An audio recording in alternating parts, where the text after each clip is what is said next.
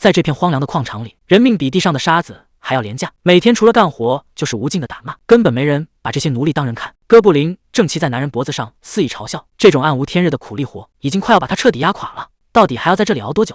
可谁能想到，这个卑微到尘埃里的奴隶，曾经竟然是世界最强的男人。那是他最风光的27岁，站在格斗界的巅峰，受万人敬仰，拿下了象征荣誉的金腰带。可为什么会沦落到今天这一步？23胜0败的传奇战绩，格斗界无可争议的无冕之王崔贤硕在万众瞩目中完美退役。可谁能想到，就在他退役的当天晚上，一辆失控的卡车直接迎面撞来，辛辛苦苦攒了一辈子的养老钱，还没来得及花就全部泡汤了。这换谁能受得了？一代格斗传奇崔贤硕这辈子除了打架什么都没干，现在人彻底没了，他反而觉得是一种解脱，不用再为了冠军头衔拼命训练，反正孤家寡人一个，走了也没谁会为他难过。就在他准备彻底躺平的时候，眼前突然冒出一道强光，一个长着翅膀的美女从天而降，开口就叫他 SSS 级战士。这位自称拉赫尔的向导，专门在人死后到处挖人，看着眼前这位迷人的天使，哪还管什么死不死的，只想听听他到底想干嘛。拉赫尔直接给出了2个选择，要么老老实实接受死亡，下辈子投胎去当个穷苦劳力，一辈子为了混口饭吃累死累活。这种平庸的人生，真的是这位世界冠军想要的吗？除了投胎当苦力，拉赫尔还给出了第2个方案，那就是去异世界当勇者。在那里不仅有数不尽的财富，还有成群结队的美女投怀送抱，简直就是男人的天堂。可崔贤硕却一点都提不起兴趣，他这辈子打架早就打吐了，好不容易退役死掉，现在竟然又要让他去战斗，他只想安安静静的转世投胎。眼看这单生意要黄，拉赫尔赶紧开启了疯狂推销模式，什么游戏系统、属性面板，各种新手福利说的天花乱坠。他拍着胸脯保证，只要去了异世界，村长会亲自带着大餐来迎接你，只要随便帮村民解决点小麻烦，就能轻松走上人生巅峰，甚至连村长那号称第一美女的女儿都会哭着喊着要嫁给你。面对这种级别的诱惑，崔贤硕真的还能拒绝吗？可崔贤硕根本不吃这一套，这点小福利就想让他去卖命。眼看美女诱惑没效果，拉赫尔心里也开始发虚，这单要是签不下来，他的招募奖金可就全泡汤了。既然软的不行，那就只能来硬的了。他突然收起笑脸，做事要走，还故意丢下一句狠话，拒绝招募确实没关系，但谁能保证你下辈子还能投胎做人？万一变成什么奇怪的畜生，那可就真的是永不超生了。这一招果然戳中了崔贤硕的软肋，一想到下辈子可能变成猪马牛羊，他这下是真的急了。他死死拽住拉赫尔不撒手，大喊着自己愿意去当勇者，这下正中拉赫尔的下怀。既然崔贤硕已经点头，拉赫尔可是1秒钟都不想多等，他直接开启了传送阵，准备把这位新员工送去异世界。崔贤硕还没反应过来，整个人就被强光包围了。他本以为还要做点心理准备，结果这向导根本不按套路出牌，任凭崔贤硕怎么大喊大叫，拉赫尔完全没打算停手。他一边挥手告别，一边嘴里还念叨着宏伟的新世界。唰的一下，一代格斗冠军就这么消失了。送走了崔贤硕，拉赫尔立刻换了一副面孔，刚才的温柔体贴全不见了。他甚至觉得这些勇者真麻烦，反正最后都得乖乖上路。这时他的通讯器响了，拉赫尔赶紧接起电话，语气里全是讨好和兴奋。原来崔贤硕只是他送走的第13万多个打工人而已，他现在最关心的只有那份到手的招募奖金。可怜的崔贤硕还以为自己是天选之子，其实在人家眼里，他不过就是一个冲业绩的指标。崔贤硕在一片黑暗中醒来，耳边还回荡着神秘的呼唤声。他以为自己终于到了异世界，正准备迎接拉赫尔说的那些福利。按照那套画大饼的逻辑，现在迎接他的应该是和蔼的村长，还有那位美若天仙的村长女儿。可现实却给了他沉重的一击，伴随着一阵震耳欲聋的怒吼，他直接被人从床上给震了下来。对方骂骂咧咧的，让他赶紧滚起来。崔贤硕这暴脾气哪能忍，刚想动手教训一下这个没礼貌的家伙，结果一抬头，眼前的景象让他彻底愣住了。这哪里是什么和蔼的村长，分明是一个长着巨角、浑身通红的恶魔。莱德伦居高临下的盯着他，质问他为什么还在奴隶营里偷懒。崔贤硕整个人都懵了，这画风跟说好的完全不一样啊！说好的美女女儿呢？眼前这家伙怎么看都像是最终大魔王吧？还没等他反应过来，莱德伦已经凑到了他的鼻尖上，他满脸嫌弃的嘲讽：现在的勇者质量真是越来越差了，看来异世界的生活远比崔贤硕想象的要硬核得多。崔贤硕还在那疯狂自我安慰，觉得那位漂亮天使肯定不会坑他，既然环境这么恶劣，那眼前这个红皮肤的大块头肯定就是新手村的教学怪了。他这逻辑闭环玩的挺溜，觉得只要把这怪物干掉，就能开启真正的勇者之路。于是他二话不说，对着恶魔的老脸就是一个飞踢，这一脚是大力沉。崔贤硕心里还挺得意，觉得这波手杀稳拿了，可现实却给了他一个大嘴巴子。莱德伦连眼皮都没眨一下，他像看智障一样盯着崔贤硕。这种自称勇者的倒霉蛋，他这辈子见得实在是太多了。还没等崔贤硕落地，莱德伦一把就死死攥住了他的腿，这力道大的惊人。看来这根本不是什么教学关卡，而是崔贤硕的噩梦现场。莱德伦根本没打算跟他废话，大手一挥，直接送这位勇者去强制午睡了。在他眼里，这种认不清现实的家伙就该清醒点。等崔贤硕再次睁开眼，发现自己已经被关进了地下牢房，他哪受过这种委屈，对着大门就是一顿疯狂输出，叫嚣着要找那头红牛再打一架。结果门一开，进来的却是个绿皮肤的小个子。崔贤硕刚想摆个斗冠军的架子，却发现对方手里拎着明晃晃的真家伙。守卫显然没什么耐心，他把重剑往地上一砸，威胁说再敢大吵大闹，就把这人类活煮了当宵夜。看着那块比人还宽的剑刃，崔贤硕的尊严瞬间消失得无影无踪，他立刻缩到墙角，表示自己绝对会保持安静。崔贤硕瘫坐在冰冷的石板地上，整个人已经彻底自闭了。这哪是什么异世界大冒险，简直就是异世界大坑爹！他越想越觉得委屈，什么村长女儿，什么后宫佳丽，现在看来全都是拉赫尔编出来的瞎话。难道自己又要单身一辈子了吗？就在他快要崩溃的时候，隔壁牢房突然传来一个男人的声音，对方一脸坏笑地告诉他，这里可是魔王军的奴隶要塞，专门关押他们这种倒霉蛋。崔贤硕还没反应过来，这位叫金贤秀的狱友就开始整活了。他扯开嗓门对着走廊大喊，说这里来了一位真正的勇者，是专门来救大家脱离苦海的。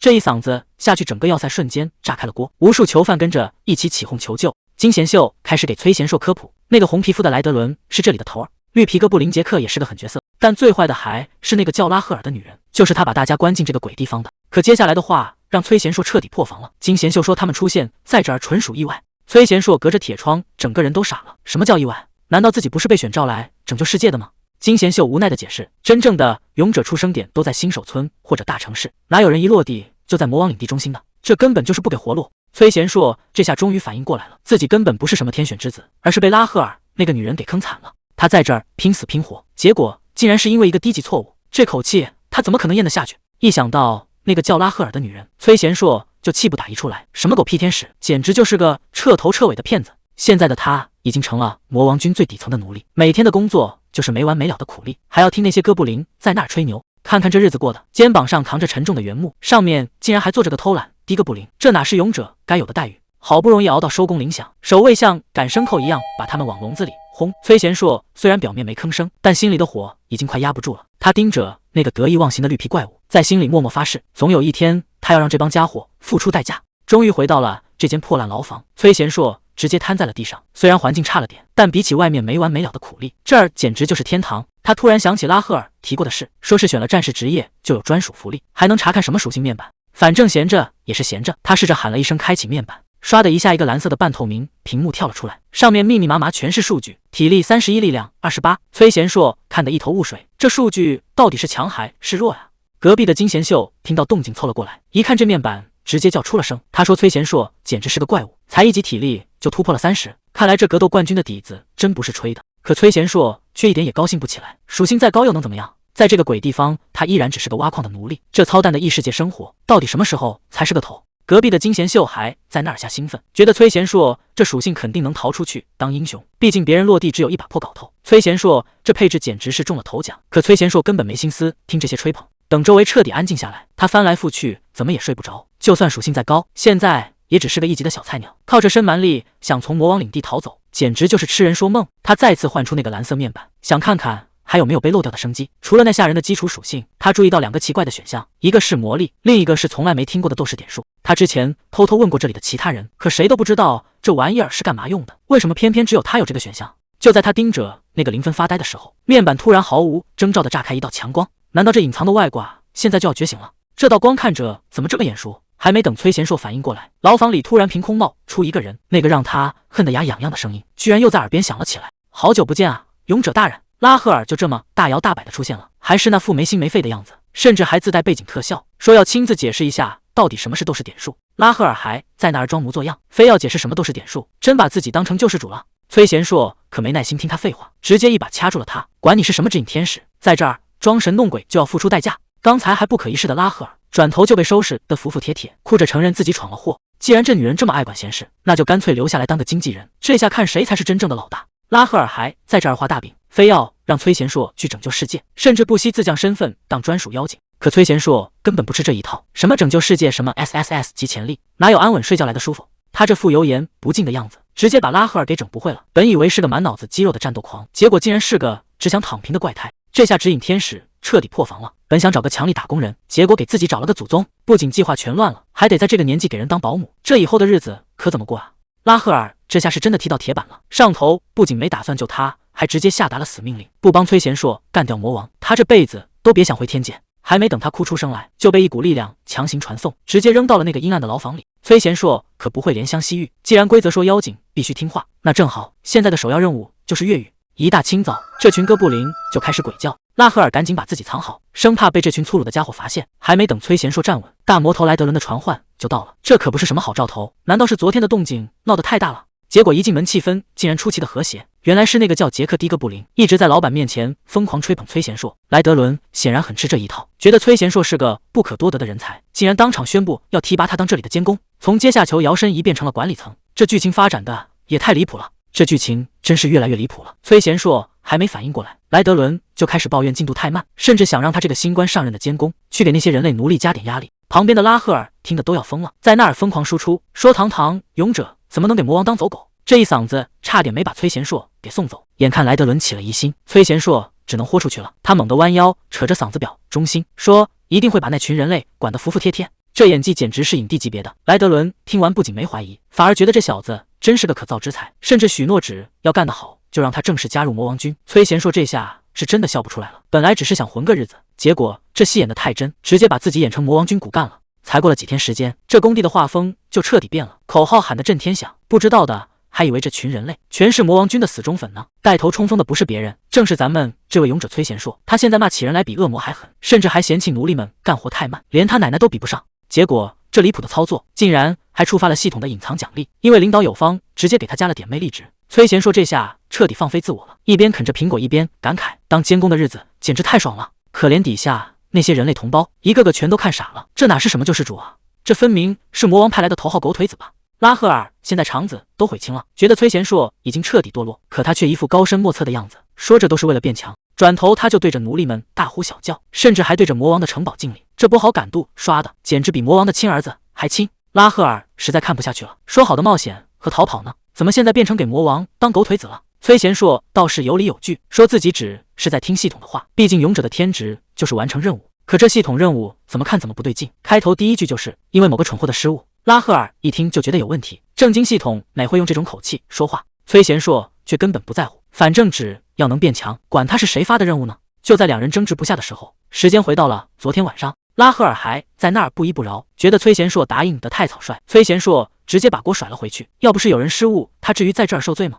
结果这系统任务更离谱，居然把堂堂勇者被抓比作上厕所没带纸的悲剧，还要求他去讨好恶魔领主莱德伦，这任务内容怎么看都不正经。拉赫尔看着崔贤硕在那儿卖力表演，心里却越来越发毛。这种修改系统指令的权限只有神剑那帮高层才有，到底是谁在背后帮这个倒霉蛋？还没等他琢磨出个所以然，哥布林杰克就找上门了，语气里满是不怀好意，说莱德伦大人现在要见他。莱德伦对最近的进度很满意，说奴隶们的效率提高了不少。崔贤硕一听，赶紧开启舔狗模式，说自己只是个愚蠢的人类，全靠老板领导有方。拉赫尔在旁边听得直翻白眼，觉得这种没底线的马屁怎么可能对残暴的恶魔有用？可谁能想到莱德伦竟然被夸得心花怒放。随着系统的一声脆响，崔贤硕的任务竟然完成了，不仅拿到了整整100点数，还顺手开启了新手商店。这波操作简直是教科书级的职场生存。拉赫尔整个人都看傻了，这种厚颜无耻的招数居然真的能行。崔贤硕可没打算就此收手，点数到手只是第一步，他紧接着又提出了一个让所有人都意想不到的大胆计划。他居然主动请缨，要去帮莱德伦训练那群奴隶。崔贤硕开始给老板画大饼了，他说要打造一支精英奴隶军团，不仅动作整齐划一，干活还能一个顶3个，1个星期就能把要塞修好。莱德伦虽然有点心动，但还是觉得人类身体太弱。崔贤硕直接使出杀手锏，说只要这事儿办成了，大魔王肯定会对他刮目相看。这一通呼悠直接戳中了软肋，莱德伦当场拍板准了。旁边的拉赫尔已经彻底崩溃，躲在墙角觉得勇者没救了，居然主动帮恶魔训练奴隶，这简直是神界的奇耻大辱。崔贤硕却一脸嫌弃，觉得这小天使实在是太碍事，他这哪是当叛徒，这分明是在下一盘大棋啊。崔贤硕终于摊牌了，他根本没打算给恶魔当一辈子走狗，他要利用这群奴隶搞一场大暴动。拉赫尔听得下巴都快掉了，账其实很好算，3000个奴隶对上500个恶魔守卫，只要能乱起来，胜算其实很大。而且人类联军就在不远处，这就是恶魔们急着赶工的原因。只要起义一爆发，他就能趁乱溜出去找援军。拉赫尔这下彻底服了，原来这男人不光有肌肉，脑子也挺好使。不过眼下最关键的还是那些刚到手的点数，既然系统任务是真的，那传说中的勇者商店也该开门了。崔贤硕搓了搓手，直接点开了兑换界面，这回能不能翻盘，全看这商店里藏着什么宝贝了。崔贤硕把最后的希望全压在这了，能不能翻身就看这一秒。他满心期待的按下了购买键，以为终于能换到什么逆天神技，结果屏幕上跳出来的竟然是憋气和憋屎这种离谱技能，这哪是什么战士商店，简直就是个生活技能大杂烩。拉赫尔还在旁边心虚的解释，说是因为商店等级太低，这下他彻底破防了，这不明摆着是坑人吗？他直接冲上去要找这小天使算账，骗光了家底就给这种垃圾，看来这日子是真的没法过了。崔贤硕这练兵手段确实有一套，原本一盘散沙的奴隶，现在全成了魔王军的狂热分子，这阵仗看着还真像那么回事。莱德伦在后方看得相当满意，看来把这群人交给他带，确实是个明智的决定。可还没等他高兴太久，杰克就带回来一个要命的消息，人类军队已经杀到家门口了，第8军团竟然被瞬间团灭。第8军团可是这一带的顶梁柱，现在竟然全军覆没了，人类军队随时都会杀过来，这刚修好的要塞难道要打水漂了？杰克急得火烧眉毛，催着莱德伦赶紧跑路。可这位魔王却表现得异常冷静，在他眼里，打仗打的就是后勤，他绝不会丢下那个有本事的后勤官，哪怕要撤走也得带上崔贤硕，毕竟这种人才可遇不可求。而此时的崔贤硕还在操练那群奴隶，心里正盘算着怎么搞个大动作。他盯着自己的属性面板直发愁，虽然这段时间属性提升了不少，但想跟这头红牛硬碰硬还是差得远。他在等一个能翻盘的机会，可他还没意识到真正的危机已经降临。莱德伦二话不说，直接从天而降，一把就抓住了崔贤硕，没时间解释了，必须马上跟他离开这。崔贤硕还没反应过来是怎么回事，这头红牛就一副要逃命的架势，到底发生了什么，能让这位魔王急成这样？人类军队已经彻底杀红了眼，高喊着胜利就在前方，重装骑士像潮水一样涌了过来，守城的哥布林根本挡不住，他们的目标非常明确，就是被称为红色噩梦的莱德伦。现在他们已经成了全场的活靶子，想走恐怕没那么容易了。看着漫山遍野的人类大军，崔贤硕这下是真的傻眼了，这规模完全超出了他的预料，这片土地看来真的要变天了。崔贤硕心里的小算盘打得啪啪响，这不正是反水的大好机会吗？只要趁乱投奔人类阵营，就能彻底摆脱这群恶魔了。就在这时，一名人类骑士咆哮着冲了过来，要把这个红色噩梦彻底终结。这气势看着确实挺吓人，可他显然低估了莱德伦的实力。这位魔王连头都没回，直接正面接下了这致命一击。接下来才是真正的噩梦，莱德伦直接使出了压箱底的绝招第7型毁灭波动，整片大地瞬间被火光吞没，这威力简直是要把一切都抹平啊！刚才还气势汹汹的人类军队一下子全都没了动静。等硝烟散去，莱德伦竟然还转过头来关心他，问他有没有受伤。看着这毁天灭地的破坏力，崔贤硕刚才那点逃跑的心思瞬间就烟消云散了。画面一转，人类联军这边已经开始打扫战场，到处都是安顿难民和战俘的声音。德拉森帝国的旗帜在风中飘扬，几个被俘虏的壮汉被卫兵拦住了，听说他们是战士，卫兵的态度立马变得客气起来。在德拉森，战士和普通俘虏的待遇可是天差地别，这几个家伙还以为自己走大运了，正为了所谓的优待而高兴。迎接他们的不是热汤和床铺，而是一个气场强大的男人。德拉森帝国的公爵，联军统帅奥利文亲自现身了。这位大人物竟然亲自接见战俘，看来接下来的事情恐怕没那么简单。奥利文听着手下的汇报，露出了一个让人脊背发凉的笑。平民已经全部撤离，那些自称是战士的家伙也全都到齐了。既然人都到齐了，那就开始吧。谁能想到所谓的优待竟然是一道送命题？奥利文下达了最冷酷的命令，杀光眼前所有的战士一个不留。刚才还满心欢喜的俘虏们，瞬间就成了刀下亡魂。这就是战争最残酷的真相，没有怜悯，只有斩草除根。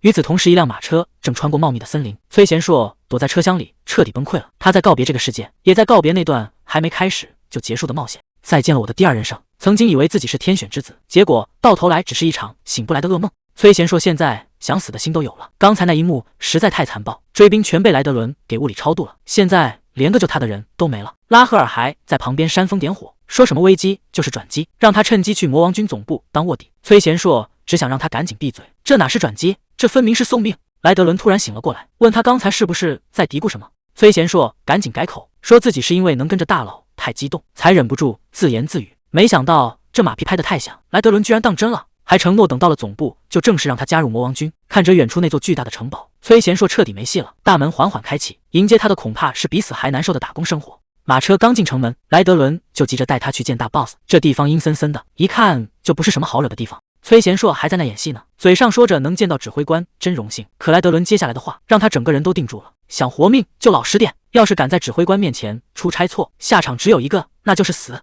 这哪是去见领导啊，分明是自己往虎穴里钻。既然已经没有退路了，那就只能硬着头皮走到底。穿过金碧辉煌的长廊，两人停在了一扇大门前。莱德伦恭敬地敲门汇报，赫米斯指挥官就在里面。门后传出的声音清脆悦耳，崔贤硕一下子愣住了。谁能想到这位威名赫赫的指挥官居然是个女人？随着房门缓缓开启，一个戴着眼罩的女人出现在眼前。她优雅地靠在王座上，虽然看不见眼神，却散发着一种莫名的压迫感。她显然注意到了这个生面孔，语气里带着一丝玩味。莱德伦终于回来了呀？那他带回来的这个小家伙到底是谁呢？崔贤硕反应很快，开口就是一句赞美。虽然嘴上很甜，但他心里其实已经乱成一团。这个女人就是赫米斯，接下来到底该说什么才好？莱德伦正跪在地上请罪，可赫米斯根本没打算怪他，在他眼里，丢掉要塞全是那个蠢货队长的责任。看来这赫米斯的脾气比想象中还要难以捉摸。这个女人的压迫感太恐怖了，仅仅是散发出的气息就让人根本没法动弹。她对失败者没有任何怜悯，甚至想把战败的部下剥皮抽筋，这种狠辣的手段简直让人脊背发凉。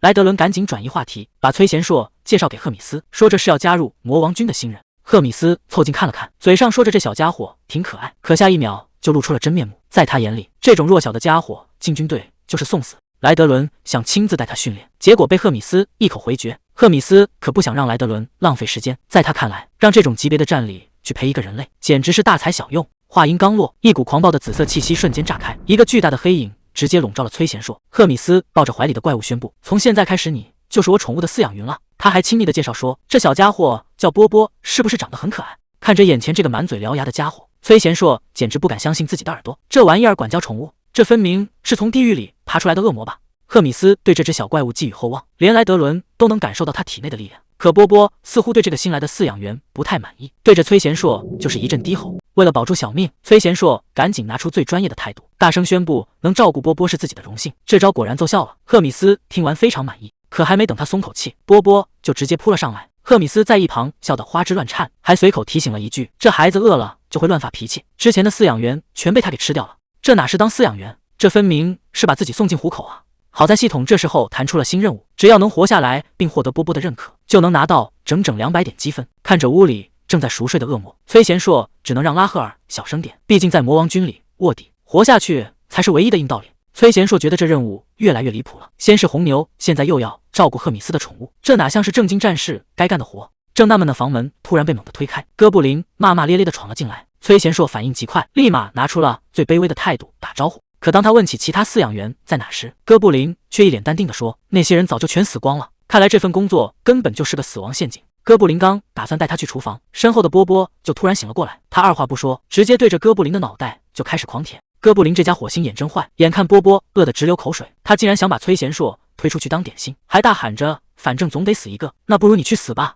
可惜他踢到了铁板，崔贤硕可不是什么软柿子，他反手一拎，直接把这只倒霉的哥布林扔了过去，还顺嘴喊了一句加餐了。波波可不管谁是谁，只要是肉他都照单全收。伴随着一阵清脆的咀嚼声，哥布林就这样领了盒饭。旁边的拉赫尔都看傻了，这小怪物的胃口也太好了吧，竟然吃得这么快。拉赫尔被波波追得满屋子乱窜，这小怪物显然是把他当成磨牙棒了。他在前面拼命喊救命，崔贤硕却在一旁说风凉话，让他干脆放弃抵抗，给波波塞个牙缝。眼看场面就要失控，崔贤硕终于打算干点正事。他反手打开系统商城，花掉30积分买了一根特大号骨头，这玩意儿可是专门对付魔兽的神器。他大喊一声波波的名字，成功让这小家伙停了下来。看着眼前这根香喷喷的大骨头，波波的注意力瞬间被勾走了。看来这30积分花的还挺值。崔贤硕使劲把骨头扔了出去，大喊着让波波去捡。这小怪物果然上当了，跳起来一口就把骨头死死咬住。拉赫尔总算能歇口气了，他一边抱怨崔贤硕动作太慢，一边好奇这骨头是从哪变出来的。崔贤硕这下可得意坏了，觉得自己简直是个天才，这种小任务根本不在话下。可还没等他高兴太久，耳边突然传来一阵低沉的嘶吼，那根大骨头瞬间被咬成了碎片。波波眼里的红光越来越吓人，显然这点零食根本填不饱肚子。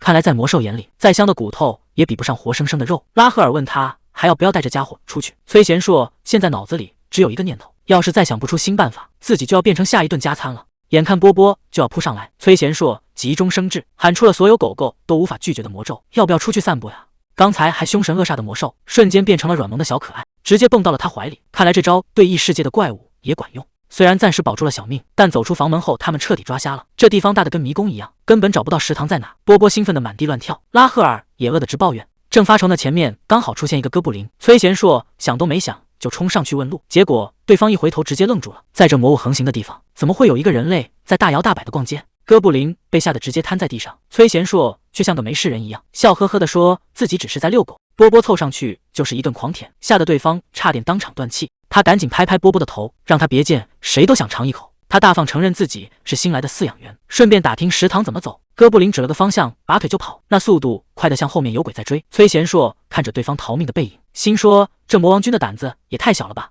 既然大家都这么怕波波，那去食堂弄点好肉吃应该不难。拉赫尔却在一旁泼冷水，问他是不是打算一辈子当铲屎官。崔贤硕可不这么想，他心里还惦记着美丽的姑娘呢。崔贤硕还在做着美梦，幻想着以后能遇到金发美女，结果一转头的功夫，怀里的波波竟然不见了。那只该死的疯狗跑哪去了？还是拉赫尔眼尖一下就发现了目标，刚才还气得跳脚，一转头他又开始心肝宝贝的叫个不停。波波这回真是闯了大祸，他竟然把敌方的中士给干掉了。听听外面这阵仗，崔贤硕现在压力山大，全城的怪物都在疯狂搜捕，崔贤硕只能抱起波波撒鸭子就跑。可谁能想到前面竟然是个死胡同，哥布林已经围了上来，这帮家伙竟然还在商量，待会儿谁吃腿谁吃翅膀，根本没打算放过他们。难道今天真的要交代在这儿了？这帮哥布林还在商量怎么分肉吃。崔贤硕心里清楚，现在只能靠演技硬撑了。他指着这群怪物破口大骂，说他们是一群没见识的蛆虫。这一嗓子效果拔群，整支哥布林大军竟然全被镇住了。谁也没想到，一个人类面对千军万马，居然敢这么嚣张。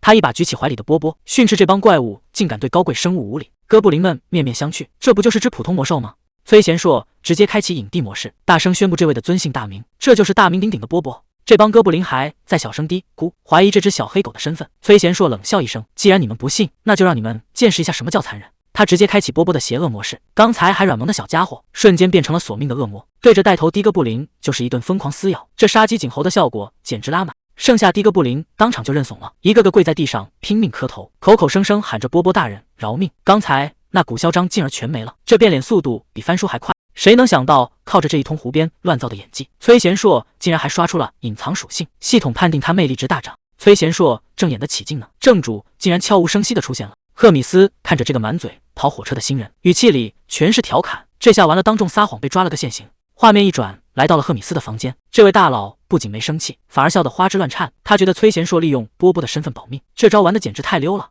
崔贤硕哪敢接话呀，赶紧低头认错，说自己犯了不可饶恕的罪。结果赫米斯却说这其实是在夸他聪明。崔贤硕这下彻底懵了，这位大佬的心思还真是让人捉摸不透。赫米斯越看崔贤硕越觉得顺眼，不仅夸他有难得的人情味，还觉得他比一般人胆子大得多。这突如其来的赞美让崔贤硕一时间不知道该怎么接话。赫米斯往椅子上一靠，开始抱怨魔族那些只知道动粗的蠢货，说这帮家伙除了暴力什么都不会，搞得他每天都头大。看来这位大佬是想找个聪明人帮他分担。他突然话锋一转，问崔贤硕想不想尝试掌权上位。这大饼画的也太突然了，崔贤硕整个人都傻了，自己一个新人凭什么能管事？赫米斯笑得意味深长，他说崔贤硕不可能永远躲在别人背后，在魔族军队里想要往上爬只有一条路，那就是最原始也最残酷的决斗晋升。赫米斯直接开出了条件，他可以给崔贤硕1个月的保护期，但天下没有免费的午餐，代价是崔贤硕必须去参加决斗，而且对手由他来定。这规则听起来简单粗暴，赢一场就多活1个月，直到他一路杀到大队长的位置。赫米斯笑得让人脊背发凉，在他眼里，现在的崔贤硕不过是个没用的废物。崔贤硕试探着问了一句：“要是输了会怎么样？”赫米斯的语气瞬间冷到了冰点，他说：“如果输了，死法会比在战场上惨上1万倍，绝对会让他后悔来到这个世上。”这乃是商量啊，这分明就是赤裸裸的威胁。崔贤硕心里很清楚，要是敢说一个不字，恐怕当场就要交代在这儿。他只能硬着头皮答应下来。可谁能想到赫米斯办事效率太高了，刚出门就给他安排好了对手，这简直是赶鸭子上架啊，要把他往死里逼啊！拉赫尔这番话简直是扎心，他说所谓的潜力，就是指现在还没什么本事，这哪是来帮忙的私人精灵啊，分明是来打击人的，指望不上别人。崔贤硕只能自己想办法。他误打误撞来到了食堂门口，可这大门看着就不太对劲，上面竟然还沾着血迹。推开门一看，里面坐着个长相凶狠的大块头，这位就是魔王军的主厨库尔坎。光看这体型和长相，就知道绝对是个不好惹的角色。库尔坎倒是认出了崔贤硕，直接给了他一个下马威，问他跑来这儿干什么。崔贤硕大着胆子说明来意，想给波波弄点新鲜肉吃。库尔坎听完却冷笑一声，随口问了一句：“波波的饲养员又换人了？”库尔坎这态度简直硬得像石头，他根本不买崔贤硕的账，直接反问为什么要帮他。赫米斯大人只是交代过不许伤他，可没说要像大爷一样供着他。在这魔王城里，没本事的人连口热乎饭都吃不上。崔贤硕还不死心，小声嘀咕说：“波波已经饿坏了。”库尔坎听完冷哼一声，眼神里透着一股不怀好意。既然想要新鲜的肉，那规矩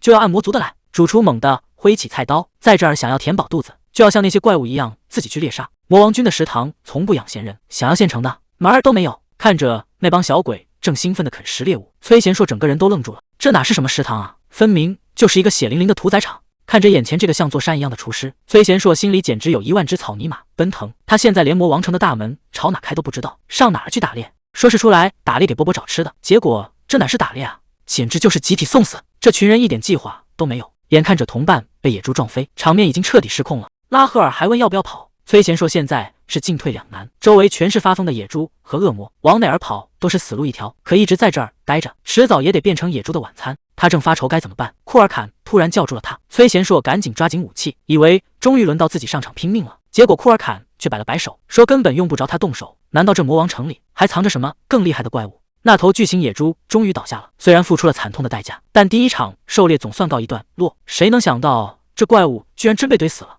手下报告说死了12个人。库尔坎听完连眉头都没皱一下，居然还笑着让大家赶紧整备。在他眼里，这些命根本就不值钱。看到这血腥的一幕，崔贤硕突然改了主意，他告诉拉赫尔先别想着逃跑了，这种环境下乱跑只会死得更快。拉赫尔简直不敢相信自己的耳朵，就凭他那点可怜的属性点，居然还真打算跟着这群疯子去打猎，这跟直接送死有什么区别？崔贤硕心里的小算盘打得啪嗒响，想要在这鬼地方活下去，光靠躲着可不行，必须得赶紧升级，把属性提上去。可问题是经验值从哪来？他想到了一个绝妙的主意，只要最后补一刀不就行了？拉赫尔听完直接没话说了，这不就是明摆着抢人头吗？这种手段也太下三滥了吧！崔贤硕现在可管不了那么多，现在哪是讲公平的时候？只要能在1个月内变强，什么阴招他都使得出来，毕竟活命才是最重要的。他大摇大摆地走回营地，库尔坎还以为他早就吓跑了。崔贤硕嘿嘿一笑，跑那是不可能的，好戏才刚刚开始呢。崔贤硕这演技真是没谁了，嘴上说着被恶魔们的英姿感动，非要申请参加下一次狩猎，其实心里一直在打鼓，就怕这红皮恶魔看出他在演戏。库尔坎盯着他看了半天，就在崔贤硕以为要穿帮的时候，这家伙居然仰天大笑起来，还夸他这个人类有出息。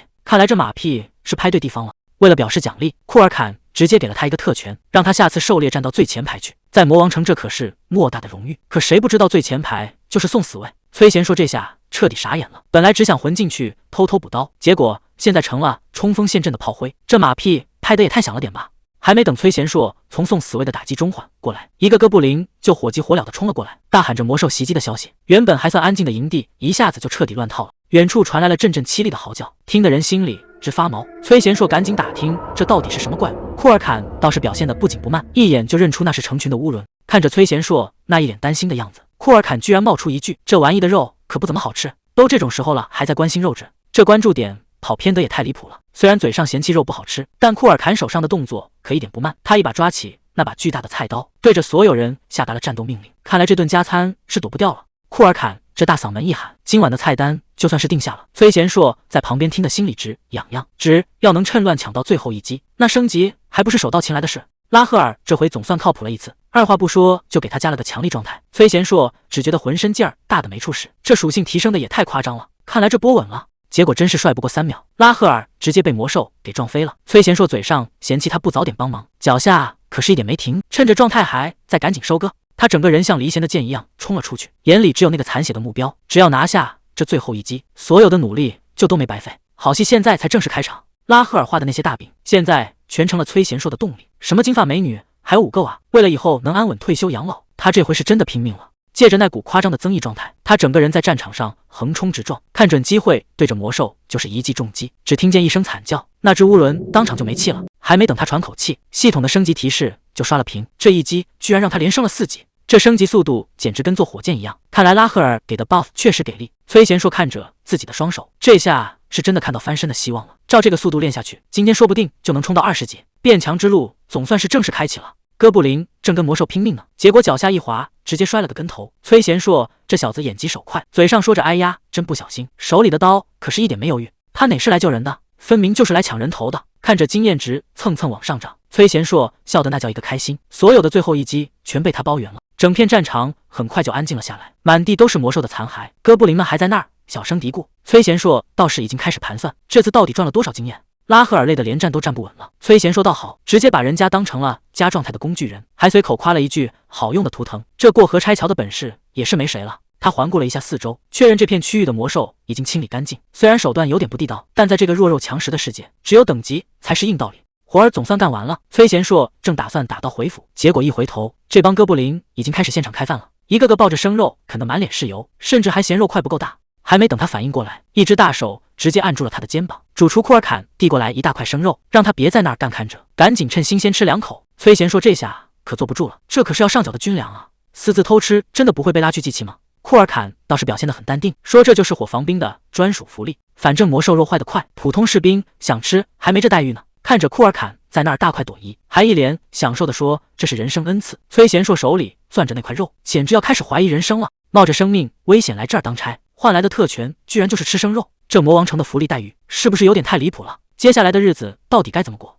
这地方连个劳动法都没有吗？还没等崔贤硕抱怨完，一大块生肉就直接兑到了嘴边。库尔坎说这是他拿命换来的奖励，这帮士兵拼死拼活，难道就为了吃口生的？他直接咬了一大口，味道其实没那么糟，就是腥味重还特别塞牙。这要是搁在老家的餐厅里，估计早被网友骂到关门大吉了。为了这么块破肉去玩命，这帮魔族过得也太惨了点。就在这时候，他脑子里突然冒出一个大胆的想法，既然这帮人连生肉都当成宝，那要是自己能整点正经的热菜，那岂不是能把这帮魔族全给收买了？到时候想让他们干啥，还不是自己一句话的事。看着崔贤硕脸上那副表情，拉赫尔还在旁边一个劲的叫他，这小子怕是已经开始盘算怎么靠厨艺在这儿当老大了。崔贤硕突然放话，他要当这魔王城的厨神。拉赫尔还没反应过来，他就已经急不可耐地唤醒了勇者商店，买完波波的骨头，手里还剩下70个点数。这小子一点没犹豫，全砸在了生活技能上，甚至还顺手买了个神秘道具。一阵金光闪过，拉赫尔在旁边完全看不懂，放着保命的技能不学，在这儿瞎折腾什么呢？他哪知道崔贤硕在憋大招，他直接拉满了厨艺技能，手里还多了罐科技与狠活。没错，就是那罐能让魔族怀疑人生的味精。拉赫尔整个人都要气炸了，你到底买了什么鬼东西？竟然把保命的点数全浪费了！崔贤硕却一点都不慌，他不仅换了最垃圾的厨艺技能，还买了一瓶所谓的魔法粉末。在拉赫尔眼里，这只是普通的盐，但在他手里，这可是能让魔族怀疑人生的终极武器。看着吧，这就是来自科技世界的震撼，只要撒上这么一点点，这顿饭就要变天了。最后的秘密武器终于撒上去了，这块肉现在简直在发光。崔贤硕心里已经开始盘算了，只要征服了这帮魔族的胃，统治世界还不是手到擒来的事。他信心满满的把肉递给库尔坎，可谁能想到这位大佬竟然摆摆手说吃饱了。这要是换成别人可能就尴尬了，但崔贤硕可没打算就这么收手，他直接开启了影帝模式，说这可是赌上性命才烤出来的极品，如果不吃他这辈子都闭不上眼。库尔坎被这股热情搞得没办法，只能勉为其难的咬了一大口。这一口下去，他还能维持住大佬的淡定吗？这一口肉下去，库尔坎整个人都定住了，这哪是简单的调味料啊，这简直是穿越时空的魔法。他仿佛回到了小时候，看到了母亲在火堆旁烤肉的样子，那种久违的温暖瞬间冲上心头。这位魔族大佬彻底破防了，他一边抹着脸一边大喊主厨万岁，甚至还依依不舍地送别崔贤硕。谁能想到一瓶味精竟然能让凶残的魔族变成乖宝宝？崔贤硕带着战利品满载而归，他兴冲冲地推开家门，想给心爱的宠物波波一个惊喜，还自称是波波的好爸爸。可门后的这位波波好像并不打算跟他玩什么父子情深，刚才还凶巴巴的波波一闻到这加了料的肉，瞬间就变了个样。崔贤硕趁热打铁，把剩下的肉全堆到了他面前，这波操作简直是驯兽天花板，系统提示音刷刷的响个不停，波波的好感度直接拉满，连带着任务也一起完成了，整整200个勇者点数到手，这下可真是发了大财。拉赫尔在一旁都看傻了，刚才还觉得他在胡闹，结果转头就看他把任务给秒了。崔贤硕看着暴涨的余额，心里别提多美了，这些点数可是以后翻盘的本钱，有了这手厨艺和味精，在这个魔族世界他还有什么搞不定的？赚了这么多点数竟然一直没用，拉赫尔简直不敢相信，这可是提升实力的关键啊！崔贤硕也是一脸无奈，谁让这破系统连个新手教程都没有？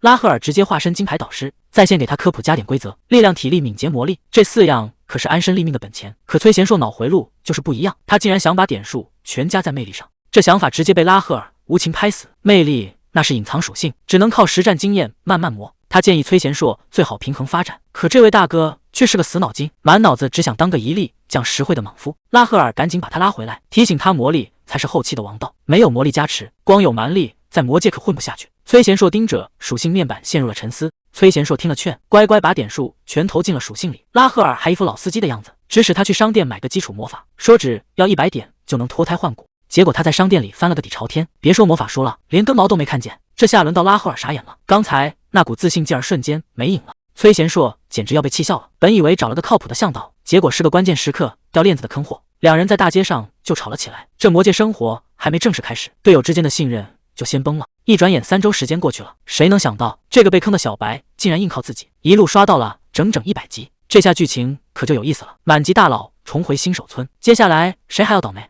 崔贤硕瘫在地上动都不想动。这3周简直不是人过的日子。虽然等级终于冲到了100级，但他觉得自己这辈子的苦都吃完了，哪有勇者像他这么惨的？拉赫尔还在旁边说风凉话，觉得他这工作简直是美差。他气得直接怼了回去，今天可是好几次都差点没命。不过3周就升到满级，这速度确实是前无古人。还没等他喘口气，哥布林就急匆匆地推门进来了，说是军团长大人有请，让他赶紧收拾一下过去。看来这满级后的第一场大戏马上就要开演了。来到赫米斯的房间，这位神秘的指挥官已经等候多时。他看着脱胎换骨的崔贤硕，语气里透着一丝赞许。这次召见恐怕不只是叙旧那么简单。赫米斯一眼就看穿了底细，他说崔贤硕现在的魔力比上次见面时翻了1倍，还不止。崔贤硕还想打个哈哈混过去，说是为了给宠物找肉吃才这么拼，可这种鬼话谁会信啊？赫米斯突然压低了声音，直接点破了那个最核心的秘密。难道是因为那个勇者等级系统？这下崔贤硕彻底定住了。他本以为自己藏得天衣无缝，结果在人家眼里根本就是透明的。他到底是什么时候发现的？又是怎么看出来的？赫米斯却显得非常淡定。他说，从见第一面起就知道了，那种勇者特有的眼神是无论如何也藏不住的。既然秘密已经不是秘密，赫米斯也不打算继续绕圈子。他直勾勾地盯着崔贤硕，问他知不知道这次被叫过来到底是要去执行什么任务。崔贤硕试探着问了一句，难道是为了之前的那个决斗约定？赫米斯露出一丝意味深长的笑，看来你还没把这事儿给忘了。既然记得，那为什么还要在这儿沾沾自喜？赫米斯突然变了脸色，一股恐怖的气息瞬间炸开，巨大的怪物虚影直接笼罩了整个房间。他早就看穿了崔贤硕的身份，身为勇者，这种成长速度本来就是理所当然，如果还想活命，就要拿出更拼命的架势来。赫米斯的手重搭在他肩上，语气冰冷的让人脊背发凉。这一切可都是为了让他开心，毕竟看戏最精彩的部分不就是看那拼死一搏的瞬间吗？赫米斯这娘们儿心真黑，他根本不是想看什么公平对决，而是想找个强到离谱的对手，看崔贤硕怎么在绝境里挣扎。这种必败的局，换谁来都得心里发毛。拉赫尔已经在旁边吓得乱叫了，觉得这次肯定死定了。崔贤硕倒是还算冷静，既然对方想看逆转戏码，那就要先搞清楚对手到底是什么怪物，毕竟知己知彼才能保住小命。可现在除了一个名字，他们对敌人一无所知，时间紧迫，去哪儿找情报？崔贤硕早就盯上了商店里的宝贝，直接反手兑换了一个黑科技，这玩意儿叫战斗力探测器，只要带上它，不管是体力还是魔力，对方的底裤都能被看得精光。有了这个外挂，这场必败的仗说不定还真能翻盘。这玩意儿虽然只能看低等级的，但用来摸清对手的底细足够了。拉赫尔还在旁边吐槽他花招多，崔贤硕可没心思开玩笑，在这鬼地方能活下去才叫真本事。他先拿拉赫尔做了个测试，伴随着一阵清脆的提示音，屏幕上跳出了一个数字375。拉赫尔对这个数值完全没概念，还主动提出让崔贤硕也测测自己。既然他这么好奇，崔贤硕干脆把眼镜推到了他面前。可谁能想到，拉赫尔刚看了一眼，整个人就彻底愣在了原地。到底看到了什么数字，能让他露出这种见鬼的表情？难道崔贤硕的战斗力已经强到了连系统都无法计算的地步？拉赫尔刚戴上护目镜，整个人就直接愣住了。金贤秀还在旁边纳闷，到底看到了什么离谱的东西？他居然怀疑这机器坏了。原来崔贤硕的战斗力只有1500，金贤秀简直不敢相信，这家伙居然比拉赫尔还要强。他倒是一脸淡定，甚至觉得是对方太弱了。其实他心里还不满意，要是放在几个月前，自己的数值起码得过万。不过现在看来，这机器倒是没出毛病。可下一秒，全场彻底破防了。路边随随便便的一只小狗，战斗力竟然高达47000，这到底是个什么怪物事件？47000多，连条狗的战力都比人高。崔贤硕只能安慰自己，这大概是品种问题。既然来了，那就看看这地方的平均水平。扫了一圈罚线，普通哥布林也就1000出头，跟他现在的水平差不多。突然走过去一个军官，数值直接飙到了5位数，看来这里的干部级战力起码都是1万起步。听说接下来的对手是个叫库尔肯的军士长，他心里盘算着，军士长顶多也就3000战力吧，努力应该能搞定。结果刚一抬头，整个人直接定在了原地。这哪是来打架的，这简直是来拆迁的。这个叫库尔肯的家伙真的只是个军士长吗？6671，这数字简直是在开玩笑，这哪是让他回来逆袭，这分明是想要他的命。就在走投无路的时候，系统居然刷出了新任务，要求他在1周内把战力翻倍。这时机准得让人脊背发凉，难道真有人在暗中盯着他？既然没退路了，那就只能拿命去拼，管他是谁在背后操盘，只要能活下去，他什么都豁得出去。第二天一早，食堂的大门被猛地推开，崔贤硕准时出现在门口。看来新的一轮地狱训练现在就要开始了。库尔坎一眼就盯上了这副眼镜，崔贤硕只能随便找个借口，说是看别人戴着帅，自己也弄了一副凑热闹。这位大厨倒是没多想，只当是年轻人的小爱好。趁着对方布置任务，他偷偷开了扫描模式，结果屏幕上跳出的数字差点让他当场断气，35230，这哪是厨师长啊，这战力简直比前线队长还离谱。他这才反应过来，这食堂里全是深藏不露的扫地僧，随便扫一眼旁边的杂兵，战力竟然都在2000以上。原来这群人天天去深山猎杀魔兽，实战经验比正规军还要猛。既然这里全是满级大佬，那简直是最好的练功房。为了应付接下来的死斗，他直接对着库尔坎弯下腰：“能不能从您的手下里挑一个出来跟我打一场？”崔贤硕想学点真本事，库尔坎本来还想偷懒，觉得他一个人类已经够强了，没必要再折腾。结果崔贤硕直接使出杀手锏，说以后不给大厨做肉吃了。这下可把库尔坎给拿捏住了，态度立马180度大转弯，当场就要给他安排对手。消息一传开，整个食堂都炸锅了。大家听说他要挑战戈尔巴库姆，都觉得这小子是在送人头，甚至开始担心以后没人做饭。崔贤硕抬头扫了一眼，这个叫戈尔巴库姆的大块头，战力竟然高达2620，比他现在的水平高出一大截，这压迫感确实不是闹着玩的。库尔坎赶紧把巨人拉到一边，千叮咛万嘱咐，让他下手一定要有分寸，千万别把这宝贝厨子给打死了。这场实力悬殊的特训，到底谁能站到最后？随着库尔坎一声令下，这场实力悬殊的对决正式爆发。大块头戈尔巴库姆还记着叮嘱，脑子里全是不能杀人这4个字，这让他打起来多少有点束手束脚。崔贤硕可没打算客气，他率先发动突袭，想试探一下对方的底细，结果发现这家伙根本不懂招式，完全是靠着野兽本能在反击。虽然对方的力气大得惊人，但这种只靠直觉打架的对手，他以前不知道对付过多少个。只要能看穿那股蛮力的套路，战力差距就不是无法逾越的鸿沟。他一边灵活闪避，一边在心里飞快盘算，既然对方在刻意放水，那这就是他反击的最好机会。谁能想到战斗结束的这么快？崔贤硕看准破绽，飞起一脚，直接把2米多高的巨人给踢飞了。全场瞬间变得死一般寂静，围观的魔族全都看傻了。明明战力差距摆在那，怎么可能一招就分出胜负？金贤秀在旁边默默观察，觉得这种程度的对手自己也能应付。崔贤硕这下算是看明白了，系统给出的战力数值只是参考，只要技巧和时机找得准，越级反杀根本不是梦。只要这么练下去，接下来的决斗绝对有戏。还没等他高兴太久，新的麻烦就找上门了。斥候急匆匆跑来报告，说在北边的森林里发现了一大群难缠的怪物。刚进森林就发现闯进了塔拉斯的领地。库尔坎虽然嘴上说着这怪物的骨髓是极品，但心里其实挺犯嘀咕，因为这种怪物从来不单练，只要惹了一个，全家老小都会冲出来跟你拼命。崔贤硕看这阵仗还以为要撤退，结果库尔坎一想到那口鲜美的肉，直接把危险抛到了脑后，大手一挥，让全军立刻发起冲锋。今晚的目标就是红烧塔拉斯。听到有肉吃，这群魔族士兵比谁都兴奋，库尔坎更是冲在最前面，生怕动作慢了会让肉质流失。崔贤硕也不甘示弱，直接杀进怪物堆里。这哪是打仗啊，这分明是一场大型户外采摘现场。崔贤硕这小子有个怪癖，那就是最后一击必须得由他来完成。对他来说，抢人头才是每天起床的唯一动力。随着最后一只怪物被解决，升级的提示音响个不停，这波经验值简直赚翻了。就在他美滋滋庆祝的时候，地面突然开始剧烈晃动，一阵沉重的脚步声由远及近，每一下都震得碎石乱跳。这动静绝对不是普通小怪能搞出来的。还没等他收起笑脸，一个巨大的阴影已经笼罩了全身。塔拉斯女王终于现身了，这体型跟刚才那些完全不是一个级别，看来想把这顿大餐带回家，还得先问问这位女王大人答不答应。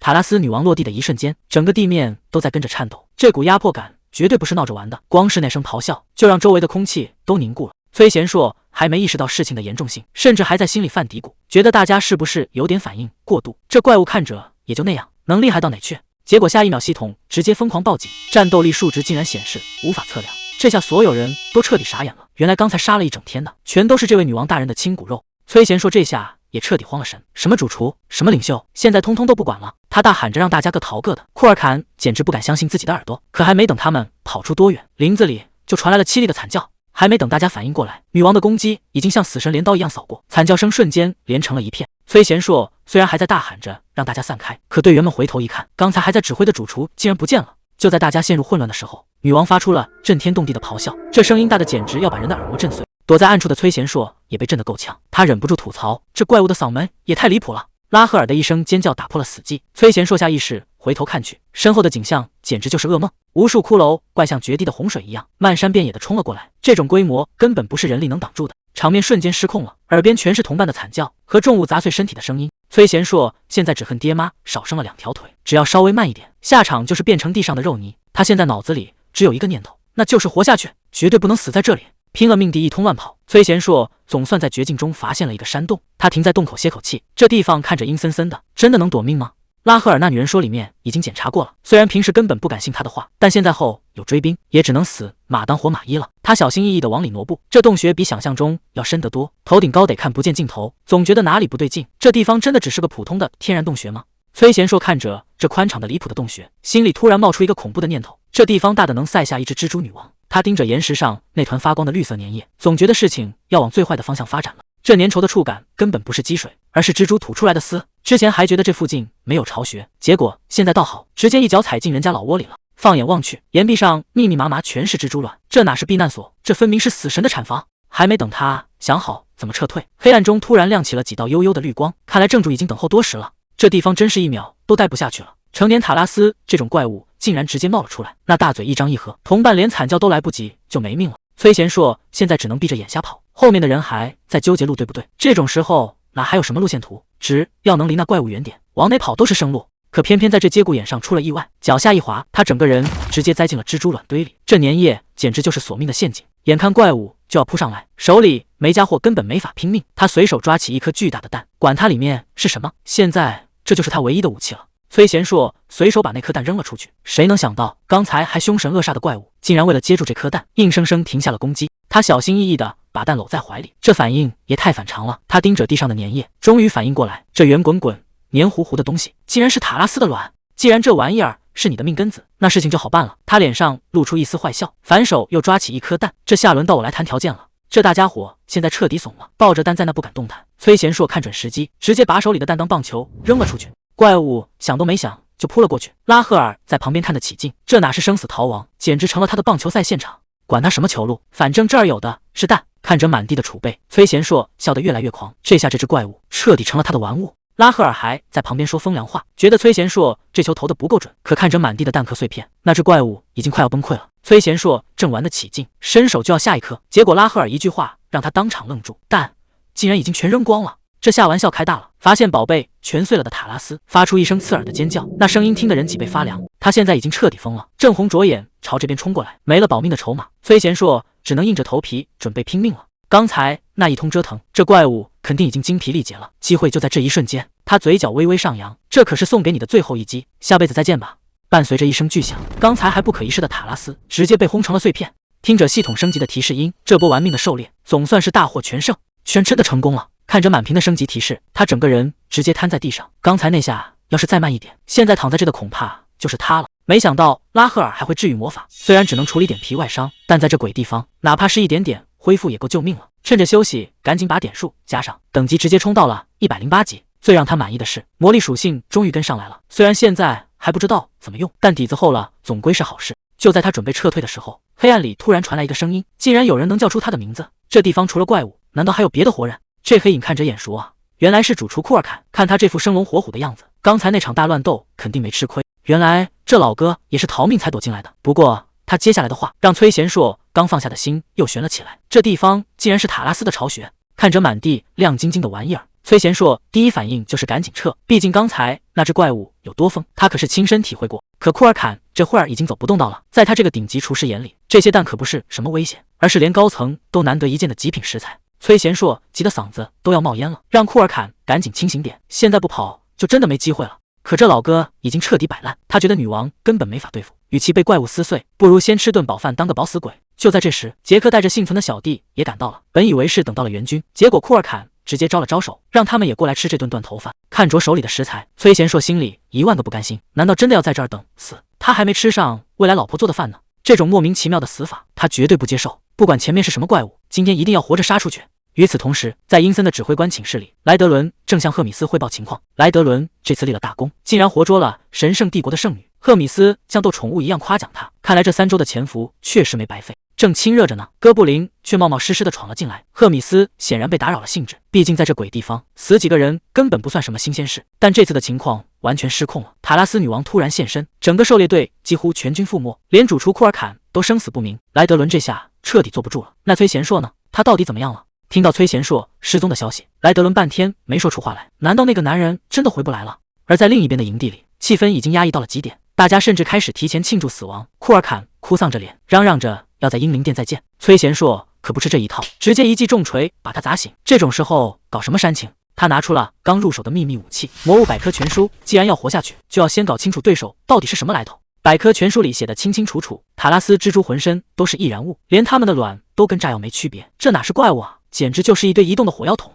崔贤硕赶紧问库尔坎：“你会不会火系魔法？”库尔坎却觉得他在异想天开，那点火苗根本烧不动怪物的硬壳，劝他还是趁早死心吧。可崔贤硕却笑了：“谁说要烧他们的壳了？”他直接站起身，对着垂头丧气的众人大喊：“想活命的都给我听好了，只要能杀出去，以后想吃什么好吃的都有。”只要能活着逃出去，全场烤肉大餐无限量供应。崔贤硕这一嗓子，直接把这群等死的烂兵给喊活了。连刚才还垂头丧气的库尔坎，现在都快馋疯了。只要有肉吃，让他去单挑魔王，估计都没问题。这招果然好使。既然士气已经拉满，那就没什么好犹豫的了。崔贤硕抱起那2颗易燃易爆的蜘蛛卵，这就是他们唯一的生路。记住，开弓没有回头箭，只要还没冲出洞穴，谁也不准给我停下。既然决定了，那就没什么好犹豫的，全员全速冲锋。正前方全是密密麻麻的塔拉斯蜘蛛，这要是撞上去，肯定会被撕成碎片。但崔贤硕等的就是这一刻，他大喊一声，让库尔坎准备好，直接把手里的蜘蛛卵扔向怪群。库尔坎心领神会，一团火焰精准地命中了目标。只听轰的一声巨响，整个洞穴都被炸开了花。谁能想到这些恐怖的怪物竟然成了送他们逃命的炸药？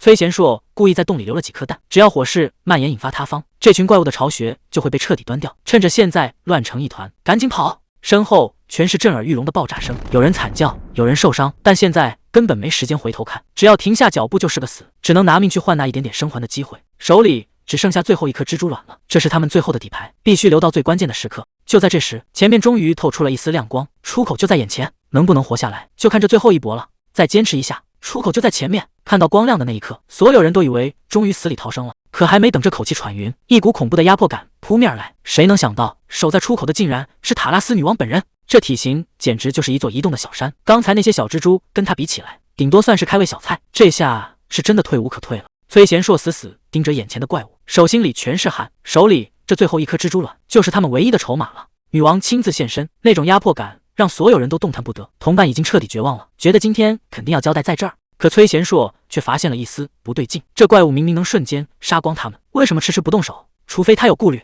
他直接豁出去了，举起手里最后一颗蜘蛛卵，大声吼着让库尔坎准备点火。这根本不是在逃命，这是在玩命。看清楚了，这可是你最后的一点血脉，只要这颗弹炸了，你的孩子全都要给我们陪葬。有种就上来试试看，趁我现在还能跟你讲道理，赶紧滚开，不然大家就一起死在这儿。崔贤硕已经彻底疯了，他手里的火把离蜘蛛卵只有几厘米，只要他手一抖，女王最后的一点血脉就彻底断了。面对这种不要命的疯子，强如塔拉斯女王也只能认栽。她愤怒地发出一声尖叫，最终还是侧过身子让出了出口。虽然暂时保住了命，但看着手里这颗已经烧起来的蛋，拉赫尔也懵了。接下来到底该怎么办？崔贤硕看着眼前的火光，心里也没底，能活1秒算1秒吧。刚才那场爆炸威力实在太猛了，整个洞穴根本承受不住这种冲击，墙面上瞬间布满了密密麻麻的裂痕。哥布林还没反应过来是怎么回事，脚下的地面就开始剧烈晃动。这种沉闷的轰鸣声绝对不是什么好兆头。还没等大家跑出几步，巨大的岩石就开始疯狂砸落，原本的生路瞬间变成了死路。崔贤硕抬头看向头顶，这下彻底糟了，整个洞穴要塌了。别管别的了，赶紧逃命要紧。整座地宫正在彻底崩塌，慢1秒都得被砸成肉泥。可就在这节骨眼上，系统居然响了。崔贤硕整个人都定住了。这种时候升级是什么操作？还没等他回过神，耳边的提示音就开始疯狂刷屏，叮叮叮的声音根本停不下来，等级就像坐了火箭一样往上涨。这哪是死里逃生啊，这简直是原地起飞。刚才那场爆炸到底干掉了多少怪物？这种死里逃生的关头，居然还能刷出这种奖励。崔贤硕看着眼前的系统面板，这已经不是简单的升级了，简直是在挑战他的想象力。崔贤硕这下真的捡到大便宜了，难道被活埋的怪物全算他的经验？就因为这塌方是他亲手搞出来的，这波操作简直比开挂还离谱。谁能想到拆个家竟然能瞬间满级？顾不上那么多了，崔贤硕让拉赫尔赶紧上 buff， 出口就在眼前，但女王像尊大佛一样堵在那，不把他引开，谁也别想活着出去。关键时刻，库尔坎直接掏出了杀手锏，他举着那颗巨大的虫卵，对着女王大声开价，只要放我们走，这宝贝蛋就还给你。就是现在！趁着女王被蛋吸引了注意力，崔贤硕像离弦的箭一样冲向出口，这波配合能不能成，就看这1秒了。崔贤硕这回是真拼命了，他顺着石柱一路狂飙，心里只有一个念头，那就是必须活下去。可背后的怪物根本不打算放人，一口绿色的粘液直接喷了过来，这根本不是普通的口水，而是要把他死死粘住的蛛网，眼看就要连人带柱子摔个粉碎。这下真的彻底完了吗？关键时刻，一双有力的大手稳稳接住了他，莱德伦及时赶到，这波死里逃生全靠队友关键时刻不掉链子。崔贤硕这命是真硬，关键时刻莱德伦像个战神一样从天而降，他就知道这小子没那么容易死。接下来的场面简直就是单方面的屠杀，莱德伦让崔贤硕退后，剩下的交给他来处理。只见他根本没用什么花里胡哨的招式，直接上手硬撕。伴随着怪物的惨叫声，刚才还不可一世的女王瞬间就被扯成了碎片。看着满地的残骸，连崔贤硕都忍不住爆了粗口，这恶魔的战斗力简直强得让人头皮发凉。这场仗打得实在太惨了，105人的队伍最后只剩下6个活口，连带头的库尔坎也生死不明，这代价简直大得离谱。好在崔贤硕总算活着回来了，刚进屋就被家里的小家伙扑了个满怀。拉赫尔在一旁觉得能回来真不容易，这次能捡回一条命全靠运气。但崔贤硕心里很清楚，真正的麻烦还在后头，接下来的决斗才是真正的硬仗。不过他现在可不是以前那个菜鸟了，在那场大塌方里，他竟然一口气狂升了75级，现在的他已经是200级的顶级大佬了。虽然崔贤硕现在已经200级了，但在拉赫尔眼里，他还是个不够看的小菜鸟。毕竟接下来的对手可是超过了6000级，这中间的鸿沟可不是靠努力就能填平的。拉赫尔直接给他泼了一盆冷水，光靠蛮力升级根本没戏，想要打赢那种怪物，就必须掌握魔法的力量。崔贤硕听得一头雾水，他一个近战职业哪来的魔法？可拉赫尔却提醒他，在之前的战斗中，他其实已经无意识地动用过那股力量了。就在他努力回想那种感觉的时候，大门突然被人一把推开，莱德伦竟然在这个时候找上门了。看这架势，难道是出什么大事了吗？莱德伦这回可是认真的，他根本没心思听崔贤硕客套，直接把人带到了指挥官赫米斯面前，说是有个非常重要的个人请求。谁也没想到，莱德伦竟然主动请缨，要亲自担任崔贤硕的战斗教官。这消息把崔贤硕整个人都听傻了，赫米斯也觉得挺纳闷，像莱德伦这种级别的战将，怎么会突然对一个新人感兴趣？原来莱德伦早就看出来了，崔贤硕虽然现在的职位不高，但身上潜伏的力量绝对是副官级别的，如果不赶紧进行特训，接下来的决斗他根本没有胜算。莱德伦这次是真把崔贤硕当宝了，当着指挥官的面一顿猛夸，说这小子潜力大得惊人，自己必须得亲眼看着他成长。崔贤硕在旁边听得完全没底，这种离谱的要求，指挥官能点头吗？结果赫米斯今天心情好的离谱，竟然想都没想就直接准了。崔贤硕虽然还没搞清楚状况，但既然大佬都发话了，那还是赶紧溜之大吉比较稳妥。可等人都走远了，赫米斯的语气却突然变得有些微妙。崔贤硕变强的速度确实快得离谱，甚至比上次见面时强了1倍，但这成长速度已经超出了他的预期，甚至让他感觉到了一丝麻烦。赫米斯发现崔贤硕变强了，现在的他比上次见面强了1倍，这种成长速度简直离谱，甚至让他感到有些棘手。如果莱德伦真的打算帮他，那这场胜负可就没悬念了。为了让游戏更有趣，他决定亲自动手平衡一下局势。另一边，莱德伦带着崔贤硕来到荒原，这里是他的私人特训场，真正的地狱训练现在才要开始。看着这片巨大的私人领地，崔贤硕还在感叹自己面子够大，但他没注意到莱德伦看他的眼神已经变了。在他眼里，崔贤硕体内藏着惊人的魔力，就像守着一座金山，却根本不知道怎么花。距离决斗只剩下4天，想从基础教起根本来不及。既然没时间磨叽，那就只剩下一个办法了。莱德伦突然挥拳砸下，想要变强就要先学会挨揍。崔贤硕准备好迎接地狱了吗？这一拳下去，崔贤硕差点连魂都飞了。他怎么也想不到，所谓的特训竟然是玩命。莱德伦可没打算手下留情，他直接下了死命令，要么学会用魔力护体，要么就死在这里。可就在疯狂的进攻中，莱德伦察觉到了异样，这小子的身体明明弱的不行，反应却快得像个怪物。这种顶级战士才有的直觉，绝不是普通人能练出来的。他身上到底藏着什么秘密？莱德伦越打越心惊，这小子的斗志简直强得离谱。看来第一次见面时那一脚根本就不是什么运气，他确实有着惊人的战斗天赋。既然有这种底子，那就只能把他的本能彻底逼出来。莱德伦再次发动猛攻，如果不学会控制魔力，4天后的决斗他必败无疑。与其到时候在所有人面前丢脸，不如现在就死在特训场里。面对这种玩命的打法，崔贤硕彻底意识到，这根本不是在训练，这是真的想要他的命啊！再这么挨下去，真的会死。他还没结婚，还没见过未来的孩子，难道就要交代在这了吗？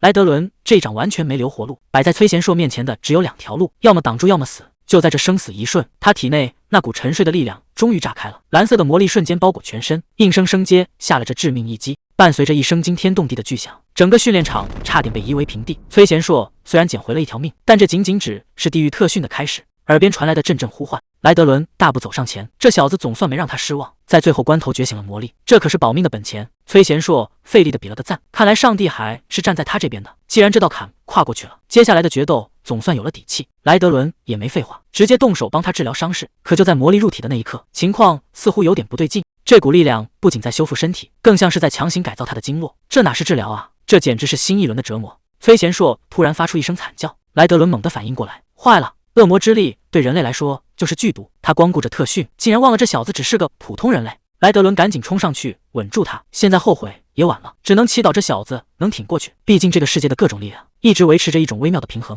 魔力能压制神力，而神力又是恶魔之力的克星，三者之间环环相扣，谁也无法彻底统治谁。至于那股最神秘的魔力，其实一直都属于人类自己，这才是他们能在乱世立足的根本。恶魔掌控着黑暗的恶魔之力，而那些追随神灵的信徒则拥有神力，其中势力最庞大的就是德乌西斯教会。他们通过一场残酷的圣战，强行吞并了所有宗教，最终建立了加特伦神圣帝国。在这里，能听到神之声音的人会被选为圣女。圣女本该是帝国最尊贵的象征，受尽万人的敬仰和爱戴。可谁能想到，此时被关在阴暗牢房里的囚犯，竟然就是帝国的下一任圣女阿贝尔森。阿贝尔森虽然顶着圣女的名号，现在却成了魔王军的阶下囚，外面的守卫都在背后嚼舌根，说他从来不祈祷怀疑他是个冒牌货。其实他心里早就看透了，求神拜佛根本没用，与其回那个虚伪的教会当傀儡，待在这里反而更自在。可这份清静很快就被打破了。莱德伦突然撞开大门，怀里还抱着满身是血的崔贤硕，大喊着让他赶紧救人。阿贝尔森还没来得及发火，就被眼前的景象给愣住了。这个人类眼看就要没命，莱德伦这是真把他当成医生了。崔贤硕疼得脑壳都要炸了，他在心里把莱德伦骂了10000遍。那头红牛到底对他做了什么？一想到临死前最后握的手竟然是个满身肌肉的糙汉子，他就觉得这辈子真是亏大了。早知道还不如去抓拉赫尔的手。睁开眼，面前竟然坐着个银发美女，难道自己已经挂了？这死后的世界难道也是层层套路？他对着眼前的天使开始哭诉，说自己再也不想当什么勇者了，这日子简直不是人过的。他还不忘给拉赫尔告个黑状，说那女人就是个披着人皮的恶魔，一定要把她关进地狱最深处。最后他甚至开始交代临终遗言，要是下辈子还得当勇者，那他宁愿不投胎了。崔贤硕这脑回路也是没谁了，临死前竟然还想拉个垫背的，对着眼前的天使直接求婚，说自己不想单身一辈子。阿贝尔森听完直接无语，估计这辈子没见过这么离谱的人，看他的眼神就像在看一头垃圾，只回了一句你真差劲。还没等他反应过来，莱德伦一个熊抱差点把他送走。这下他终于清醒了，自己根本没死。可紧接着他就意识到一个更严重的问题，刚才那些丢人的告白和吐槽全被眼前这个大活人听见了，这简直就是大型社死现场。阿贝尔森也没心思跟他计较，因为崔贤硕的情况并不乐观，虽然命是保住了，但那股狂暴的恶魔之力依然死死地缠在他的身体里。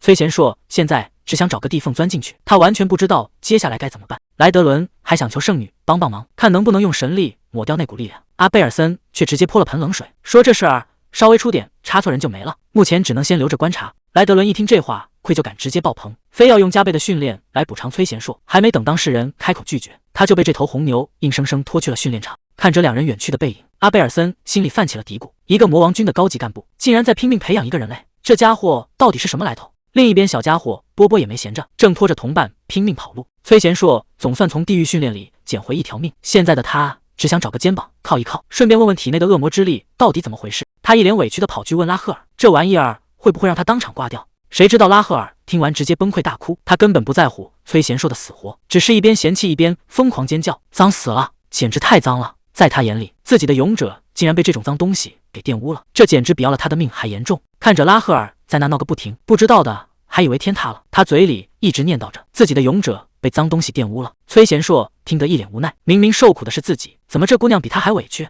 他觉得全是自己的错，害得崔贤硕差点丢了命，甚至觉得自己就是个恶魔，根本不配当什么天使。崔贤硕想起刚才说的重话，赶紧伸手摸头安慰，说那些话只是在开玩笑。可拉赫尔根本不吃这一套，当场宣布自己要罢工了。摊上这么个戏精队友，崔贤硕也只能自认倒霉。这种闹剧一直持续到3天后，阿贝尔森终于露面了。既然训练已经结束，也是时候该帮他彻底恢复了。崔贤硕这家伙嘴还挺甜，一边智商还不忘夸人家漂亮，结果马屁拍在了马蹄子上，碰了一鼻子灰。他只能尴尬的赶紧道歉。趁着治疗还没结束，他提出了一个认真的请求，希望阿贝尔森能为他祈祷，甚至还想邀请他去现场观战。这突如其来的直球直接把对方给整不会了。决斗的日子转眼就到了，整个竞技场坐满了恶魔，到处都是嘲讽和谩骂。在他们眼里，人类挑战军官就是自寻死路。这场实力悬殊的生死斗，崔贤硕到底能不能活下来？竞技场的主持人已经开始热场，看台上的大佬们也没闲着。莱德伦故意试探赫米斯，问他到底看好谁能赢。赫米斯倒是对他很有信心，觉得崔贤硕这小子够拼也有天赋。莱德伦听完直接开了个赌局，赢了自然好说，可要是这人类输了呢？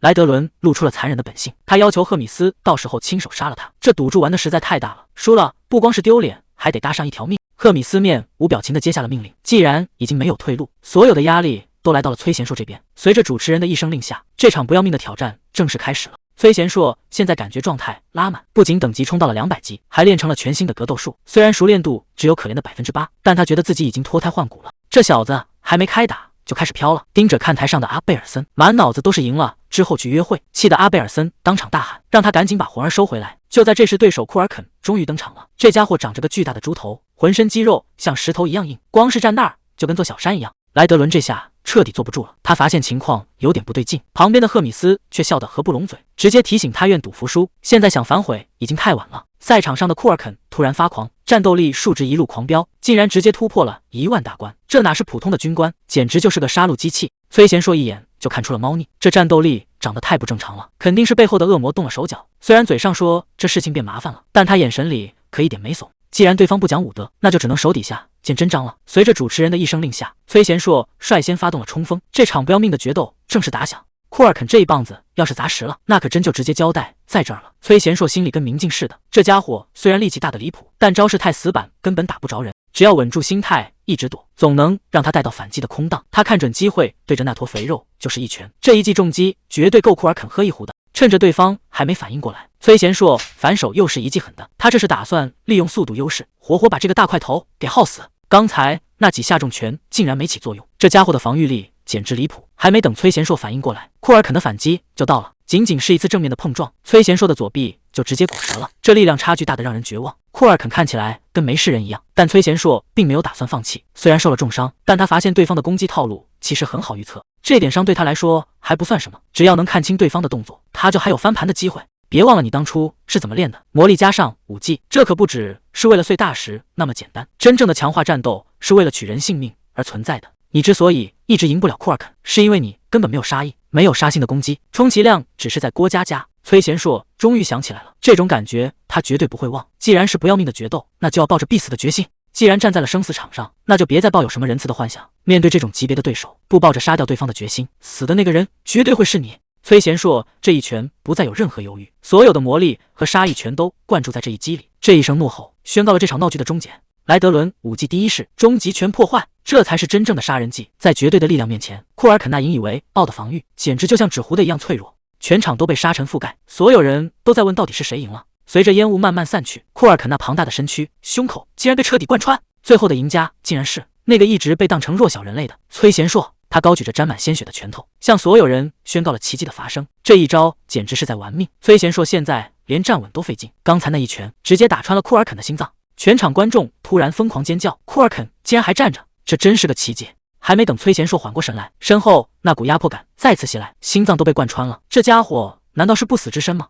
崔贤硕整个人都僵住了，明明已经补了致命一刀，这家伙为什么还能动？那个女人到底对他做了什么？莱德伦看出了真相，赫米斯不仅给了他更强的魔力，还施加了极其恶毒的不死诅咒。现在的库尔肯已经彻底沦为了杀戮机器。看着眼前的惨状，赫米斯竟然还在笑。这个女人到底在盘算什么？原来这一切都在他的预料之中。赫米斯根本不在乎库尔肯的死活，只要能达成目的，哪怕是把同伴变成怪物也在所不惜。现在的库尔肯完全就是个活死人，身体明明已经支离破碎，却在诅咒的驱动下疯狂抽动，这种力量根本不属于人类。崔贤硕还以为能看穿对方的套路，觉得同样的招式不可能奏效第二次，可他还是太天真了，这根本不是什么招式，而是纯粹的压倒性的暴力。还没等他反应过来，整个人就被这股怪力直接轰飞，局势彻底失控了。面对这种不要命的怪物，他到底该怎么赢？为什么就是死不掉？崔贤硕已经彻底豁出去了，他用尽全身力气死死锁住对方，骨头断裂的声音清晰可见。他以为这下总该结束了，可现实却给了他狠狠一记耳光。那股不祥的红光再次闪现，这怪物根本没有痛觉，更没有极限。还没等他反应过来，一股排山倒海的力量瞬间爆发，崔贤硕整个人被直接轰飞。这种感觉太熟悉了，全身骨头碎裂的剧痛简直和死过一次的时候一模一样。就在意识快要消散的时候，耳边突然响起一个声音：站起来。是那个女人的声音，她在告诉他，你一定可以做到，我可以吗？崔贤硕在废墟中挣扎着，没错，在擂台上他从来不知道什么叫放弃。他是崔贤硕，只要还有一口气，战斗就还没结束，死就死吧，但在那之前必须得帅气一点才行。既然骨头已经碎了，那就用魔力强行把断肢接起来。这已经不是在战斗了，这是在透支生命。在这种极端的压迫下，他的魔力等级开始疯狂飙升。圣女，跟我交往吧。他带着这句离谱的告白，化作一道蓝色的闪电冲了出去，给我彻底消失吧。这一拳堵上了他的一切，沉重的砸在了怪物的身上。这一击到底能不能终结这场噩梦？这一拳的威力连地面都快被震碎了。崔贤硕看着眼前的怪物，心里冒出一个疯狂的想法，要是把这股力量全砸在他头上，会是什么后果？既然想知道，那就干脆试试看。他手上的魔力已经浓郁到了极致，这一拳没有任何花里胡哨，就是纯粹的毁灭。刚才还不可一世的怪物，现在彻底没了动静。周围那群看戏的杂兵全都被这一幕吓傻了，全场死一般的寂静。谁也没想到，这个人类竟然真的赢了。赫米斯简直不敢相信自己的眼睛，问莱德伦是不是他教的这招。莱德伦摇了摇头，说这也是他第一次见到这种打法。再看崔贤硕，明明已经快到极限了，脑子里竟然还在惦记着约会的事。赫米斯突然冷笑一声，提醒莱德伦以后最好小心点，因为他亲手创造出了一个怪物。这个男人让他想起了一个讨厌的家伙，看来接下来的日子只会变得越来越有趣了。刚睁开眼，崔贤硕第一件事就是确认自己赢了没，顺便看看涨了多少经验。这波命确实没白拼，等级直接飙升了12级，现在已经是212级的大佬了。但他发现魔力使用这个属性，竟然也跟着涨了2级。旁边的精灵直接炸毛了，说这属性根本不可能随便涨，这简直比写小说还离谱。崔贤硕倒是一脸无所谓。就在这时，他发现床边多了一张神秘纸条，这又是谁留下的？深夜的房间里，阿贝尔森正对着星空发呆，他也在问自己为什么要对那个男人这么上心。因为崔贤硕实在太不正常了。普通骑士要练1个月的招式，他竟然只用了3天就彻底掌握，这种成长速度根本不是人类能办到的。虽然这家伙的性格确实有点古怪，但那股深不可测的潜力让阿贝尔森不得不开始怀疑，难道他就是自己苦苦寻找的那个答案？阿贝尔森觉得这结果不错，崔贤硕在绝境中的反击让他看到了某种久违的希望。他决定不再只是旁观，找了个借口说想出去走走，实际上却另有安排。另一边，崔贤硕正盯着手里的纸条发呆，上面竟然约他晚饭后在后院见面。看着这满屏的粉色泡泡，这小子已经开始想入非非了。难道这就是传说中的深夜邀约？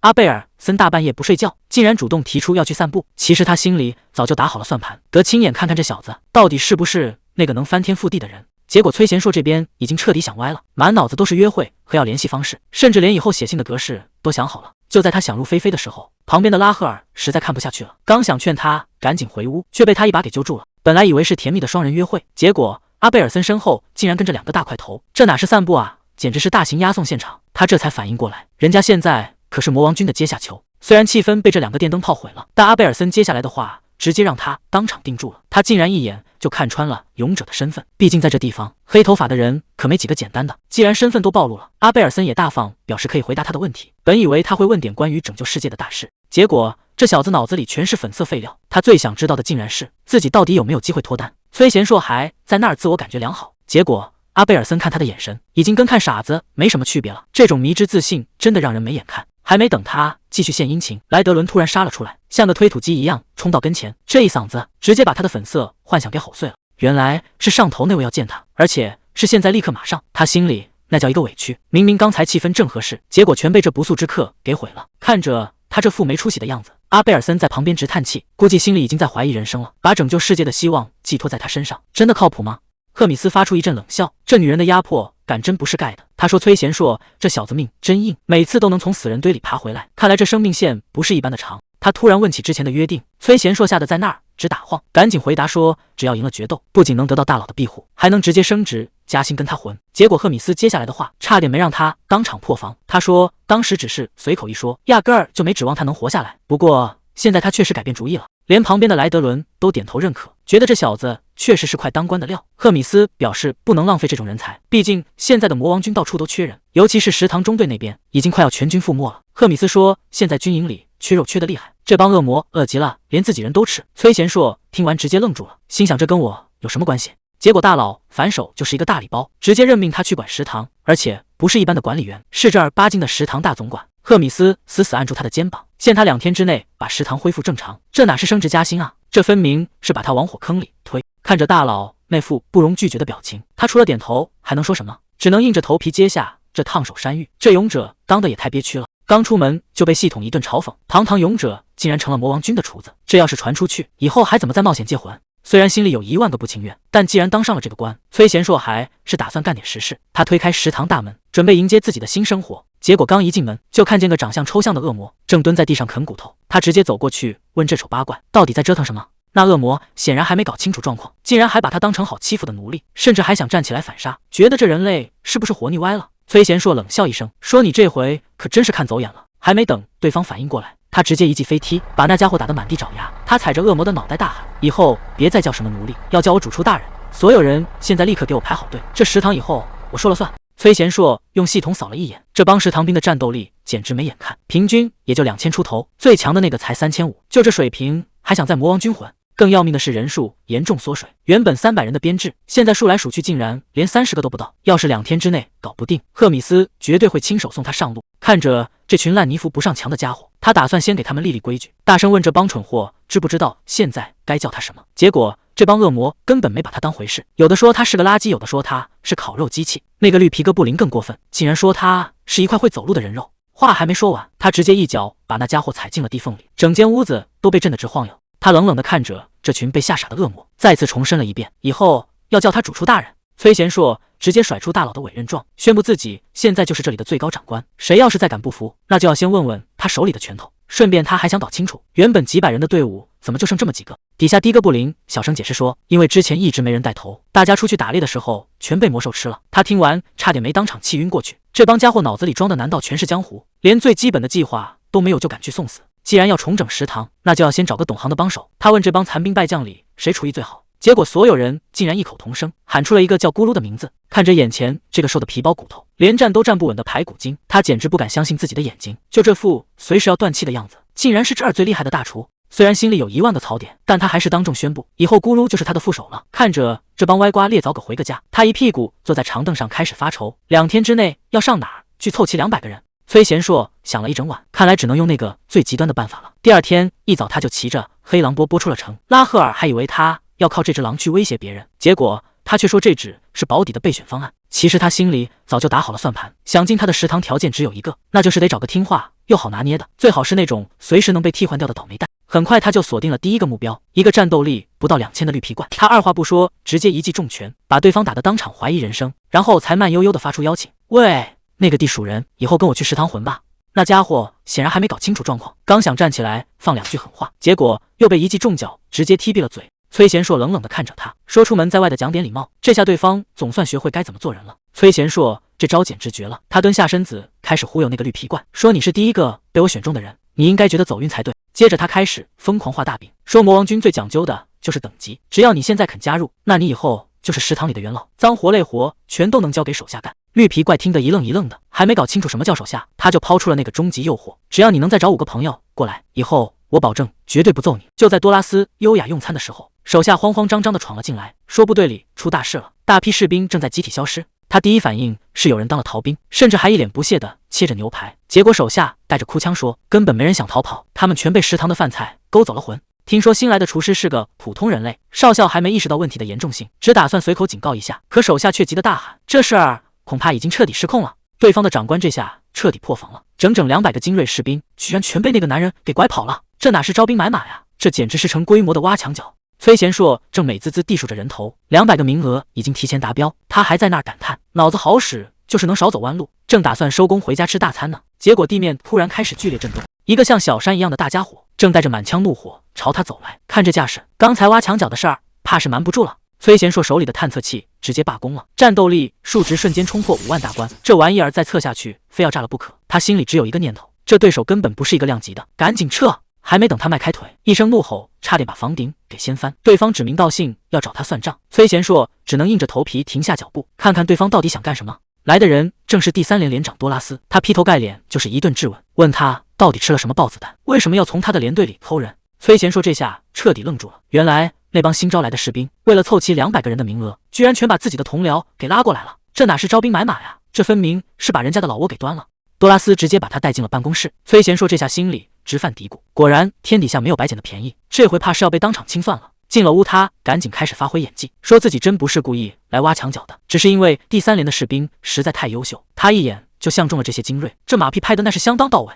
多拉斯表面上在沉思，其实心里也在打小算盘，他知道这家伙背后有大人物罩着，现在撕破脸对自己没好处，于是他突然换了副笑脸，大方表示那些兵就送给他了。崔贤硕简直不敢相信自己的耳朵，这就搞定了，幸福来的也太突然了吧。可还没等他高兴过3秒，对方的语气突然变得冰冷，想要带走这些人还得答应他一个条件。多拉斯提出的条件居然这么简单，只要他再多带走1个士兵就行。崔贤硕第一反应就是不对劲，这事儿绝对有诈。看他还在那儿犹豫，多拉斯的眼神瞬间变得凶狠，挖了人家200个精锐，现在塞个天头居然还敢嫌弃。崔贤硕只能赶紧改口，表示自己那是高兴得没反应过来。大门被重重推开，一个叫乌萨鲁的大家伙走了进来，这家伙是半兽人和食人魔的混血，光是这体型就抵得上好几个普通士兵了。崔贤硕下意识打开探测器，结果屏幕上直接跳出了红色警告，战斗力数值居然是无法测量，这哪是什么天头啊，这分明是请了个惹不起的祖宗。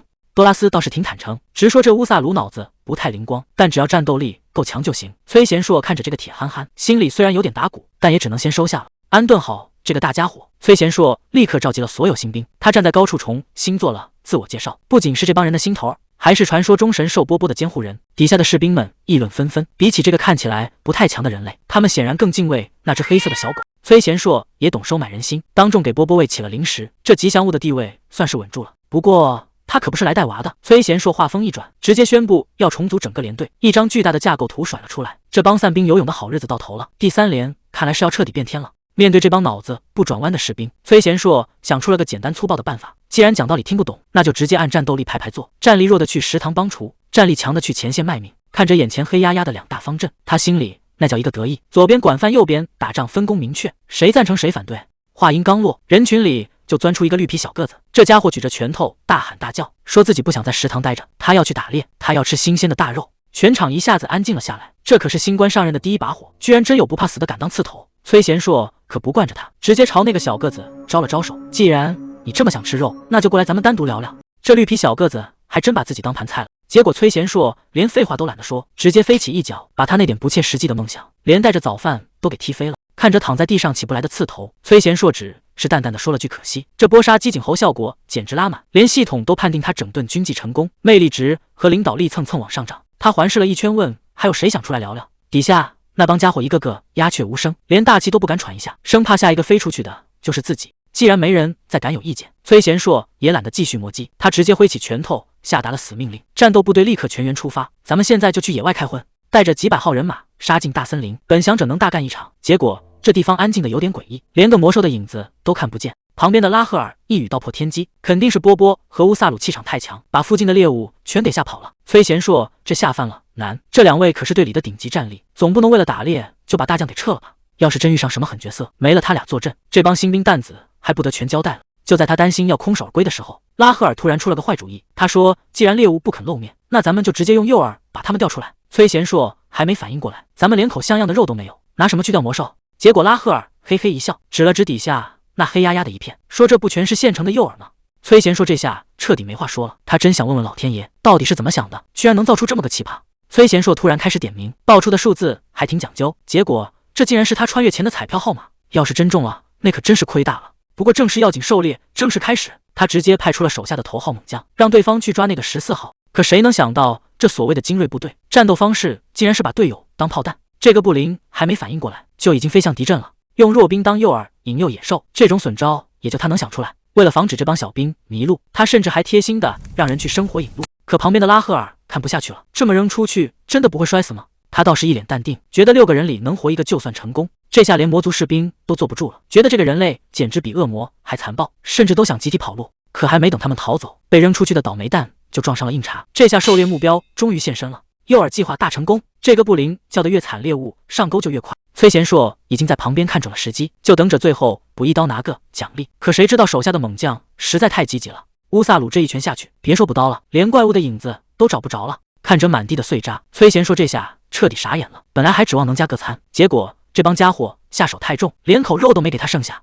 看着这一地碎肉，崔贤硕也只能认栽。本来想打道回府，明天再战，可时间根本不等人。食堂要是再整不好，这烂摊子可就真没法收场了。他带着这堆烂肉回了食堂，虽然这卖相确实没法看，但总的是势能不能废物利用，毕竟现在也没别的招了。他清了清嗓子，直接一脚踹开了大门，对着里面那帮家伙就是一顿劈头盖脸的臭骂。主厨被吓得赶紧跑过来，还没等对方开口，他就直接问起了那堆烂肉的事。主厨也是一脸为难，那种橙色的东西真的能叫肉吗？面对厨师的质疑，崔贤硕直接开启了忽悠模式，说什么真正的工匠从不挑剔工具，吓得这帮厨师只能连声答应。可聊了几句，他才发现这魔族军队的伙食水平简直低到了地缝里，除了那帮当官的，普通士兵平时连块像样的肉都见不着。这下他心里可就有底了，既然大家都没吃过好东西，那这堆碎肉的操作空间可就大了。这简直就是赤裸裸的降维打击。他立刻转身去找阿贝尔森，准备拉这位圣女下水。还没等他开口说明来意，对方就先调侃了起来，觉得他这是醉翁之意不在酒，专门找借口来见救命恩人呢。崔贤硕端出了精心准备的大餐，说是为了感谢之前的救命之恩，特意请这位圣女吃顿好的。虽然嘴上说是感谢，但这卖相确实让人没法拒绝。阿贝尔森起初还没当回事，觉得这荒郊野岭的能有什么美味，可这肉才刚进嘴，他整个人就彻底定住了，这味道简直比王宫里的御膳还要绝。看着盘子被舔得干干净净，崔贤硕心里那叫一个得意，他也没多留，打个招呼就准备功成身退，只留下还没回过神来的圣女在背后欲言又止。阿贝尔森突然问起，等离开这鬼地方之后，他最想做的事情是什么？崔贤硕这哥们也是没个正经，直接回了一句想结婚，把这位圣女整得当场语塞，只能尴尬的催他赶紧走人。可玩笑归玩笑，阿贝尔森沉默了一会儿，还是说出了心里话，其实他想做的事情还有很多。崔贤硕顺着话茬反问他，要是真能重获自由，他又打算去干点什么？没想到这位平日里高高在上的圣女给出的答案竟然是他只想找个地方安安静静的什么都不做。镜头转到加尔腾神圣帝国，教皇终于收到了关于圣女的消息，阿贝尔森现在就被关在魔族的大黑城里。可奇怪的是，这帮魔族既没开价，也没提要求，就这么一直干耗着。这种反常的沉默，让这位统治者感到了前所未有的压力。教皇心里很清楚，在人类与魔族的交战史上，能打进大黑城的次数屈指可数，而且每次都是趁着那个女人不在家，只要赫米斯还守在那里。现在带人冲过去，跟送死没什么区别。既然明着打不过，教皇决定晚点阴的。他下令组建一支秘密营救小队，准备去大黑城把圣女偷出来。为了确保万无一失，他甚至动用了帝国的终极王牌，召见那位传说中的英雄骑士。崔贤硕还在琢磨贝尔森那句怪话，什么叫只想无所事事？这女人到底在打什么算盘？不过眼下还有更要紧的事，他找了个空旷的地方，把那群怪物头领全给叫了过来。本以为是要交代什么秘密任务，结果他直接掏出一大串烤肉，说是给大伙的福利。这下可把这群怪物给整不会了，这到底是加餐还是最后的晚餐？怎么谁都不敢动筷子呢？刚才还疑神疑鬼，结果一入口就全真香了。这群怪物哪吃过这种好东西，简直恨不得当场认爹，一个个当场倒戈，哭着喊着要给崔贤硕卖命。但他可不是来做慈善的，想吃第二口那就要拿战功来换，只要抓到的猎物够多，以后天天都能吃大餐。这帮家伙瞬间像打了鸡血，嗷嗷叫着就冲出去干活了。看来想收服这帮糙汉，讲道理没用，还是得先搞定他们的胃。崔贤硕这波操作简直绝了，别人升级靠拼命，他倒好，光靠切肉就一口气升了10级，连魅力值都跟着蹭蹭往上涨。这帮怪物为了能吃上一口热乎的，简直比正规军还要拼命。最后还是狼人小队拔得头筹，赢得了跟主厨共进晚餐的机会。至于那些没抢到名额的，只能去旁边啃骨头了。这就是现实，没本事的人连饭桌都上不去。就在这边热火朝天搞团建的时候，远在大黑城的深处，一个神秘的身影正缓缓走来，满地都是尸体和血迹。这个男人却走得异常稳当，他终于找到了这扇门，看来这就是他的目的地。屋里的阿贝尔森还在纠结，有些秘密一旦说出口，就再也收不回来了。可还没等他想清楚，敲门声就响了。推门而入的正是盖芬，他一脸自信地宣布自己是专门来救他脱离苦海的。原来是圣皇派来的救兵，换做以前阿贝尔森肯定会感激涕零，可现在他却给出了一个让所有人都意外的回答，他不打算回去了。到底是什么让他改变了主意？阿贝尔森本以为能劝退对方，甚至不惜威胁要叫人，可他显然低估了眼前这个男人。盖芬根本不是什么怜香惜玉的王子，他是个只看结果的士兵，还没等他发动神圣力量，脖子就被死死掐住。所有的反抗在绝对的暴力面前都显得那么可笑。最让他绝望的是，关键时刻神力竟然失效了，连最后一点底牌都没了，只能眼睁睁看着自己陷入黑暗。那个他拼命想要逃离的地方，终究还是要回去了吗？就在阿贝尔森快要撑不住的时候，救星终于到了。崔贤硕这一拳力道十足，直接砸在了那个男人的脸上，让他赶紧放开脏手。可这一拳下去，对方竟然跟没事人一样。盖芬只是随手抹了下嘴角，反而对崔贤硕产生了兴趣。一个人类身上怎么会有魔王的力量？崔贤硕可没心思跟他废话，只想赶紧救人，但实力的差距实在太大了。盖芬随手一脚就把他踢得连话都说不出来。原本只是来带走圣女，现在盖芬改主意了，他觉得崔贤硕还有点利用价值，打算把这两个人一起打包带走。旁边的拉赫尔直接看傻了眼，正琢磨着要不要去叫人，一股阴冷的气息突然冒了出来。盖芬倒是没觉得有什么威胁，他慢悠悠地摊开魔法卷轴，打算把崔贤硕也一起打包带走。在他看来，这趟差事已经是板上钉钉了。可就在他准备动手改写卷轴时，身后突然传来一个阴森的声音，赫米斯竟然悄无声息地出现了。盖芬这下彻底定在原地，他明明已经封锁了所有的力量，这个女人是怎么找过来的？赫米斯却只是优雅地笑了笑，比起那个吓人的外号，他更喜欢别人叫他美食家。盖芬这回是真的踢到铁板了，他发现自己根本看不透这个女人，感觉不到任何魔力波动，这只能说明两人的等级差的实在太远了。赫米斯可没打算跟他叙旧，随手一挥就要给他来个入伙测试。空间瞬间被撕开一道口子，狂暴的力量直接把盖芬卷了进去。盖芬还在心里盘算着，只要能躲开这一招，他就能带着圣女趁乱逃走。可他还是太天真了，还没等他看清对方的动作，一阵强烈的眩晕感就袭上心头。等他意识到不对劲的时候，已经太晚了。这一刀直接破开了他的防御，刚才还不可一世的士兵，现在连站稳都成了奢望。这下是真的要交代在这了吗？赫米斯这下是彻底玩嗨了，他最喜欢看猎物垂死挣扎的样子，越是反抗吃起来就越有滋味。盖芬这小子倒也算个狠人，眼看命都要没了，他竟然打算直接丢下圣女，自己一个人先开溜。伴随着一阵刺眼的强光，这家伙跑得比兔子还快。赫米斯看着空荡荡的地面，倒是觉得挺意外，难得发出的邀请竟然被拒绝了。不过他一点也不生气，反而觉得这出戏越来越精彩了，真正的乐子才刚刚开始。不朽魔女第3军团长赫米斯，这些响亮的名号背后是熬过了漫长岁月的恐怖存在。无数恶魔在时间里消失，唯独他和魔王一直稳坐高位。可活得太久，难免会觉得这日子有点没劲。赫米斯忍不住笑出了声，没关系，现在变得越来越有趣了，好戏才刚刚开始。崔贤硕这下被打得够呛，莱德伦一眼就就看出了他的致命伤，招式太死板，在真正的战斗中，这就是送命。面对这种级别的教导，他只能默默记在心里。但莱德伦接下来的话，才真正让他看清了现实。在这个弱肉强食的世界，所谓的堂堂正正，那是只有强者才配拥有的特权。想要赢，就要学会利用一切手段。今天的特训虽然结束了，但莱德伦留下的这番话，恐怕会让崔贤硕彻底改变。毕竟在这个残酷的战场上，活下去才是唯一的真理。崔贤硕这回真是累惨了。拉赫尔一边帮他治疗，一边忍不住抱怨，合着自己在他眼里就是个血瓶啊。但崔贤硕现在根本没心思开玩笑，他满脑子都是阿贝尔森留下的那句话：在这个弱肉强食的世界，唯有变强才是活下去的唯一出路。看他这副魂不守舍的样子，拉赫尔气得直跺脚，觉得那个女人简直就是个害人精，差点害得他丢了性命。可整件事最诡异的地方就在这，既然阿贝尔森身份如此尊贵，为什么那个拥有神圣力量的刺客非要置他于死地呢？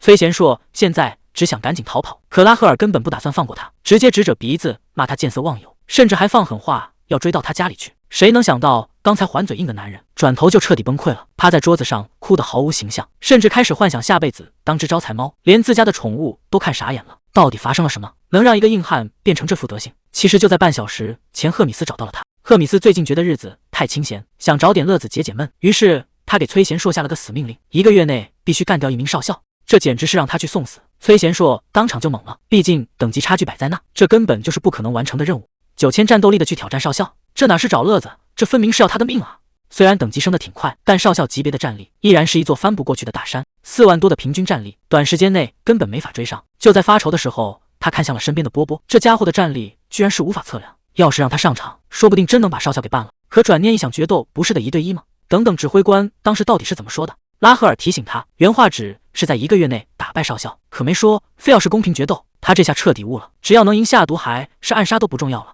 崔贤硕想把那个大人物引到陷阱里，虽然这招看着不太光彩，但确实是目前唯一的办法。拉赫尔却觉得他在做白日梦，毕竟那些高高在上的家伙怎么可能理会他这种小角色？可崔贤硕早就选好了目标，他手里握着的正是对方无法拒绝的致命诱惑，只要是那个贪吃的家伙，就绝对逃不出他的手掌心。这顿顶级排骨就是他准备好的杀手锏。崔贤硕这哪是在做饭，简直是在处理高等级怪物素材。50级的多眼菇，甚至还有80级的尖叫大蒜，这锅汤的战斗力怕是比他还高。看他这自信满满的架势，把这些危险食材通通丢进锅里，剩下的就交给时间了。趁着炖肉的半小时空档，他本想出门活动活动筋骨，谁能想到还没跑出多远，整个人就直接累瘫在地上。这体质简直弱得离谱，连散步都成了极限挑战。更要命的是，辛苦准备的顶级料理好像已经彻底烧糊了。崔贤硕这回是真拼了，为了搞定那位指挥官，他竟然拿出了压箱底的绝活。这锅炖排骨就是他的秘密武器，摆盘造型样样讲究，看他这副志在必得的样子，显然是想靠这道菜彻底拿下指挥官的心。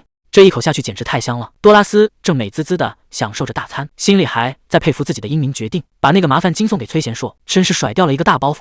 就在这时，手下报告说那位大厨亲自找上门了。多拉斯头都没抬，直接一口回绝，想把人退回来，门儿都没有。结果人家根本不是来退货的，而是专门来送福利。一听说崔贤硕要亲自下厨道谢，多拉斯这态度转得比翻书还快。这传说中的顶级美味到底能有多惊艳？门一推开，崔贤硕这出场方式也太浮夸了，嘴里叼着玫瑰，整个人自带闪光特效，不知道的还以为是哪来的大明星。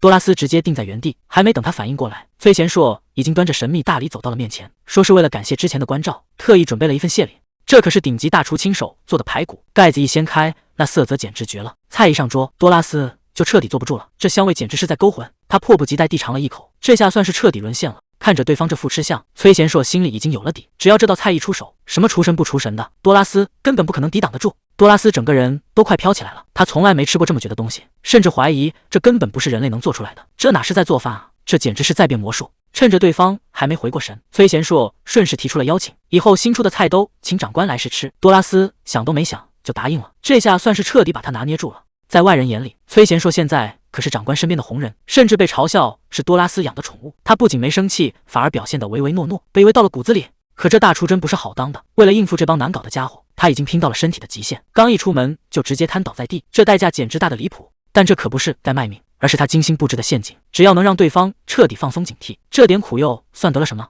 他要把这群家伙像猪一样养肥，等他们完全丧失斗志的那一天，就是收网的时候。多拉斯现在吃的有多香，以后就会摔得有多惨。1周时间转眼就过，多拉斯现在看着满桌美食，竟然破天荒地说自己没胃口了。看来这捧杀计划进行得相当顺利。可还没等崔贤硕高兴太久，多拉斯就抛出了一个重磅炸弹。原来明天就是他的职位保卫战，因为这段时间光顾着吃，大家都觉得他变弱了。要是明天的决斗输了，他这少校的位置可就保不住了。听到这消息，崔贤硕整个人都定住了。他辛辛苦苦为了1周，本想把对方养废，结果现在倒好，要是多拉斯丢了官，那他之前的努力不全打水漂了吗？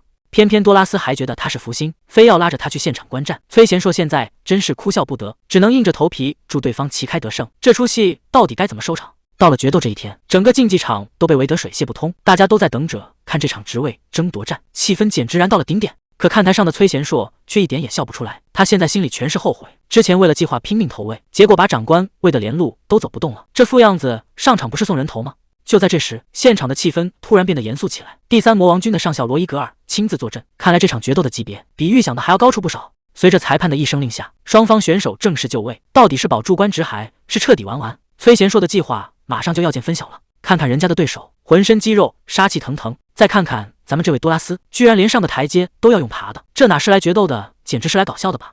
都这副德行了，多拉斯一抬头看见崔贤硕，还主动挥手打招呼，非说他是自己的幸运星。崔贤硕现在一句话也说不出来，只能硬着头皮祝他好运。罗伊格尔上校已经不想再等了，直接下令让比赛赶紧开始。随着一声令下，对面的鹿头战士猛地冲了过来，那速度快得让人根本反应不过来。多拉斯这体型根本躲不开，只能眼睁睁看着对方撞在身上。这一声巨响，感觉整个竞技场都跟着晃了一下，这下恐怕是真的要出大事了。鹿头战士这一记全力冲锋，简直像是撞上了一座大山。本以为多拉斯会被瞬间掀翻，可结果却让人大跌眼镜。伴随着一声震天动地的巨响，整个擂台都被烟尘给埋了。看台上的崔贤硕被这股冲击波震得连连后退，但他还是死死盯着场中心，想看清楚到底发生了什么。烟雾还没散去，罗伊格尔上校就已经站了起来，他语气平淡地给出了结论：那个鹿头战士根本不是多拉斯的对手。谁能想到这一身肥肉竟然成了最强的武器？决斗的结果毫无悬念，多拉斯最后还是赢了。那个鹿头战士被打得彻底没了脾气。随着裁判宣布解散，这场职场保卫战总算落下了帷幕。深夜，崔贤硕回到了住处，他一边揉着手里的纸团，一边琢磨：光靠现在的手段，想把多拉斯彻底拉下马还是太难了，必须得整点更狠的计划才行。他翻开那本厚厚的恶魔百科，又铺开了平时狩猎用的地图。既然身边的帮手不够看，那就去荒郊野外找点更厉害的，比如这上面标记的强力魔兽。他指着地图上的一个坐标，根据之前的研究，这里藏着一个叫塔拉斯女王的狠角色。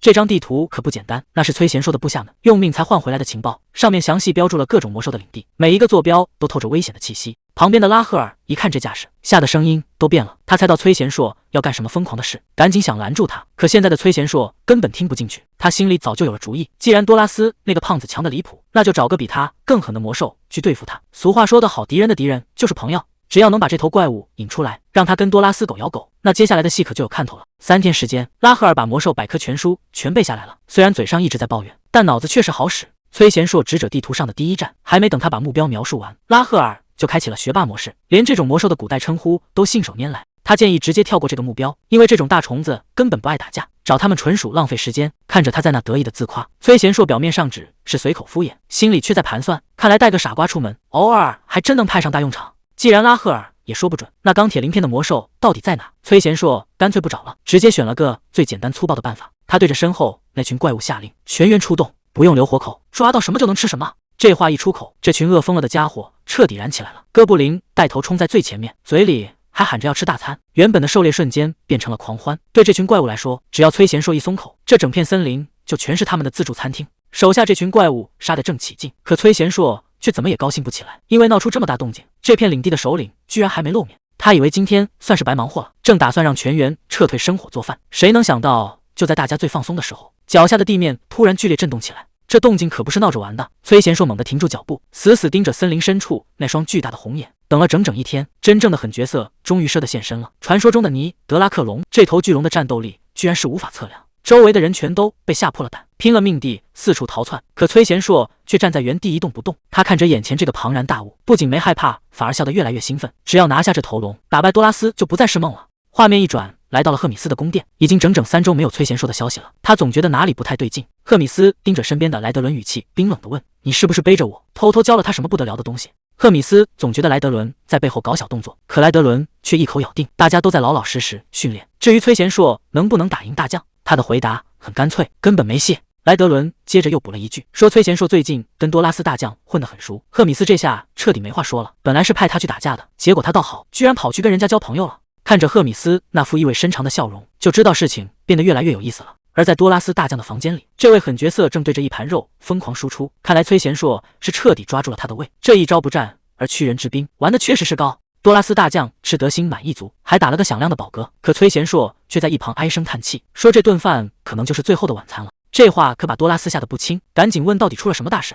崔贤硕一脸为难地解释说，赫米斯大人非要吃一种罕见的魔兽，可那家伙实在太强了，去抓他的士兵全都有去无回。多拉斯听得脊背发凉，到底是什么怪物这么厉害？崔贤硕压低声音吐出3个字：雪花肉。多拉斯这下彻底懵了，他在魔界混了这么多年，怎么从来没听说过还有叫这种名字的凶猛魔兽？崔贤硕这一脸真诚的样子，摆明了是在给多拉斯挖坑呢。他叹着气说，就算借100个小兵也没用，但要是伟大的多拉斯大将肯出手，那怪物肯定瞬间就被秒杀了。这一通彩虹屁拍下来，多拉斯整个人都飘了。崔贤硕还趁热打铁，说要在赫米斯面前给他记头功。刚才还嫌麻烦的多拉斯立马拍着胸脯表示，为了朋友绝对在所不辞。看着多拉斯这副被卖了还帮着数钱的样子，崔贤硕躲在盘子后面，露出了计划通的坏笑。这下免费的顶级劳动力不就到手了吗？到了约定的日子，崔贤硕带着他的小分队准时集合。拉赫尔还在担心他会不会迷路，他却自信满满的表示自己现在就是个活地图。为了这顿雪花肉，他可是把家底都掏出来了，不仅带上了波波，连强壮的乌萨鲁也被他收编了。不过乌萨鲁的想法倒也简单，谁给肉吃就跟谁混，这单纯的性格简直是最好用的免费劳动力。看着全员斗志昂扬的样子，崔贤硕大手一挥，猎猪行动正式开始。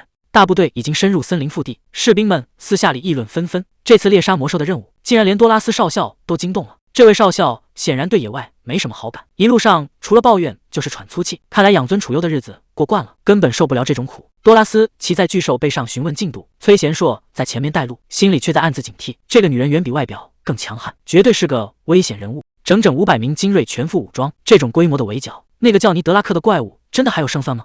林子里的飞鸟突然受惊乱飞，空气里的火药味越来越浓，看来正主已经等不及要现身了。多拉斯终于决定动手，暗处的巨兽也已经等不及了。这就是传说中的马柏林，光是这声咆哮，这动静可真不小。虽然长得像某种古代魔兽，但崔贤硕觉得这些畜生其实都一个样。多拉斯可没心思研究品种，只要是挡路的，通通都要清理干净。他让崔贤硕在旁边看好，今天这份头功他拿定了。全军出击，面对这种级别的怪物，后退就是个死。战场上全是爆炸和惨叫，虽然怪物的动作慢了，但普通士兵根本扛不住这种冲击。多拉斯大声下令，谁也不准后退，必须死死咬住对方。他这是要亲自上阵了，直接使出了压箱底的绝招，这一击下去，恐怕整片战场都要跟着颤3颤。多拉斯这女人心真狠啊，竟然拿手下的命当挡箭牌。崔贤硕这下彻底傻眼了，原本算好的一切全乱了套，照这样下去，那头巨兽真要被他强行拿下了。多拉斯看准时机，带头冲锋，想趁乱彻底结束战斗。可就在他以为胜券在握时，战场上竟然冒出了个不速之客。这根本不是情报里说的领地。看着眼前这深渊大口，崔贤硕意识到，现在除了逃命，恐怕没有别的选择了。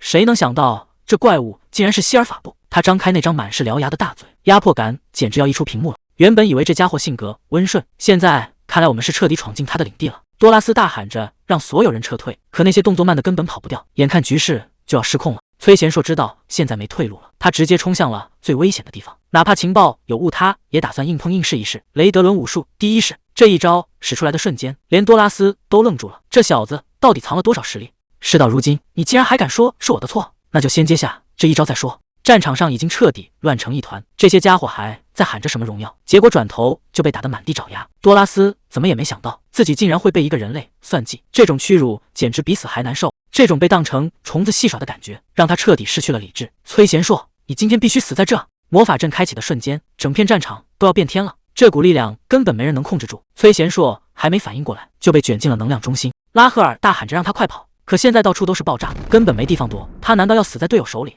刚才那招差点直接送走崔贤硕，这威力简直不讲道理，连落脚的地方都被轰烂了。多拉斯现在已经杀红了眼，恨不得立马把人撕碎，这回是真的踢到硬骨头了。最要命的是队友全被震飞，现在连个帮手都找不到，难道真要一个人硬扛到底？结果还没等他想出对策，多拉斯竟然直接吐了血，局势这下彻底失控了。刚才那一招对多拉斯来说负担太重了，必须想办法拖住这家伙。他大喊让拉赫尔赶紧查地图，把知道的情报全都说出来。拉赫尔立刻在耳边指引方向，左前方有巨熊，直走就是狼人的领地。他二话不说，直接冲了过去。多拉斯在身后穷追不舍，还以为猎物只是在垂死挣扎，挡路的小怪被他瞬间踢飞，谁也别想拦住他的去路。看着身后紧跟不放的蠢货，他嘴角露出一丝冷笑。这些小怪确实不敢招惹强者，但如果有人敢闯进他们的领地，那可就完全是两码事了。多拉斯彻底被激怒了，骂对方是只会耍花招的蟑螂。他决定不再留任何活口，直接祭出了最强杀招。多拉斯还在那疯狂叫嚣，觉得这一招就能定胜负。可这所谓的魔力强化，根本就是自寻死路。狠话还没放完，他竟然直接开始大口吐血，身体已经彻底透支了，连站稳都成了奢望。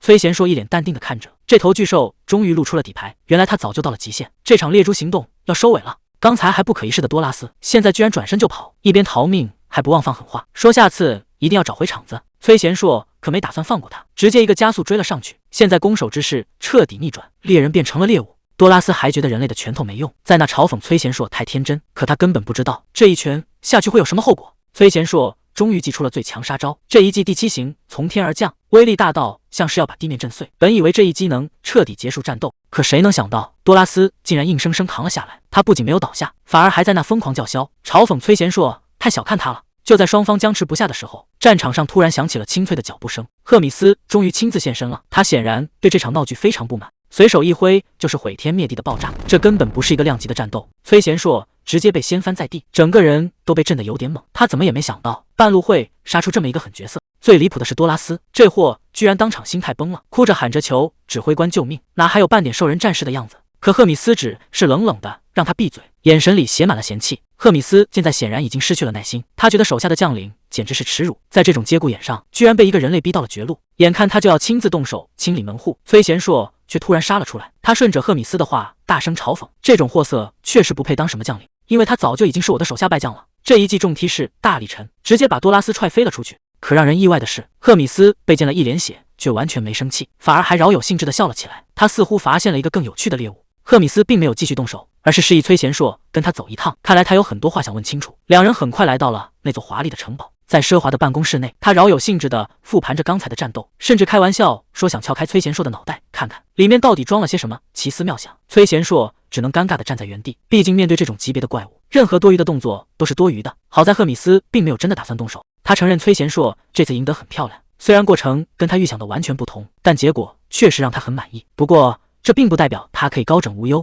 赫米斯最后给出了严厉的警告，这种宽容仅此一次，如果下次再敢自作主张，恐怕就没这么好运了。赫米斯最后留下一句狠话，要是再敢背着他搞小动作，后果绝对是他承担不起的。崔贤硕倒也识相，乖乖应了一声就赶紧溜了。回到波波的家，他整个人直接瘫在了地上，能从那个女魔头手里活着回来，简直就是奇迹中的奇迹。不过这次也不是没有收获，看着手里那团诡异的光芒，他还没搞清楚这到底是什么。拉赫尔就在一旁科普了，这可是魔族特有的强化技能。崔贤硕一边摸着波波，一边假惺惺的感叹，其实多拉斯这人也挺可惜的。结果拉赫尔直接当场拆穿，刚才为了拿金验值升级，你下手的时候可没见犹豫啊。这一记扎心吐槽，直接让崔贤硕彻底没话说了。崔贤硕这副得了便宜还卖乖的样子，让拉赫尔气得直跳脚，非要看看他那张得意的脸。他倒是一脸无所谓，反正这次确实是赚翻了。是时候看看现在的等级了，唰的一下，等级直接飙升到了48级，可面板上却出现了一些奇怪的方块和问号，难道是系统出故障了？拉赫尔凑过来瞧了半天，却表示什么异常都没看见。他觉得这系统可是绝对权威，根本不可能出错，肯定是崔贤硕在故意逗他玩。既然等级已经大幅提升，那就干脆测测现在的战斗力。拉赫尔一脸兴奋地启动了程序，随着一阵急促的提示音，最终数值定格在了13900多。这个数字简直是质的飞跃，连崔贤硕自己都有些意外。看来这次死里逃生确实让他彻底脱胎换骨了。崔贤硕忍不住笑出了声，回想起不久前还在哥布林面前卑微求饶，现在的他简直判若两人。拉赫尔早就预料到了这一刻，他神秘地翻找出一大桶酒，大喊着要为他的飞速升级干杯。这庆祝方式还真是简单粗暴，他们的目标可不只是变强，而是要彻底拿下魔王的脑袋，去换取数不尽的财富和名声。这一刻的狂欢确实值得。看看崔贤硕这一天的安排，睡觉狩猎，吃饭训练，不管现在变得有多强，他每天都在重复这些枯燥的日常，因为他很清楚，变强从来就没有什么捷径。刚缠好绷带准备休息，莱德伦就找了过来，看来他打败多拉斯的消息已经传遍了整个军营，连将军都亲自来祝贺他了。但崔贤硕现在没心思庆祝，他有个更重要的问题想请教，那就是传说中的无形流转。莱德伦听到这个词也停顿了一下，这种古代的战斗技巧可不是随随便便就能练成的。崔贤硕这次是认真的吗？莱德伦正在讲解战斗的门道，那种没有固定套路的战斗方式，不仅威力惊人，更是各大家族密不外传的宝贝。其中最特别的就是流转，虽然只要有魔力就能学，但副作用大的离谱，一般人根本不敢轻易尝试。崔贤硕觉得自己肯定没问题，可莱德伦却直接拒绝了，说他体内的力量根本不属于自己，现在去练就是在玩命。但他显然没把警告听进去，反正出了事还有人兜底，他已经打算豁出去试一试了。这小子到底在想什么？崔贤硕再也不想当谁的玩物了，他豁出一切只为求一个机会。莱德伦虽然嘴上说着这是诡计，但还是被这份疯狂打动了。既然答应了，就不会反悔。看好了，这才是你梦寐以求的力量。画面一转，盛大教堂的地牢里死气沉沉，这里关押着曾经的帝国强者盖芬。突如其来的脚步声打破了死寂，这种阴暗的地牢竟然迎来了地位显赫的贵客。老人说要给囚犯一个救赎的机会，毕竟在神的眼里，没有谁是永远的罪人。盖芬吐掉嘴里的血问，到底要让他干什么？老人的回答让气氛瞬间冷了下去，他要盖芬去杀掉那个叫阿贝尔森的女人，这和之前的命令完全相反。盖芬不明白为什么教会突然改了主意，非要让那个圣女死掉不可。老人却根本不想解释，虽然黑城里有怪物守着，但老人已经算好了一切，他不仅会派人帮忙，还会故意支开那个怪物。牢门打开了，这可能是格芬最后的机会。通往荣耀的路从不原谅失败。崔贤硕现在正面临最惨痛的代价，魔气在他体内疯狂乱窜，这根本不是人类能承受的力量。阿贝尔森气得当场发飙，居然敢让一个人类强行融合魔气。莱德伦还在旁边小声辩解，说是他自己非要逞强的。阿贝尔森直接打断了争吵，你们对神圣力量简直一无所知。他虽然暂时锁住了这股能量，但这无异于在身体里埋了颗炸弹，一旦封印松动，后果谁也承担不起。刚才那2下彻底玩砸了，崔贤硕体内的恶魔之力现在已经完全失控。阿贝尔森很清楚，再想封印这股力量已经太迟，唯一的生路就是强行让他的身体去适应。他打算用神圣力量把恶魔之力压缩到极致，就像接种疫苗一样，帮他建立起免疫力。莱德伦听得直发愣，这种事真的能办到吗？阿贝尔森心里也没底，毕竟从来没人试过，一旦失败，2股力量就会彻底暴走。阿贝尔森看着眼前的烂摊子，现在的局面已经糟透了，只能死马当活马医。他决定最后再赌一把。耀眼的光芒瞬间炸裂，这是他能做的极限，能不能活下来，全看崔贤硕自己的造化了。不知道过了多久，他终于在陌生的房间醒来，总觉得身体哪里不太对劲，好像错过了很多重要的事情。还没等他回过神，拉赫尔就哭着扑了上来。原来他已经整整昏迷了3天，这期间到底发生了什么？面对询问，他脑子里却是一片空白，只记得自己在学习流动机。难道这就是变强的代价吗？刚睁眼就发现不对劲，这系统面板上写的到底是什么？一个人类居然莫名其妙觉醒了恶魔之力。还没等崔贤硕想明白，莱德伦就带着赫米斯推门而入。看来他们早就料到他会醒。赫米斯笑得让人心里发毛，他似乎对这个秘密非常感兴趣。一个人类竟然想掌控恶魔的力量，这下事情真的要变天了。赫米斯看着眼前的崔贤硕，觉得这结局实在太无聊了。他突然凑到崔贤硕耳边，语气里全是危险的玩味，既然你是我的小玩具，不如让我来帮你一把。还没等崔贤硕反应过来，致命的攻击已经贯穿了他的身体，这根本不是帮忙，而是要把他彻底毁掉。莱德伦被这一幕吓得大喊，赫米斯却表现得非常淡定。他说这只是为了让他变强，等他再睁开眼的时候，一切都会变得不一样。该回房间准备一下了。魔王在这个时候突然召见，看来是有什么麻烦的任务要交给我。恶魔化事件总算告一段落。几天来，阿贝尔森每天都准时出现，帮崔贤硕调理身体。他由衷地表示感谢，毕竟这条命是他救回来的。可他却一脸严肃地反驳，说是他自己的意志救了命。临走前，他嘴里还嘟囔了一句，说他是自己唯一的希望。这让崔贤硕完全摸不着头脑。还没等他问清楚，他就已经转身离开了，留下他一个人在屋里发愣。这个世界到底藏着什么秘密？作为局外人，他现在除了等待，似乎也没有别的选择。莱德伦正在给崔贤硕开小灶，讲解战斗理论，还不忘叮嘱他别太拼命，毕竟身体才刚恢复。可说着说着，莱德伦自己却走神了。赫米斯已经离开了4天，魔王城的会议也开得比平时早。这种反常的迹象让他心里总觉得有点不安，甚至连崔贤硕叫他都没听见，被吓了一大跳。为了不让崔贤硕担心，他赶紧找个借口敷衍过去，让他只管安心养伤，别操心这些多余的事。虽然表面上风平浪静，但莱德伦心里清楚，魔王城里肯定出大事了。莱德伦正盯着崔贤硕的变化，随着恶魔之力在体内扩散，这小子的实力正在突飞猛进。只要等身体适应了这股力量，他的上限简直不可估量。可就在这时，一股极其陌生的气息突然降临，竟然是神圣之力。除了圣女之外，居然还有人敢带着这种力量闯进来。莱德伦立刻警觉了起来，他断定是有入侵者潜入了魔王城。崔贤硕还没搞清楚状况，就被要求留在原地待命。看来平静的日子到头了。莱德伦打算亲自去会会这个不速之客，到底是谁有这么大的胆子？这群黑衣人潜入的挺顺，本以为趁着赫米斯不在，能在这魔王城里横着走，可他们显然高兴得太早了。盖芬刚想让手下闭嘴，一个巨大的身影就挡住了去路。莱德伦早就等候多时了，他就是别人口中恐怖的红色噩梦。莱德伦心里也犯嘀咕，这群人类怎么会对城里的动向掌握得这么清楚，甚至连谁不在家都知道。眼看行踪暴露，盖芬赶紧指挥手下分头行动，打算让人去强行带走圣女，自己留下来死磕莱德伦。看来这帮人的目标很明确，就是冲着圣女来的。莱德伦能守住最后一道防线吗？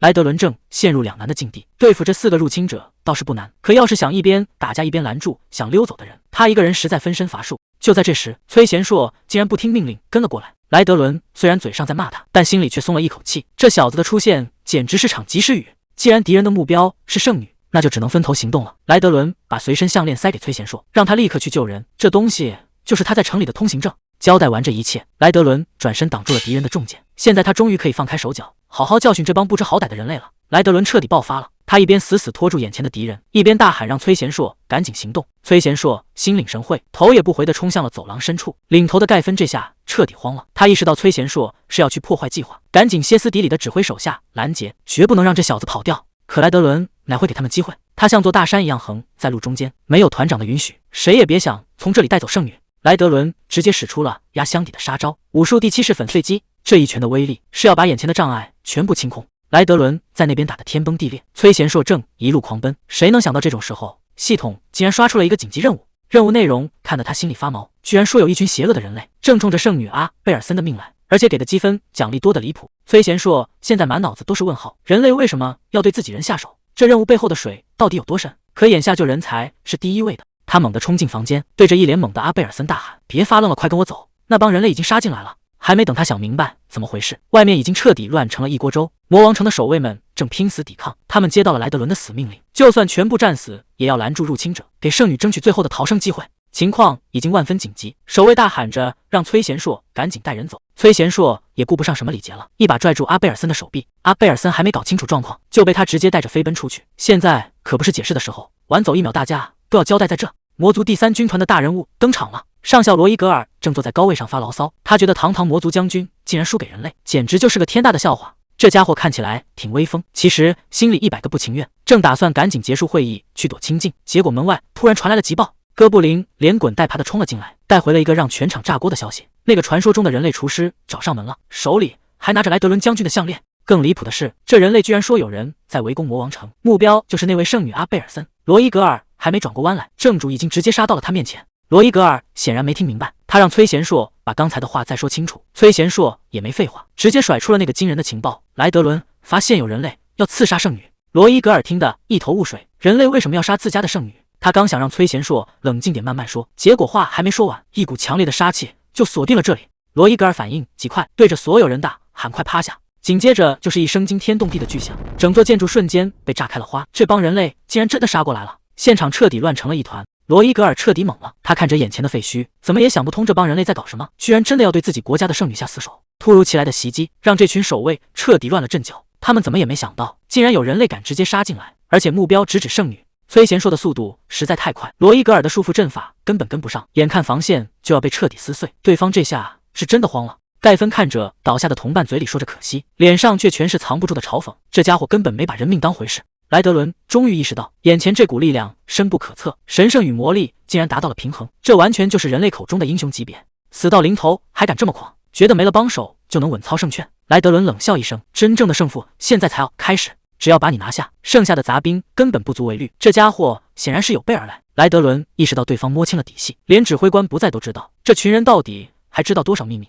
别废话了，赶紧做个了断吧，反正咱俩实力半斤八两。你还是太天真了，真正的力量是能直接无视等级差距的。没想到魔王军里还有这种硬茬。罗伊格尔在那自言自语，圣女崔贤硕还有那个叛徒，居然有3个投靠黑暗的人类。崔贤硕直接下了最后通牒，大部队马上就到，劝你还是赶紧跑路吧。可对方根本没把这威胁当回事，反而露出一脸坏笑。你觉得我输了吗？他甚至还在琢磨崔贤硕是怎么学会莱德伦那一招的。话音刚落，这家伙就开始玩命了，他要把身体当成祭品献给神明，整个人瞬间被火焰吞没。这股力量到底有多恐怖？这火不对劲，竟然是神圣魔法，还是用祭祀换来的禁术。这帮狂信徒简直疯了！圣骑士团的圣火之强，连最强的恶魔都别想过去，只要碰一下就会化成灰。对方这是在逼崔贤硕交出圣女，他根本没打算退缩，反而大声质问对方为什么要对自己人痛下杀手。这帮家伙到底在守护什么？崔贤硕还在纠结立场问题，对方却像是听到了天大的笑话。所谓的并肩作战，从头到尾就是个圈套。神圣帝国早就把神抛弃了，他们不需要真正的圣女，只要一个听话的木偶。这背后的谁比想象中还要深？废话，到此为止。罗伊格尔只给了10秒钟时间，面对这种压倒性的实力，到底能撑多久？他心里完全没底。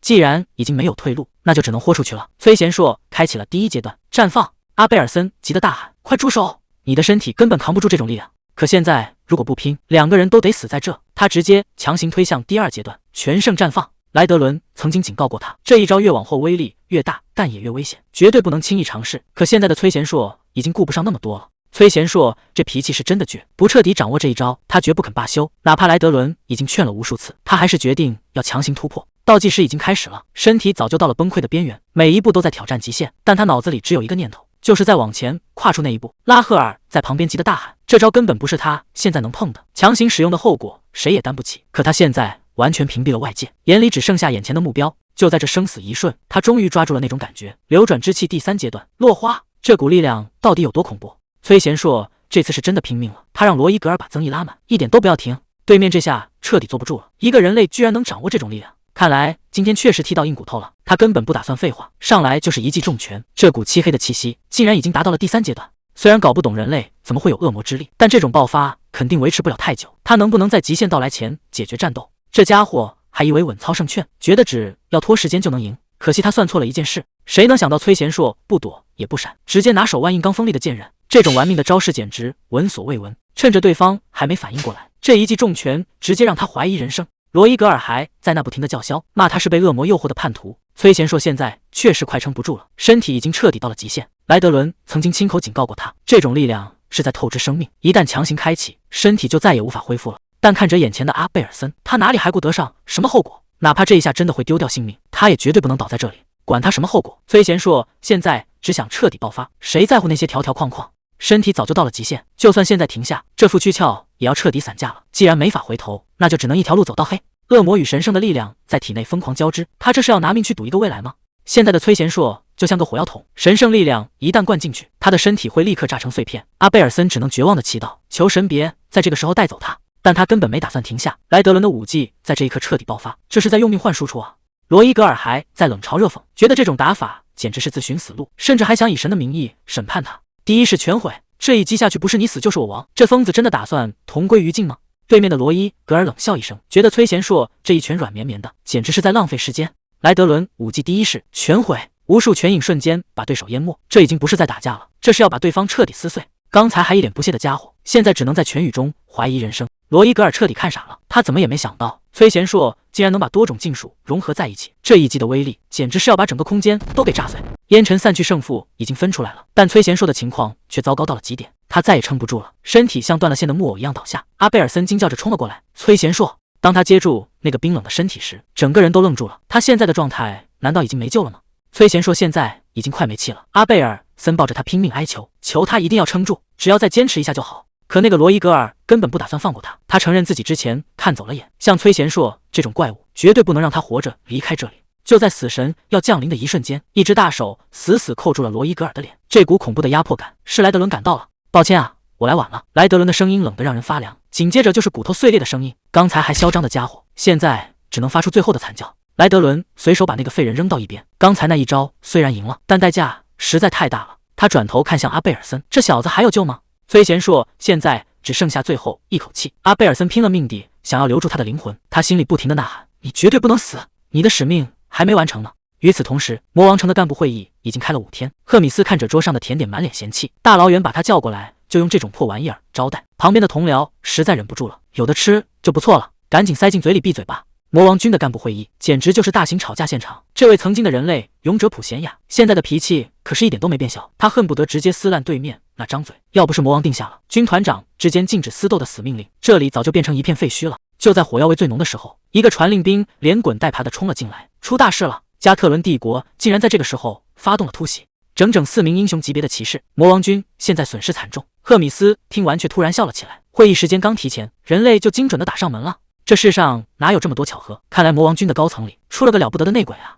画面一转，崔贤硕在病床上猛地坐了起来，他自己都觉得不可思议，这命也太硬了吧！居然又一次从鬼门关爬了回来。还没等他高兴太久，拉赫尔就拿着小本本出现了。他说话可是一点都不客气，你以为活下来就算赢了吗？知不知道自己差点就彻底交代了？虽然你勉强使出了强化战绩，但拉赫尔直接泼了一盆冷水，你确实是输了，而且那个差点把你干掉的怪物现在也还活得好好的。拉赫尔一边画图一边解释，当时的情况简直就是死局，多亏了莱德伦突然杀出来，一脚就把那个怪物给踢飞了，这才算是把场子给彻底镇住了。在你昏迷的这段时间里，阿贝尔森和莱德伦轮流守着你，生怕你这口气接不上来。就连拉赫尔也一直守在床边，累得直接趴在那睡熟了。大家都说你能活下来就是奇迹。拉赫尔越说越委屈，对着崔贤硕就是一顿输出，以后绝对不许再这么拼命了，再这么吓人他可真受不起了。看着眼前这个喋喋不休的小姑娘，崔贤硕无奈地伸出了手。拉赫尔还以为又要挨揍，结果只是被轻轻戳了一下脑门。这次确实是我不对，让你担心了。崔贤硕笑着夸奖拉赫尔干得漂亮，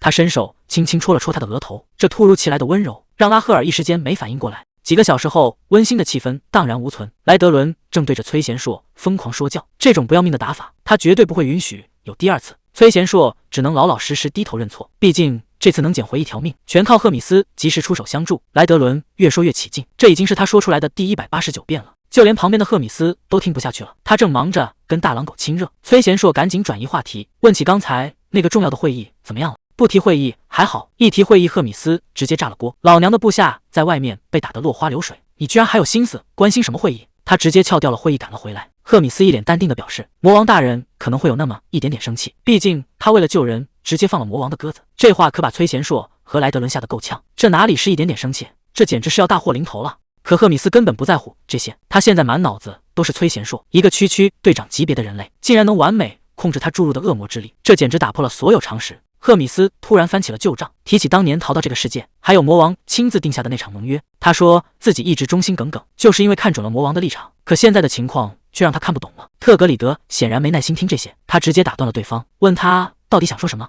赫米斯无奈地低下了头，直言魔王这是在寒老部下的心，难道连他也要怀疑吗？看来魔王内部的裂痕比我们想象中还要大。特格里德彻底被激怒了，他觉得赫米斯简直是疯了，竟然为了区区人类就敢公然违抗魔王的意志。赫米斯看出来再谈下去也没用，他索性不再争辩，转身准备离开这个是非之地。但在临走前，他还是忍不住反将了一军。到底是谁被时间磨平了棱角？这句忠告听着可真够刺耳的。转头他就来到了第3军团，找到了刚刚立下大功的莱德伦，听说他独自解决了一个英雄级人类。赫米斯试探着提议让莱德伦去更高的位置发展，结果却被一口回绝了。他竟然想留下来继续观察崔贤硕的成长。听到这个回答，赫米斯只是意味深长地笑了笑，看来这个红发恶魔比他预想的还要有意思。既然大家最近都太松懈了，连城堡被毁了都不知道反省，他索性顺水推舟，要给第3军团办一场新人选拔赛。这哪是简单的选拔呀，分明是给崔贤硕挖好了坑，就等着他往里跳呢。崔贤硕现在可是个小土豪了，刚做完任务拿了1000分，把商店等级都升到了中级，手里还剩950分，正琢磨着该怎么花泥。看着琳琅满目地心装备，他心里其实挺纠结的。之前的护甲在红牛面前跟纸糊的一样，普通的防具他现在根本看不上，挑来挑去，他决定先整点实用的，直接入手了一个战斗力探测器。不过就在翻页的时候，一个奇怪的选项引起了他的注意，这个强化战斗与魔法到底是个什么厉害宝贝？这个新功能可不简单，它不是让你买现成的装备，而是能让你自创技能，只要把平时的招式录进去，系统就能帮你完成强化。虽然拉赫尔也只是猜测，但崔贤硕还是决定赌一把。500积分直接清零，系统立刻进入了录制模式，要把他的动作转化成技能数据。原来技能是这么造出来的，他还是第一次见这种场面。既然要录制，那就先从最基础的踢腿开始吧。这一脚是大力沉，系统精准捕捉到了所有细节。随着录制结束，属于他的专属强化技能终于要诞生了。看着系统不断刷出的优化提示，崔贤硕觉得自己总算熬出头了，这才是异世界主角该有的待遇啊！顶级系统加持，这波肯定稳了。可还没等他高兴太久，刺耳的警报声突然响了起来，技能创建竟然失败了，500积分瞬间打了水漂，这系统简直是在逗他玩。原来这套战士系统根本没法处理他体内的恶魔之力，安全防火墙直接把他给拦截了。这哪是系统太高级，分明是故意针对他这个异类啊！看着系统弹出的嘲讽任务，他气得差点当场暴走，积分没了还得继续当打工人，这一世界的生活怎么跟他想的完全不一样啊！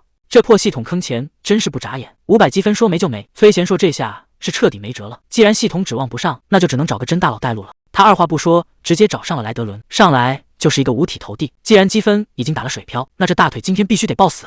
莱德伦倒是挺意外的，这小子居然想自创战斗风格。看着他那股子拼命劲，莱德伦沉默了一会儿，最后还是点头答应了。正好今天也是训练日，既然有人主动送上门来，那肯定得好好照顾一下。看来接下来的地狱特训，崔贤硕有的受了。既然决定要变强，那就要开启地狱模式了。崔贤硕这10天过得简直不是人日子，从早到晚除了训练还是训练，每一秒都在挑战身体的极限。随着倒计时一天天归零，他整个人几乎被彻底榨干。虽然累得连站都站不稳了，但那种脱胎换骨的感觉让他意识到这波稳了。系统提示音终于响了起来，任务判定完美达成。他不仅打破了战士职业的上限，还触发了史诗级的特殊奖励，这可是连系统都没预料到的突破。崔贤硕终于完成了他的终极进化，给这套自创招式取了个霸气的名字——莱德伦武术变体贵族。这可不是简单的模仿，而是属于他自己的最强杀招。转眼就到了比武大会的正日子，现场的气氛简直要炸裂了。主持人已经在台上疯狂带节奏，这次可不是什么小打小闹，而是要选出统领全军的高级将领。上千名顶尖高手齐聚一堂，3轮残酷的淘汰赛即将开始，这规模简直比想象中还要夸张。赫米斯也在台下默默注视着一切。崔贤硕到底能不能一战成名？在台上喊的嗓子都要哑了。第一轮比赛的真面目终于揭晓，听这名字就知道绝对不简单。这可不是什么友谊第一的切磋，而是一场真正的玩命游戏。路上的法外之徒，说白了就是一场大乱斗式的死亡竞赛。规则只有一个，那就是不择手段的冲向终点。至于路上会发生什么，根本没人管。看着周围那些不怀好意的对手，崔贤硕反而笑得更自信了。地狱特训可不是白练的，既然规则允许随便动手，那他可就不客气了。还没等崔贤硕反应过来，普贤雅就从背后盯上了他。他一眼就看穿了这家伙的伪装，直接质问他是不是人类。虽然看着像个普通战士，但普贤雅总觉得哪里不对劲。他竟然从崔贤硕身上察觉到了魔气，甚至怀疑他是混进来的间谍。就在身份快要暴露的时候，莱德伦突然站了出来。他借口说是接到了赫米斯的指令，要把这位主厨带走处理。既然是上头的命令，普贤雅也不好再多说什么，他只能暂时收起怀疑，转身离开。这下崔贤硕总算捡回了一条命。看着崔贤硕离开的背影，普贤雅觉得这事儿越来越有意思了。一个人类不仅没被当成口粮，居然还在魔族里混到了军衔，看来这次真是没白来。莱德伦在一旁小声提醒，刚才那位可是第4军团长，以前也是个像你一样的战士，这次是奉魔王的命令来监视比赛的。不过赫米斯大人特意交代过，让咱们离这个女人远一点。崔贤硕心里泛起了嘀咕，总觉得这背后肯定没那么简单。既然提到了赫米斯大人的命令，崔贤硕赶紧打听到底是什么任务。结果莱德伦一开口就让他愣住了，必须打进前8强，要是输了就要被送去当食材。2个小时后，比赛正式开始了。第一轮的规则非常简单，只要能到达终点，不管用什么手段都可以，就算不小心把对手干掉，也不会受罚。旁边的鼠妖霍尔哥特听完直接乐了，他阴阳怪气的警告崔贤硕，让他这个愚蠢的人类离远点，免得一不小心就丢了小命。崔贤硕倒是挺淡定，随口应了一声，就当是答应了。随着一声令下，这场玩命的竞赛终于爆发，所有参赛者都像疯了一样往前冲，崔贤硕也混在人群里全速爆发。真正的较量现在才刚刚开始。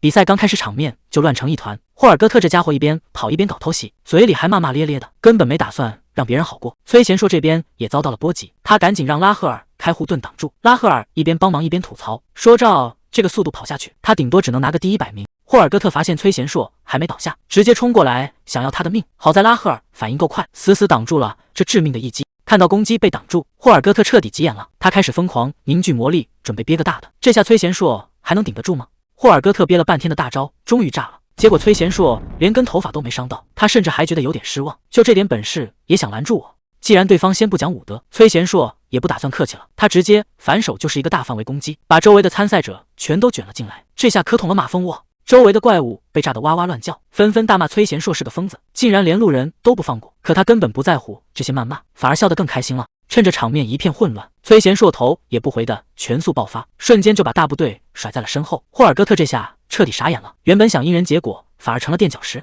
崔贤硕在前面拼命狂奔，后面的怪物一边追一边放狠话，非要把他撕碎了不可。但他现在根本没心思理会这些，他赶紧问拉赫尔还有多少名额，结果得到的回答让他压力倍增，已经有76个人到达终点了，留给他的位置只剩下最后24个。就在这节骨眼上，一个绿皮怪物突然杀了出来，直接一记重拳把他锤飞了出去。崔贤硕死死撑住身体，这样下去根本没法在规定时间内赶到。关键时刻，他想起了莱德伦的话，那些强大的恶魔武技本来就不是给人类准备的，如果只是照着学，这辈子也别想发挥出真正的威力。想要变强，就必须走出自己的路。崔贤硕在绝境中终于悟透了这一点，他终于找到了那个突破口，属于他自己的战斗方式，在这一刻彻底成型了。赫米斯留下的那股恶魔之力，现在正和人类的魔法完美融合。这可不是简单的加减法，而是一种全新的战斗风格，而且全世界只有崔贤硕一个人能用。既然紫色自古以来就代表着高贵，那这股力量就叫贵族吧。话音刚落，系统提示音就开始疯狂刷屏，魔法和恶魔之力的等级直接跳到了 C 级。这波强化简直是质的飞跃，他现在的气场完全不一样了。崔贤硕终于掌握了属于自己的终极底牌，新技能贵族正式觉醒。这一招君王漫步简直帅炸了。崔贤硕周身缠绕着紫色流光，现在的他就像巡视领地的国王，挡在前面的全是杂鱼。他只说了一句别挡道，接着整个人就化作一道残影。那些不可一世的恶魔参赛者连他的衣角都摸不到，就被这股恐怖的冲击力直接掀翻。但留给他的时间真的不多了，终点那边已经传来了消息，95个名额已经全部满员，现在只剩下最后5个位置，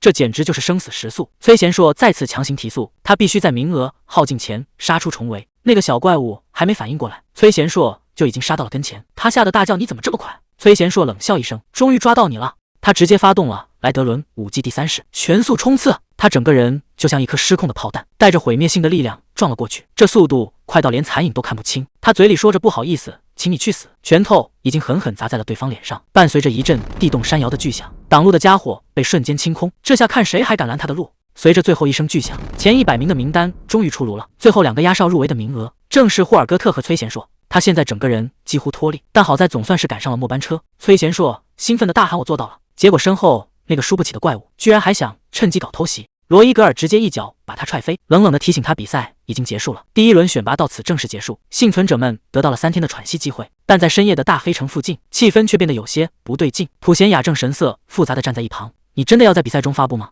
赫米斯缓缓开口：“好久不见了，莫特姆。”对面那个全身重甲的骑士正是他的家臣莫特姆，这家伙记性好得吓人，直接报出了精确的时间，整整97年03个月。看来这2人的渊源可不浅。莫特姆低声询问：“您找我有什么吩咐？”随着系统界面刷的一下弹出，所有人都被吓了一跳，这家伙的战斗力竟然接近20万。赫米斯下达了死命令，要他去抢走所有人的旗子，不过这次居然加了个奇怪的要求，如果遇到顺眼的可以放他们一马。普贤雅在旁边听得直发笑，这是打算改行当大善人了。看来接下来的比赛比想象中还要有意思。赫米斯突然问了个扎心的问题：为什么强大的魔族会输给人类？答案竟然是因为魔族太讲公平了，在魔族的逻辑里，力量就是唯一的真理，打不过就要死，这种直来直去的战斗早就过时了。但人类可完全不一样，他们从不打没把握的仗，满脑子都是阴谋诡计，非要制造出绝对的优势才肯动手。这就是为什么弱小的人类反而能把魔族军队耍得团团转。赫米斯这番话简直是把指挥官的脸往地上踩啊！第2轮比赛规则很简单，4人一组抢夺旗帜，只要手里没旗子就要卷铺盖走人。崔贤硕这次运气实在一般，居然跟个自大狂分到了一组。霍尔戈特还在那疯狂邀功，觉得把崔贤硕当诱饵是天才计划，甚至已经开始提前庆祝晋级了，完全没发现排行榜正在疯狂跳动，名次正一个接一个的往下掉。这说明外面出了个狠角色，正在以不讲理的速度收割旗帜。崔贤硕还没来得及吐槽队友，耳边就传来了沉重的金属碰撞声，那个传说中的铁罐头莫特姆已经杀到门口了，这下别说保住旗子，能不能全副武装的走出去都难说。战斗力数值直接飙到了19万，这简直就是个行走的怪物。原来排行榜上那些消失的名字全是被这个铁罐头给清理掉的。霍尔戈特还没意识到大难临头，居然把莫特姆当成了送分的野怪。崔贤硕在后面嗓子都喊哑了，让他千万别动手，可这蠢货非要上去送人头。霍尔戈特还想靠这一招翻盘，结果莫特姆只是随手一挥，几道红光闪过，刚才还嚣张的队友直接飞了出去，这下别说晋级了，连手里的旗子都输了个精光。赫米斯说的一点没错，指望那群败将赢过莫特姆根本就是浪费时间，在绝对的力量面前，任何挣扎都显得特别可笑。眼看比赛只剩下最后不到1分钟，莫特姆已经拿到了整整7面旗子，稳稳霸占着排行榜第1名。可就在这时候，一群不甘心的家伙又围了上来。崔贤硕的还在那大声指挥，想趁最后关头玩一波人海战术。莫特姆回头看了一眼，全是之前被他随手收拾掉的熟面孔，这种毫无新意的偷袭，真的能拦住这个铁罐头吗？霍尔戈特嘴上说着别命令他，手里的魔法可一点没含糊，巨大的红色能量瞬间炸开，这群原本一盘散沙的败将居然真的学会打配合了。趁着魔法爆炸的烟雾掩护，凯格利已经化作一道残影，直接锁定了莫特姆的死角。这种一远一近的无缝衔接，显然是经过精心算计的。就连一直目中无人的莫特姆也被这波攻势给惊到了。他原本以为这只是一群杂鱼，没想到对方竟然能打出这种配合。莫特姆单手就接住了凯格利的冲锋，这种程度的围攻对他来说，简直就像是在做热身运动。他甚至还有心思在那点评，说对方的动作太慢，魔力也弱的根本不够看。可他显然低估了这群人的决心，刚才的强攻只是为了封锁他的走位。随着一声令下，地底突然钻出无数紫色触手，瞬间就把这个铁罐头捆了个结实。这才是败将联盟真正的杀招。一直躲在暗处的崔贤硕看准时机，整个人化作一道流光冲了上去，趁着莫特姆被死死缠住，他要亲手终结这场悬殊的战斗。崔贤硕脚下一震，直接开启了名为君王漫步的技能。崔贤硕原本以为这招必中，可莫特姆竟然还有心思夸奖他们，说这种配合确实挺让人意外，但这已经是这群败将的极限了，因为比赛到这里就该结束了。还没等崔贤硕反应过来，那只巨大的铁手已经死死扣住了他的脸，紧接着就是一声巨响，他整个人被狠狠砸进了地里。眼看时间只剩下最后15秒，这场奇迹真的还会发生吗？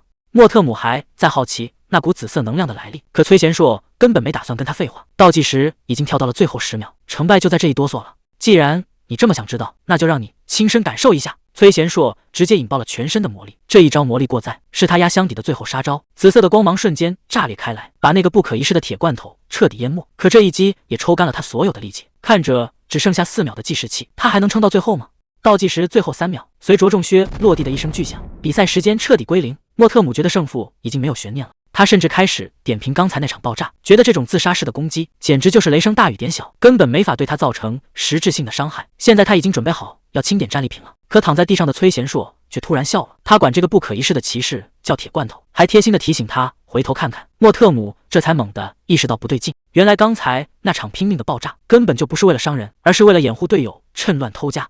你以为我刚才是在白白送死吗？崔贤硕躺在地上笑得特别灿烂，这一切其实全都在他的计划之中。刚才那场惊天动地的爆炸，只是为了给队友争取偷骑的时间。随着广播里传出晋级的名单，他所在的第9组竟然压线过关了。临走前，他还不忘对着莫特姆竖起中指，直言这辈子都不想再见到这个铁罐头。虽然这次赢得非常狼狈，但他竟然意外觉醒了新技能魔力过载。赫米斯开始打听崔贤硕的底细，莫特姆给出的评价高得惊人，一个人类竟然能完美融合魔气，这种手段他以前连听都没听过，不仅有胆识，反应速度更是快得离谱，甚至比很多魔族都要强。赫米斯听完反而笑了起来，他正愁着日子过得太没劲，崔贤硕的出现简直是最好的变数，看来接下来的比赛真的要变天了。但消息传得比想象中还要快，神圣帝国的教皇已经知道了结果，他语气冰冷地感叹，看来派出去的盖芬这次是彻底栽了，白白损失了一个英雄级战力，这比仗总的友人来背。教皇这老头子心狠手辣，哪怕对方是人气极高的圣女，在他眼里也不过是个弱国的公主，他当场下令剥夺她的圣女头衔，还要全天下宣布她勾结魔族，这简直是要把人往死里逼啊！埃尔隆德听得脊背发凉，但他现在更担心另一件事，那个被称为暴食者的女人竟然想通过比武大会重组势力，如果真让他选出顶尖高手，帝国的地位可就保不住了。他本想找机会暗中破坏，可没想到连魔王都拒绝了合作，看来那位魔王也学聪明了，根本不想再招惹这个疯女人。教皇这老头还不死心，他打算请出传说中的精力爵士，只要能除掉那个疯女人，付出再大代价他也愿意。可埃尔隆德却赶紧提醒他，叛徒普贤雅现在也在黑堡，那女人的实力同样接近传说级，要是这2个怪物联手，咱们的人去了也是送死。教皇听完直呼运气太差，甚至怀疑魔王已经倒戈了。埃尔隆德劝他赶紧收手，免得最后把老本都赔进去。可教皇的语气突然变了，他问埃尔隆德还记不记得帝国是怎么统治这片大陆的？在他眼里，魔族不过是必要的恶，只要能维持帝国的霸权，跟魔鬼做交易又算得了什么？教皇这番话简直毁三观，在他眼里，邪恶必须存在，因为只有这样人们才会祈求光明，帝国才能靠着这份信仰变强。原来连魔王都是他手里的棋子，就是为了联手操纵这场战争。可现在魔族的发展超出了控制，这老头终于感觉到威胁了。埃尔隆德赶紧带来一个新情报，比武大会的下一场要换地方了，地点选在了偏远的魔兽森林，那里离黑堡可是远得很。教皇听完觉得这是天助我也，既然对方主动离开了老巢，那这就是动手的最好时机。他当场下达了死命令，让舒基清立刻召集所有精锐。教皇这老头笑得真让人发毛，他觉得这次是个绝佳的机会，正好可以试探一下那帮人的底细。看来接下来的魔兽森林之行绝对是一场精心布置的死局。画面一转，咱们的主角崔贤硕正在树家底，因为强行融合了魔力和魔气，他的技能栏现在简直乱成一锅粥。但这对他来说可是天大的好事。以前他只会那一招雷德伦武术，现在倒好，不仅进化出了更猛的变体招式，连魔力过载和贵族义务都安排上了，整整5个强力技能在手，这配置简直是要原地起飞啊！更让他惊喜的是，连统帅力这种稀有属性都提升了，拉赫尔都忍不住夸他，在魔王军里的晋升速度像坐了火箭。不过这家伙显然还不满足，还在盯着屏幕找更猛的属性加成，这野心真是越来越大了。崔贤硕想找普贤雅套近乎，结果被这女人一句话对了回来，说他现在的等级简直是在做梦。看来这位传说级的叛徒压根就没把他放在眼里。普贤雅可没心思跟他废话，直接问他攒了多少点数。崔贤硕老老实实交代，自己只有1300点，商店等级也才刚到中级，这数据差点没把普贤雅气乐了，直言他这进度简直惨不忍睹。崔贤硕倒是一点不尴尬，厚着脸皮想让大佬传授点经验，毕竟这种白嫖的机会可不多。普贤雅冷笑一声，开了个条件，想听建议就要老实回答他的问题。崔贤硕为了变强，那是满口答应。大佬告诉他别光顾着练武，赶紧把商店等级升上去，再买个次元口袋解决负重问题，这才是性价比最高的玩法。崔贤硕听得一愣一愣的，还没等他琢磨明白次元口袋，普贤雅的眼神突然变得犀利。既然经验已经传授完了，现在该轮到他来审问了。这波交换到底谁亏谁赚？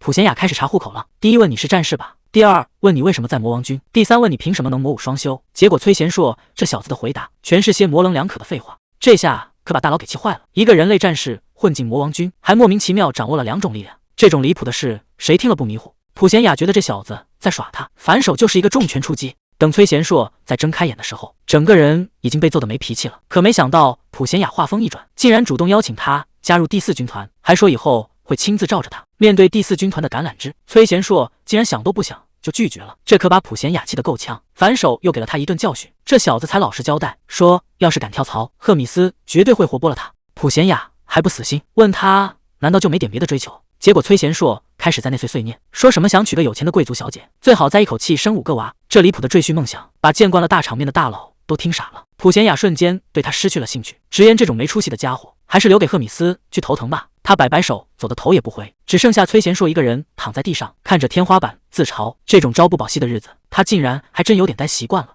第3轮比赛的钟声就响了，崔贤硕活动了一下手指，重新系紧腰带，站了起来。既然躲不过去，那就只能硬着头皮上了。出发前他还不忘叮嘱波波，让他乖乖在家守着，等他拿个第1名回来加餐。这小家伙倒是挺有灵性，叫的那叫一个欢快，仿佛在预祝他旗开得胜。拉赫尔在一旁确认行程，问他是不是要通过传送门直接杀向那个满是魔兽的鬼地方。崔贤硕推开大门，眼神里透着一股狠劲。目标魔兽之乡伊内姆霍希特，真正的挑战现在才开始，杀一个怪就能升1级。崔贤硕这波简直是掉进了经验池，才一会儿功夫就练升了4级，这地方对他来说简直就是练级天堂。但接下来的规则却让人脊背发凉。第3轮比赛不仅要在这片森林生存，还得等10个人被淘汰才能结束。最离谱的是系统发放的追踪球，每小时都会准时暴露所有人的位置，这哪是公平竞争，根本就是把大家当成猎物在戏耍。连拉赫尔都不得不感叹，这魔王的手段确实够狠。崔贤硕刚想带着战利品赶紧撤，免得被那些难缠的对手盯上，结果话还没说完，直接就被一记重拳狠狠砸在脸上。霍尔戈特显然等这一刻很久了，叫嚣着要在这彻底解决他。画面一转，在通往城堡的传送门附近，罗伊格尔正满脸不耐烦。对他来说，守着这个鸟不拉屎的地方简直是受罪。虽然手下一直在旁边拍马屁，强调这里是唯一的入口，绝对不能出任何差错，但他根本就没当回事，甚至觉得这种鬼地方怎么可能有人能找得过来？刚才还说没人能找过来，结果打脸来得这么快。罗伊格尔突然察觉到不对劲，这股能量波动是怎么回事？他透过密林看过去，竟然有一群人类在猎杀魔兽。虽然感觉不到什么厉害的魔力，但出现在这绝对不是巧合。为了不暴露传送门的位置，他强压下出手的冲动，打算先放这群人一马。霍尔戈特发出一阵狂笑，看着眼前的猎物满脸不屑，要么跪下求饶，要么就赶紧滚蛋，反正结局都一样。崔贤硕看着地上的败将，正琢磨着要不要直接送他上路。霍尔戈特为了保命，疯狂大喊说杀了他一定会后悔。后悔？这倒是头一次听说。这家伙神秘的透露，魔族为了对付人类早就联手了，而崔贤硕就是名单上的头号目标。听这语气，好像他已经是个死人了一样。可崔贤硕根本不吃这一套，既然你们都联手了，那你怎么还落单被我揍？这一句话直接把对方问哑火了。霍尔戈特突然开始莫名其妙的倒计时，5、4、3，还没等崔贤硕反应过来，四周突然杀声震天。原来这怂包是在拖延时间搬救兵，大批魔族已经疯狂扑了过来，这下是真的被包围了。就在崔贤硕被重重包围的时候，大黑城的竞技场内，几位大人物正悠闲地坐着看戏。赫米斯甚至忍不住笑出了声，觉得这出围猎戏码真是精彩。在他们眼里，崔贤硕不过是个有趣的猎物，死活根本不重要，只要戏好看就行。可还没等他们高兴太久，紧急求援的信号就传了过来。罗伊格尔在对面疯狂大喊，人类竟然已经杀到了传送门，他们带着隐身装备发起了突袭，目标就是要彻底封死出口。话还没说完，信号就伴随着爆炸声彻底断了。眼看传送门告急，赫米斯立刻下达了死命令，让莱德伦全速赶往现场。他心里很清楚，人类能这么精准地发起突袭，绝对不是运气好，这说明魔族内部出了叛徒。这种被背叛的滋味让他很不爽，周围的气氛瞬间降到了冰点。谁要是这时候撞在枪口上，恐怕连怎么死的都不知道。而另一边的森林里，崔贤硕正举着2根树枝搞伪装，一边躲一边还在心里吐槽，觉得魔族联手对付他太不公平，这简直就是作弊。可还没等他抱怨完，身后突然传来一个声音，让他闭嘴。崔贤硕举着2根小树苗在那儿玩命装植物，没想到那2个魔族还真下，愣是没法现草丛里蹲着个人，等敌人走远了，他才一脸尴尬地瘫在地上。这伪装确实有点丢人现眼。就在他发愁怎么脱身的时候，拉赫尔突然发来消息，提醒他去看看勇者商店，说不定能找到什么翻盘的神器。他赶紧打开屏幕一顿翻找，想看看有没有能对付这帮魔族的东西。正找得起劲呢，头顶突然投下一片阴影，一个穿着斗篷的神秘人正居高临下的盯着他，开口就问他是不是那个传闻中的勇者。崔贤硕一抬头，竟然撞进了一支人类军队里。这帮人整齐划一的披着黑斗篷，气氛压抑的让人脊背发凉。领头的红发男人走上前，自称是勇者安德鲁泰勒，看着倒像是来帮忙的同类。可崔贤硕总觉得哪里不对劲，还没等他开口打招呼，系统的提示音就突然炸响，直接把这帮人定性成了邪恶勇者，甚至还发布了紧急生存任务，警告他面对这群人根本没有胜算。系统突然弹出红色警告，崔贤硕这次遇到的对手根本不是他能应付的。为了保命，他只能先装出一副崇拜强者的怂样，对着眼前的安德鲁一顿彩虹屁乱吹。本以为把这位大爷哄开心了，就能找个借口溜之大吉，可他还是想得太简单了。就在他转身的一瞬间，身后的安德鲁竟然直接拔剑下死手。原来在这些自诩正义的疯子眼里，不听话的人类也是要清理的叛徒。面对这种不讲理的顶级强者，崔贤硕到底该怎么逃出升天？魔族大军还是追上来了，领头的怪物笑得那叫一个狂，觉得崔贤硕这次死定了。这帮魔族看着眼前的2个人，脑子一下子没转过弯，还以为人类学会了分身术。就在气氛紧张到极点的时候，崔贤硕突然整了个大火，他竟然带头唱起了魔族的军歌。这波操作直接把全场都给干沉默了。安德鲁甚至怀疑他是不是疯了。这些魔族本来还在犹豫，毕竟吃人这种事听着就离谱，但这家伙可没打算给他们思考的时间。崔贤硕直接开启了隐藏技能，靠着满级的魅力和统帅力，几句话就把这群怪物的热血给点燃了。魔族们瞬间觉得他说的太有道理，既然是魔王的军队，那就该去把人类彻底碾碎。看着这群被忽悠瘸了的炮灰，他心里简直乐开了花，嘴上却还在深情告别，说会永远记住他们的牺牲。身后的自爆声还没停，崔贤硕正拼命逃离战场，要是被那帮人类追上，这辈子就算交代在这了。本以为能逃出升天，结果一只手突然死死拽住了他，竟然是死里逃生的罗伊格尔。可他带来的消息却让情况变得更加糟糕，通往城堡的传送阵被毁了，守卫全军覆没，对方派出的战力根本不是他们能应付的。面对这种必死局，崔贤硕还在想怎么活命，罗伊格尔却直接判了死刑，因为他身上早就被下了追踪魔法，他们2个谁也跑不掉。罗伊格尔这身份一旦暴露，绝对是死路一条。他急着让对方用魔法脱身，可现在最缺的就是时间。祸不单行，系统突然疯狂报警 ，BOSS 级魔兽正朝这边冲过来。这种绝境下，他反而冷静了下来，盯着雷达上的红点，心里冒出了一个大胆的想法：上校，我有个主意。魔族已经被清理干净，但这群黑衣人显然没打算收手。安德鲁带着人马直奔东方，那个所谓的叛徒就在前面。他很快察觉到了不对劲，叛徒身边竟然还有帮手，而且前方正散发着恐怖的气息，那是这片森林最顶级的捕食者，战斗力高达30万的弗洛克拉德。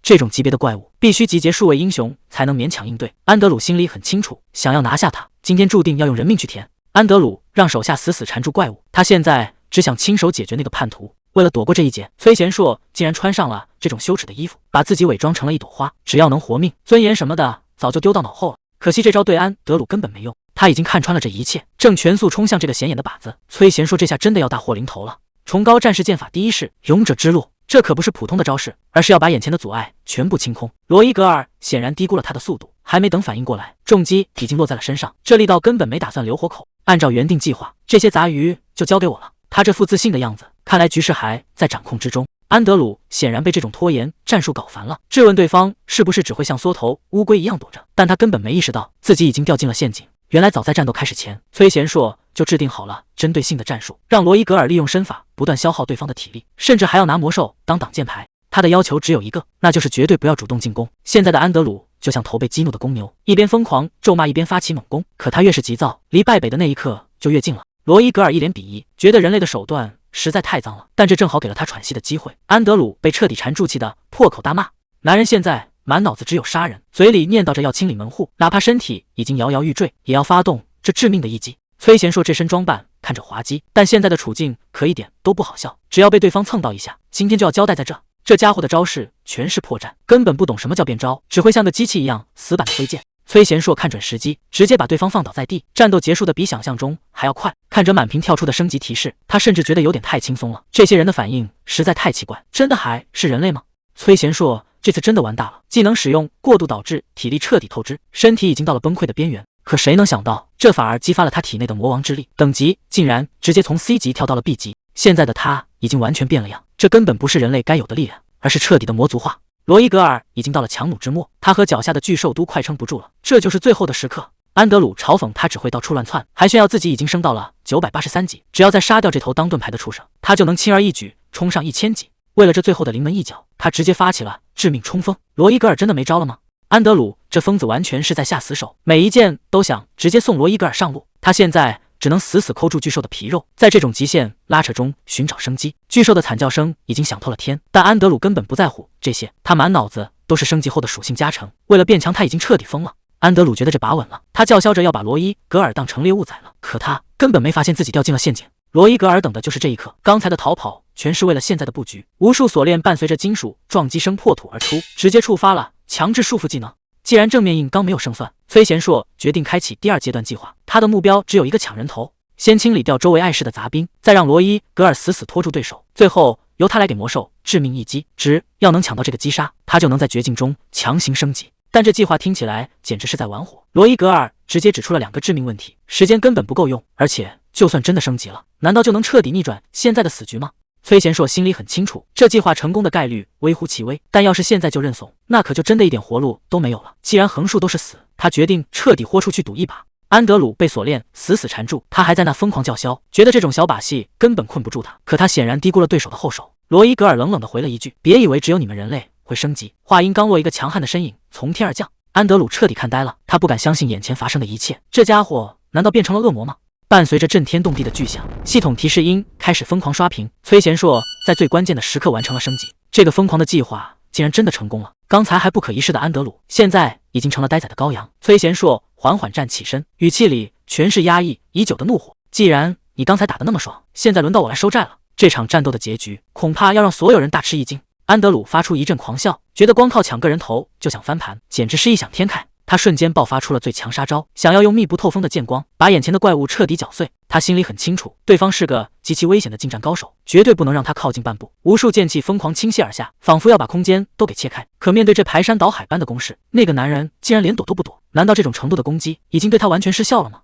安德鲁还没看清对方的动作，人就已经到了头顶。他急忙使出最强的第7剑士，想要做最后的垂死挣扎。可这种级别的反抗，在绝对的力量面前根本没用。只听见一声巨响，他整个人被瞬间轰进了地底。刚才的狂妄早就消失不见，剩下的只有满脸的鲜血。他死死盯着眼前的男人，这家伙到底是个什么怪物？安德鲁现在满脑子都在怀疑，眼前的男人到底是不是人类？这种压迫感简直就像恶魔降临。崔贤硕一边靠近一边冷冷的开口说，他这辈子只跟真正的强者交手，至于现在的安德鲁，在他眼里连个对手都算不上。话音刚落，就是一记残暴的重踢，安德鲁还没来得及反应，脑袋就被死死按进了土里。这已经不是战斗，而是单方面的处刑。安德鲁这下是真的怂了，刚才还不可一世，现在居然想套近乎求饶，说大家都是战士，应该互相照顾。这种话亏他说得出口。崔贤硕可没打算听他废话，这一战让他明白了一个道理，在真正的绝对力量面前，所谓的等级和数值根本就是一堆没用的废纸。伴随着一阵密集的重拳，安德鲁最后的防线彻底崩碎。等级再高又怎么样？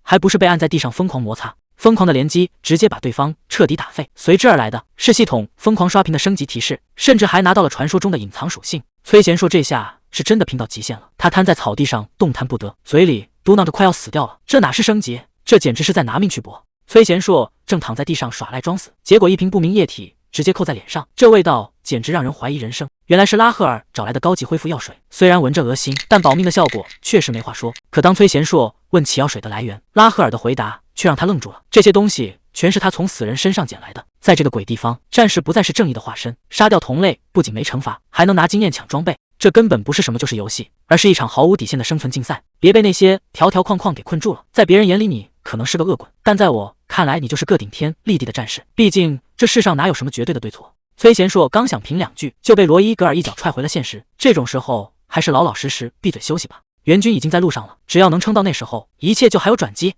还没等大家喘口气，一阵强光直接把所有人强行带走。等再次睁开眼，他们终于回到了魔王军的大本营。崔贤硕狼狈地摔在地上，还没来得及庆幸死里逃生，眼前的景象就让他彻底傻眼了。曾经戒备森严的黑色城堡，现在竟然变成了一片火海，到处都是断壁残垣。他忍不住大声喊道：“这里到底发生了什么？”本以为回到了安全区，谁能想到老家竟然被人给抄了。赫米斯现在的心情差到了极点，面对眼前的求饶和辩解，他连听下去的兴趣都没有。是不是叛徒根本不重要，重要的是他现在非常不爽。要是站在魔王那边的人，全都得付出代价。就在赫米斯准备彻底清场的时候，一道狂暴的冲击力强行切入战场，来的人正是魔族第5军团长奥斯格斯。他带来的竟然是魔王的亲口命令，要求赫米斯立刻收手。赫米斯可不是那种乖乖听话的人，他更好奇的是远在天边的魔王到底是怎么精准掌握这里的一举一动，难道身边还有别的眼睛？赫米斯现在火气很大，他发现自己竟然成了诱饵，背后那个人正盯着他的一举一动。奥斯格斯却一脸淡定，觉得他这是在疑神疑鬼。真的是想多了吗？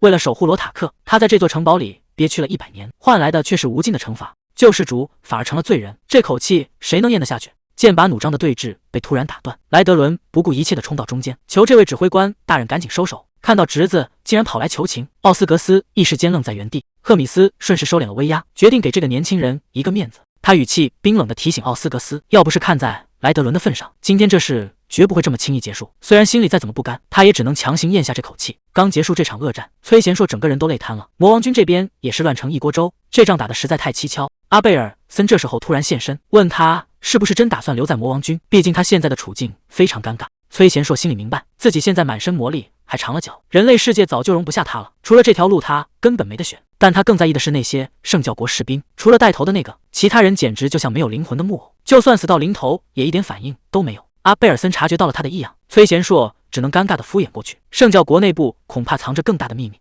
神圣帝国那些强大的战士，其实根本不是靠苦练出来的，背后的手段脏得让人不敢想。相比之下，德拉肯帝国就显得挑剔多了。正说着，莱德伦突然推门而入，说是指挥官有急事要见他们。在赫米斯的房间里，他直接丢出了今天的任务，要在领地里布置防御结界。这可不是什么普通的差事，毕竟谁也不想在睡觉的时候被突然传送过来的刺客抹了脖子。这地方已经变得越来越不安全了。赫米斯笑得一脸灿烂，说那个关键设备只有第2师团能造。崔贤硕和圣女还没反应过来，就被安排得明明白白，这哪是什么出差，分明是强行把他们踢出去干活。赫米斯说的冠冕堂皇，既然受了保护，总得干点活来抵债吧。为了让他们放心，他还特意找了个靠谱的向导。可怜的罗伊格还没出发，就已经被赫米斯的恐吓信吓破了胆。信上写的清清楚楚，要是这2个人出了半点差错，他的下场绝对会比死还难看。这种级别的秘密会议，竟然还有人敢缺席。奥斯格斯冷冷地提醒罗塔奇，那家伙从来不守规矩。多里图斯显然很不满，觉得这是对魔族的羞辱。普贤雅道是一脸无所谓，反正那只老鼠也说不出什么正经话。赫米斯始终保持沉默，直到主位上的特格里德开口，既然人到齐了，这场决定命运的会议正式开始。今天的会议可不是叙旧，而是要审判第3军团长赫米斯。奥斯格斯当众清算他的罪状，擅自行动导致惨重伤亡，甚至还公然袭击同僚普贤雅，这在魔族可是重罪。特格里德坐在高位上，询问该如何处置这个麻烦。谁也没想到，赫米斯竟然主动站了出来。他不仅没有求饶，反而抛出了一个惊人的真相。他说军团里藏着人类的内奸，而他之所以动手，就是为了揪出那个叛徒。特格里德的耐心已经到了极限，他警告赫米斯不要挑战底线，可他根本不在乎，依然笑着坚持要先揪出叛徒。这种公然的挑衅，让整个大殿的气氛彻底凝固。魔王的怒火已经无法压制了，会议被迫中断，3位将领只能在走廊里叹气。奥斯格斯很清楚，那2个人的脾气谁也劝不动。普贤雅还想找个和解的办法，却被多里图斯直接泼了冷水。曾经关系越亲密的人，一旦反目成仇，才是最可怕的敌人。多里图斯烦透了这种内耗，这场闹剧显然只是个开始。他给所有人留下了一个难题，到底是站在赫米斯这边，还是继续效忠魔王？与此同时，崔贤硕已经来到了阿卡纳塔，看着眼前这座宏伟的建筑，他还没来得及感叹，一个巨大的阴影就笼罩了过来。本以为遇到了什么恐怖的怪物，结果低头一看，竟然是2只穿着盔甲的小老鼠。他们正像模像样的举着长矛，大声质问崔贤硕到底是谁。刚才还气势汹汹的小老鼠，一看到通行证，态度立马来了个180度大转弯。原来是第3军团的熟人，那还拦什么？赶紧带路去见指挥官。画面一转，来到了第2军团长罗塔奇的房间，他正看着手里的报告，上面记录着一个奇怪的家伙，有个能使用魔力的人类，甚至身体还在魔族化，这简直是天方夜谭。虽然上面叮嘱要好好招待，别把人给弄死了，但在罗塔奇眼里，人类就是人类，装的再像魔族也改变不了本质。就在他还没当回事的时候，大门突然被推开了，罗伊格尔刚打了个招呼，罗塔奇就毫无征兆地冲了上去，一把死死按住了崔贤硕。虽然肉眼看不见，但那种压迫感绝对错不了，眼前这个人类根本就是个怪物。罗塔奇提醒他忍着点，紧接着狂暴的电流瞬间炸裂开来，这种强行进化的痛苦让他整个人几乎要被撕碎。等动静平息下来，崔贤硕已经虚弱的站不稳了，罗塔奇赶紧上前扶住他，眼里满是赞赏。这种程度的进化确实超出了所有人的想象。他直截了当地告诉崔贤硕，照这个速度进化下去，你最多只能再活3个月。这根本不是什么变强的奇迹，而是魔力在疯狂侵蚀身体。虽然现在还没影响正常行动，但魔力很快就会渗入内脏，从肝肾到心肺，最后会让你彻底窒息而死。崔贤硕根本不敢相信，明明感觉身体前所未有的好，怎么可能突然就要没命了？罗塔奇冷笑一声，既然不信，那就用真理的魔道誓约来证明。罗塔奇递过来一份魔道誓约，这内容简直离谱到了极点，不仅要把崔贤硕当成实验对象，甚至规定就算他变傻了或者毁容了，也绝对不能有任何异议。这哪是契约，分明就是一份医疗免责声明。阿贝尔森在一旁根本看不下去，大声阻拦，让他千万别签，说自己就能治好这种伤。罗塔奇却一脸不屑，神圣力量和魔力天生就是死对头，现在还能勉强维持，可一旦魔族化程度加深，你的那点治疗术根本就是废纸一张。而这一切都会在3个月内发生，是签了这份卖身契换个活命的机会，还是坐以待毙？现在就看他怎么选了。回到营地后，崔贤硕越想越觉得离谱，旁边的拉赫尔更是哭个不停。谁能想到这地方唯一的医生竟然是个疯子，治个病还得签卖身契？他暂时没在那份协议上签字，可如果不当实验品，难道就真的没救了吗？旁边的罗伊格尔突然提议，要不去找赫米斯大人试试？虽然大家名义上都是军团长，但赫米斯可是魔王之下第一人，地位高的吓人。只要他肯出面，罗塔奇就算再怎么疯狂，也得乖乖听话。为了活命，崔贤硕只能硬着头皮再次折返。伴随着一阵敲门声，他重新回到了罗塔奇的办公室。罗伊格尔直接掏出了压箱底的宝贝，罗塔奇还没看清那是什么，对方就冷笑一声，说要帮他临个线。罗塔奇当场就愣住了，这竟然是极其罕见的通讯水晶。还没等他反应过来，水晶里就传出了那个熟悉的声音。赫米斯语气平淡地问候了他一句，刚才还不可一世的罗塔奇，现在整个人彻底定住了。他语气变得极其卑微，像个犯错的小学生一样，小心翼翼地询问这位大人物的来意。赫米斯说要请他帮个小忙，可接下来的话却让罗塔奇整个人都僵住了。他要求重新拟定一份誓约，而且内容全是在保护那个男人。第一，要全力治疗；第二，绝对不能伤害他；第三，没经过同意不准改造他的身体；最后，甚至规定在契约完成前绝对不能让他死。罗塔奇气得大声质问，自己堂堂一个魔族指挥官，凭什么要对一个卑微的人类这么低头？赫米斯的语气瞬间冷了下去，他提起了350年前的往事，问他是不是忘了当初是谁从死堆里把他捡回来的。面对这份救命之恩，罗塔奇现在一个字也说不出来。赫米斯开始疯狂翻旧账，200年前帮你赢下决斗的是谁？100年前从人类手里救命的又是谁？甚至为了替你平息魔王的怒火，他还被关进了大黑城。这一桩桩一件件，全都是还不清的人情债。赫米斯最后只丢下一句话：听懂了就闭嘴签字。通讯切断后，罗塔奇气得当场掀了桌子。他可是堂堂军团长，什么时候受过这种窝囊气？他把这笔账全算在了崔贤硕头上，既然明着动不了手，那就只能玩点别的手段了。他立刻叫人拿来通讯球，看来这事还没完。罗塔奇现在是彻底破防了，虽然他是被赫米斯一手带大的，但现在的处境简直比仇人还要尴尬。到了第二天，崔贤硕准时赴约，罗塔奇倒也干脆，一上来就揭开了变异的真相。普通人要是强行接触魔力，下场基本就是死路一条，可他却成了那个活下来的异类。这股力量正在强行改造他的身体，想把他变成适合魔力生存的容器，这就是他不断变异的原因。面对这种步步紧逼的侵蚀，他还能有退路吗？罗塔奇给出了唯一的方案，既然变异根本停不下来，那就主动把魔兽的零件换上去。这听起来简直就是疯了。如果不接受这个提议，等待他的就只有死亡。罗塔奇保证会尽量保留他的原貌，只替换那些看不见的地方，这成了他活命的最后一根稻草。为了测试身体的承受极限，两人来到了秘密训练场。罗塔奇想亲眼看看他觉醒的那个贵族技能到底藏着什么样的威力。两种力量在体内疯狂碰撞，竟然产生了一种恐怖的能量输出。他凭着过人的体质硬是扛了下来，这在罗塔奇眼里简直就是上天送来的宝贝。随着身体进一步异变，标志性的犄角终于显现。虽然外表看起来已经不再像人，但万幸的是，他的内脏居然没有受到任何损伤。看着眼前这个完美的样本，罗塔奇心里的疯狂已经藏不住了，他恨不得立刻把人切开研究，甚至想直接克隆一个出来。要不是碍于赫米斯的面子，这个天才疯子恐怕早就动手了。他太渴望用这个实验品来证明自己那无人理解的天才理论。罗塔奇可不只是个疯子，他心里还盘算着更大的阴谋，甚至盯上了军团长的誓约卷轴。而眼前的崔贤硕就是他手里最关键的一枚棋子。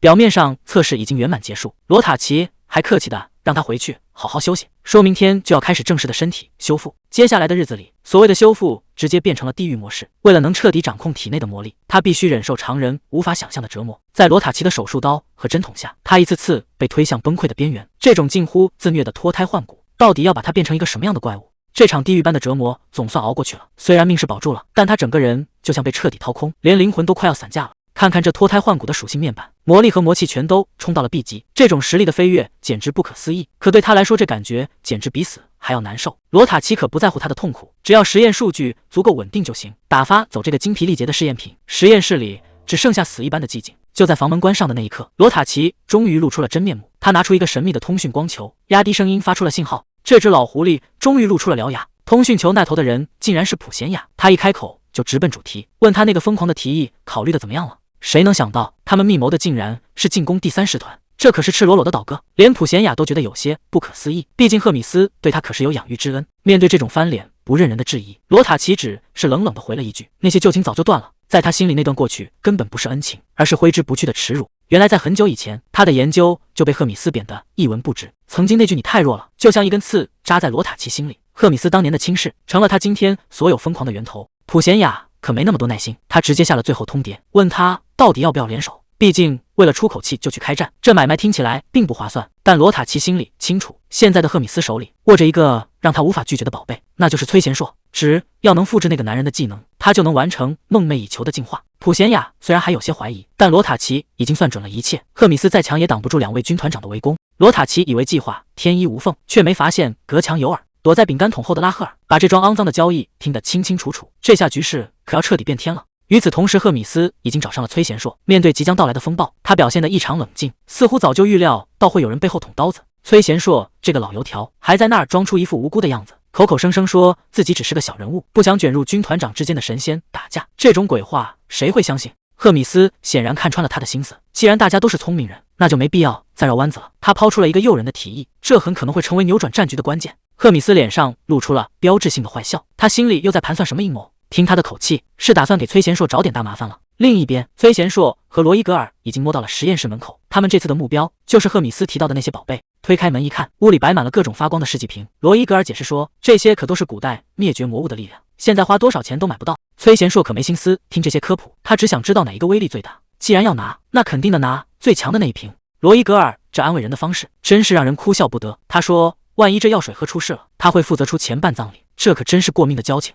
崔贤硕虽然满脸无语，但现在已经没有退路了。他心一横，直接把那瓶古代力量灌了下去。崔贤硕正发愁接下来该怎么办，赫米斯却突然语出惊人，让他直接把自己给献祭了。这可把崔贤硕吓得不轻。原来赫米斯是想让他强行吸收罗塔奇攒了一辈子的恶魔精华，这听起来简直跟自杀没区别。毕竟凡人的身体哪能扛住这种冲击？可赫米斯却显得一点都不担心，他冷笑着提到了那个恶魔契约，只要契约还在，崔贤硕想死恐怕都没那么容易。赫米斯拍着胸脯保证，只要有契约在，罗塔奇绝对不敢耍花招。毕竟那家伙可是他一手带大的，医术虽然没得说，但在契约面前也得乖乖听话。崔贤硕心一横，仰头就把那瓶恶魔精华灌了下去。本以为会当场没命，结果除了味道有点难喝，身体好像也没什么大碍。可还没等他松口气，一股强烈的后劲儿就涌了上来，恶魔精华的药效瞬间炸开，崔贤硕当场就开始大口吐血。罗伊格尔却在一旁说起了风凉话，说这玩意儿本来就能毒死凡人，他居然还以为这是常识，根本没打算提前打个招呼。崔贤硕还没来得及骂人，就彻底撑不住晕了过去。等他再次睁开眼，已经是4天之后了。没想到在那场生死折磨中，他竟然奇迹般的活了下来，而且这几天一直守着他的，居然是那个被他气疯的罗塔奇。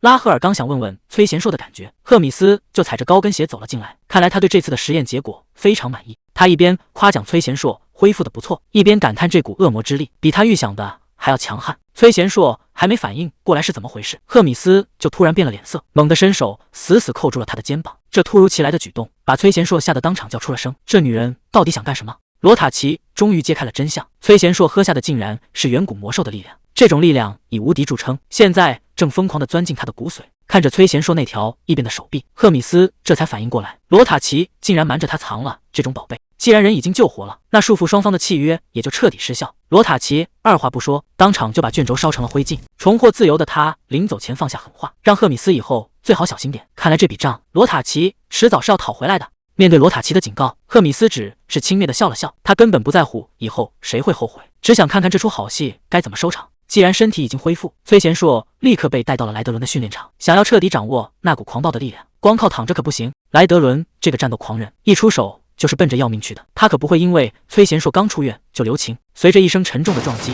这场地狱式的特训正式拉开了序幕。崔贤硕的拳头快得让人看不清，每一击都带着撕裂空气的力道。他看准一个稍纵即逝的破绽，全身力量汇聚在拳头上，狠狠砸进了莱德伦的胸口。还没等崔贤硕反应过来，莱德伦那巨大的拳头已经带着死亡的气息，直接贴到了他的脸上。这一拳直接把崔贤硕打飞了。明明大家都说他变强了，可面对莱德伦这种级别的怪物，他还是只有挨揍的份。看看这华丽的属性面板，等级已经快冲到600级了。莱德伦难得夸奖了他，说他进步的速度简直离谱，根本没有所谓的瓶颈期。崔贤硕还是提不起劲，一想到之前被袭击时的无力感，他就觉得自己还是太弱了。莱德伦听完只是露出了一个坏笑，他让崔贤硕别急，证明自己的机会很快就会送上门。听到这话，崔贤硕终于重新站了起来，下次再见面他绝对不会再输了。画面一转，魔王军第2师团的驻地早已是人声鼎沸，成群结队的老鼠士兵正忙着搬运物资，武器纷纷出鞘，整支军队已经进入了临战状态。随着指挥官的一声令下，这支庞大的军团正式开拔。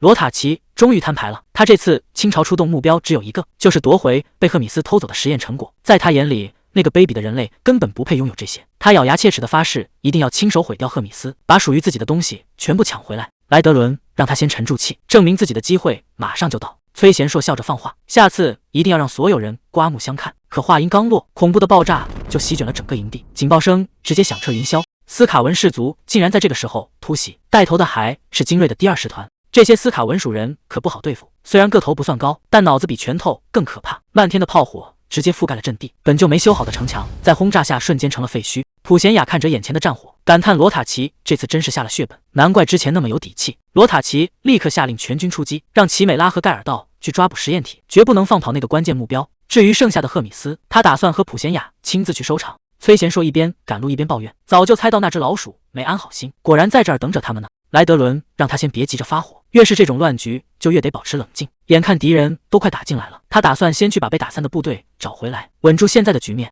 可刚走没几步，莱德伦却突然停了下来，语气变得异常冰冷。他叮嘱崔贤硕去办一件大事，那就是趁乱找到盖尔道指挥官，然后直接除掉他。崔贤硕简直不敢相信自己的耳朵，在这种节骨眼上竟然要对自己人下手。莱德伦神情严肃地解释，盖尔道可是罗塔奇的左膀右臂，按理说这种级别的对手必须由他亲自出马才行。但他话锋一转，觉得现在的崔贤硕已经足够强大，完全有资格去挑战这种强敌，这可是对他实力的最高认可。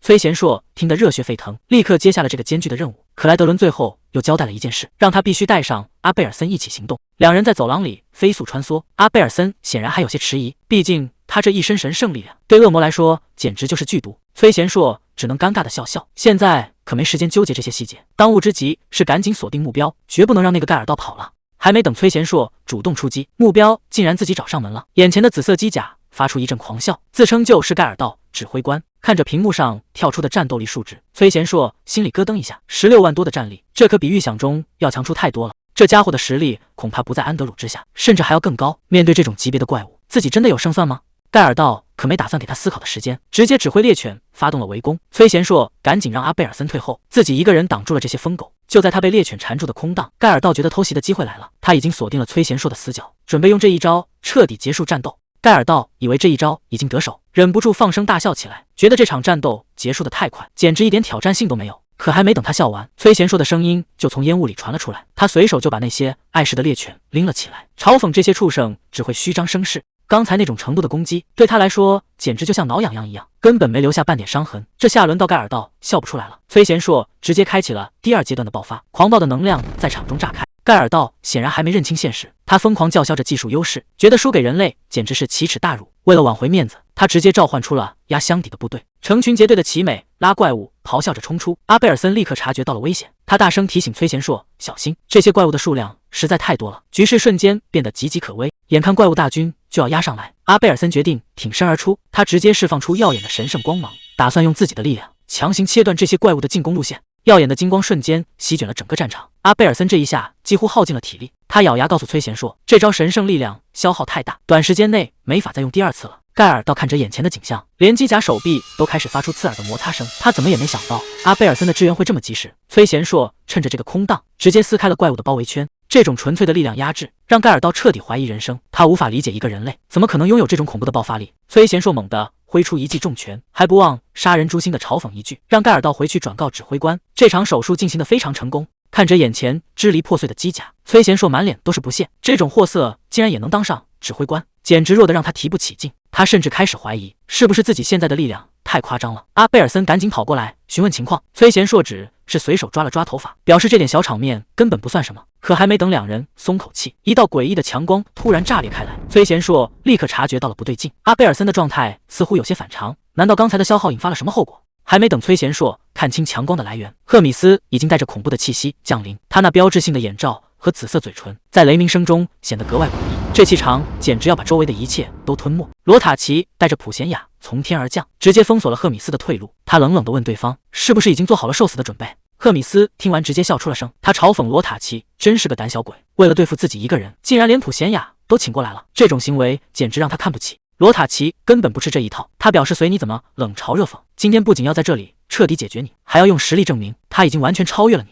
他转头招呼普贤雅准备联手，打算一鼓作气解决战斗。可谁能想到普贤雅竟然在这个时候掉链子，他一脸轻松地说自己饿了，打算直接回家吃点心。罗塔奇整个人都傻了，这可是生死关头，他居然要把烂摊子丢给自己。临走前普贤雅还不忘补上一句，让大家好好反思，这绝对不会是最后一次。这下罗塔奇彻底被坑惨了。普贤雅临走前丢下一句话，说罗塔奇欠他的人情已经还清，两人从此互不相欠。看着唯一的帮手消失在传送门里，赫米斯忍不住开启了嘲讽模式，原来他早就掌握了一切。普贤雅在听到计划的第一时间就选择了倒戈。面对这种绝境，赫米斯问他还要不要继续。罗塔奇没有退缩，他调整好装备，手心再次凝聚起狂暴的能量。罗塔奇这次是真的拼命了，他要展示这100年来的全部成果。狂暴的能量在机械臂上炸裂，这一击显然是要彻底分出胜负。画面一转，崔贤硕这边却遇到了意外情况，本该在上方战场的普贤雅竟然悠闲地出现在他面前。他一脸轻松地打着招呼，说原本还担心崔贤硕会丢了性命，现在看来是自己白操心了，毕竟他已经比以前强了太多。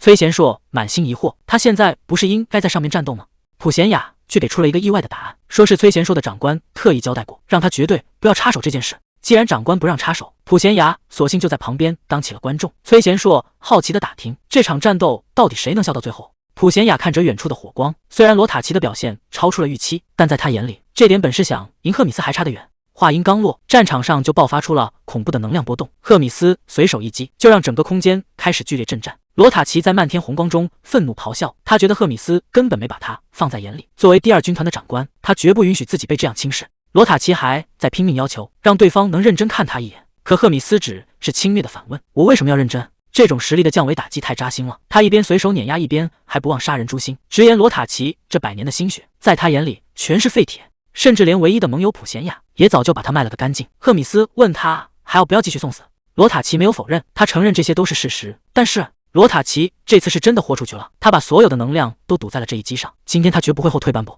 恐怖的能量光柱从天而降，要把周围的一切都彻底抹除。可赫米斯依然动都没动，甚至连防御都显得那么游刃有余。罗塔奇已经拼到了极限，本以为这招能定胜负，可烟尘散去，赫米斯竟然毫发无伤地走了出来。他甚至还有心情开玩笑，评价刚才那下确实有点意思。这种像长辈看小孩一样的语气，才是最让人绝望的。赫米斯感叹这个小家伙长大了，进步确实让他感到惊喜。不过叙旧的时间已经结束，既然罗塔奇已经表演完了，接下来该轮到他亲自动手了。真正的风暴才刚刚开始。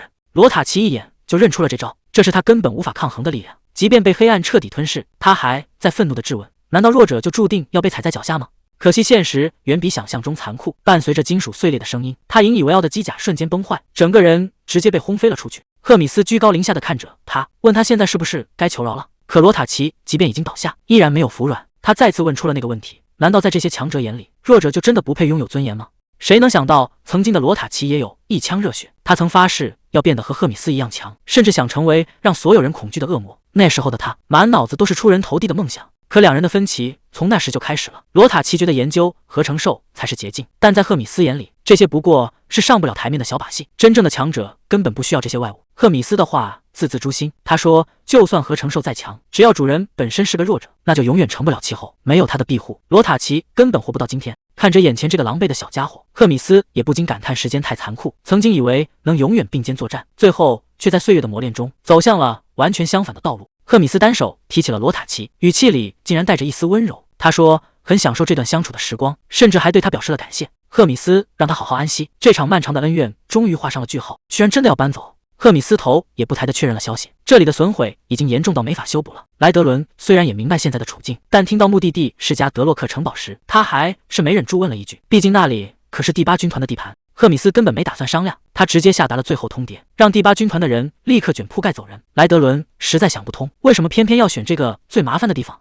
莱德伦心里直犯嘀咕，第8军团到底哪里不对劲？那个加德洛克城堡可是离人类地盘最近的火药桶。崔贤硕倒是觉得能在这种地方守住，那将军肯定有点本事。可莱德伦却提起了两人出狱的地方，那是格拉特将军丢掉的领土，丢了地盘还能在赫米斯的怒火下活命。这格拉特确实是个狠角色，不管外面打成什么样，他都能死死守住自己的老窝。看来这次搬迁注定要跟这个老狐狸打交道了。莱德伦随口猜测，格拉特能保住地盘，说不定是私下做了什么交易。此时的加德洛克城堡里，格拉特正对着公文破口大骂，莱德伦这混蛋简直太嚣张了，让他立刻卷铺盖走人。格拉特心里开始犯嘀咕，是不是赫米斯那个老巫婆已经察觉到了他隐藏的秘密？眼看着宝贝是留不住了，格拉特一咬牙，竟然直接联络了魔王。自从选拔赛之后，魔王就再没联系过格拉特，这次主动找上门，格拉特显然是带着筹码来的。他开口就是一个紧急请求，看来是打算彻底豁出去了。与此同时，人类阵营的圣座内部气氛却压抑到了极点。安德鲁的战败让教皇意识到情况不对，又是那个崔贤硕吗？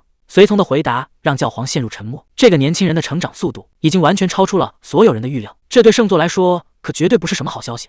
随从觉得崔贤硕再厉害也只是一个人，没必要为了他耽误和帝国的战事。教皇却冷哼一声，这种想法简直是无知，普通人当然不足为虑，但崔贤硕可是真正的勇者，这种威胁如果不趁早铲除，等他彻底扎根就晚了。教皇紧接着问起间谍的情况，随从赶紧翻出刚到的密信，看来人类阵营也要动手了。间谍带来的消息简直惊人，格拉特竟然主动提出要联手，打算把崔贤硕和莱德伦一网打尽。教皇听完也陷入了沉思，这胃口未免也太大了点。想要合作当然可以，但代价是牺牲1万名士兵的性命，还要归还领土并签下停战协议，这种丧权辱国的条件，格拉特怎么敢开出口？原来魔族内部已经乱成了一锅粥，赫米斯正和魔王斗得不可开交，格拉特想趁机上位，才打算拿人类的命当垫脚石。这场交易教皇真的会答应吗？随从还在犹豫，1万条人命的代价实在太沉重了，格拉特根本没把人类的命当回事。谁知教皇却当场拍板，他竟然同意了格拉特的条件。随从整个人都愣住了，在教皇眼里，只要能除掉崔贤硕这个心头大患，顺便把间谍安插进魔族高层，别说是1万人，就算牺牲100万人也在所不惜。既然决定要玩这么大，那就绝对不能出任何差错。教皇已经下达了死命令，这次行动绝对不允许再有任何失败。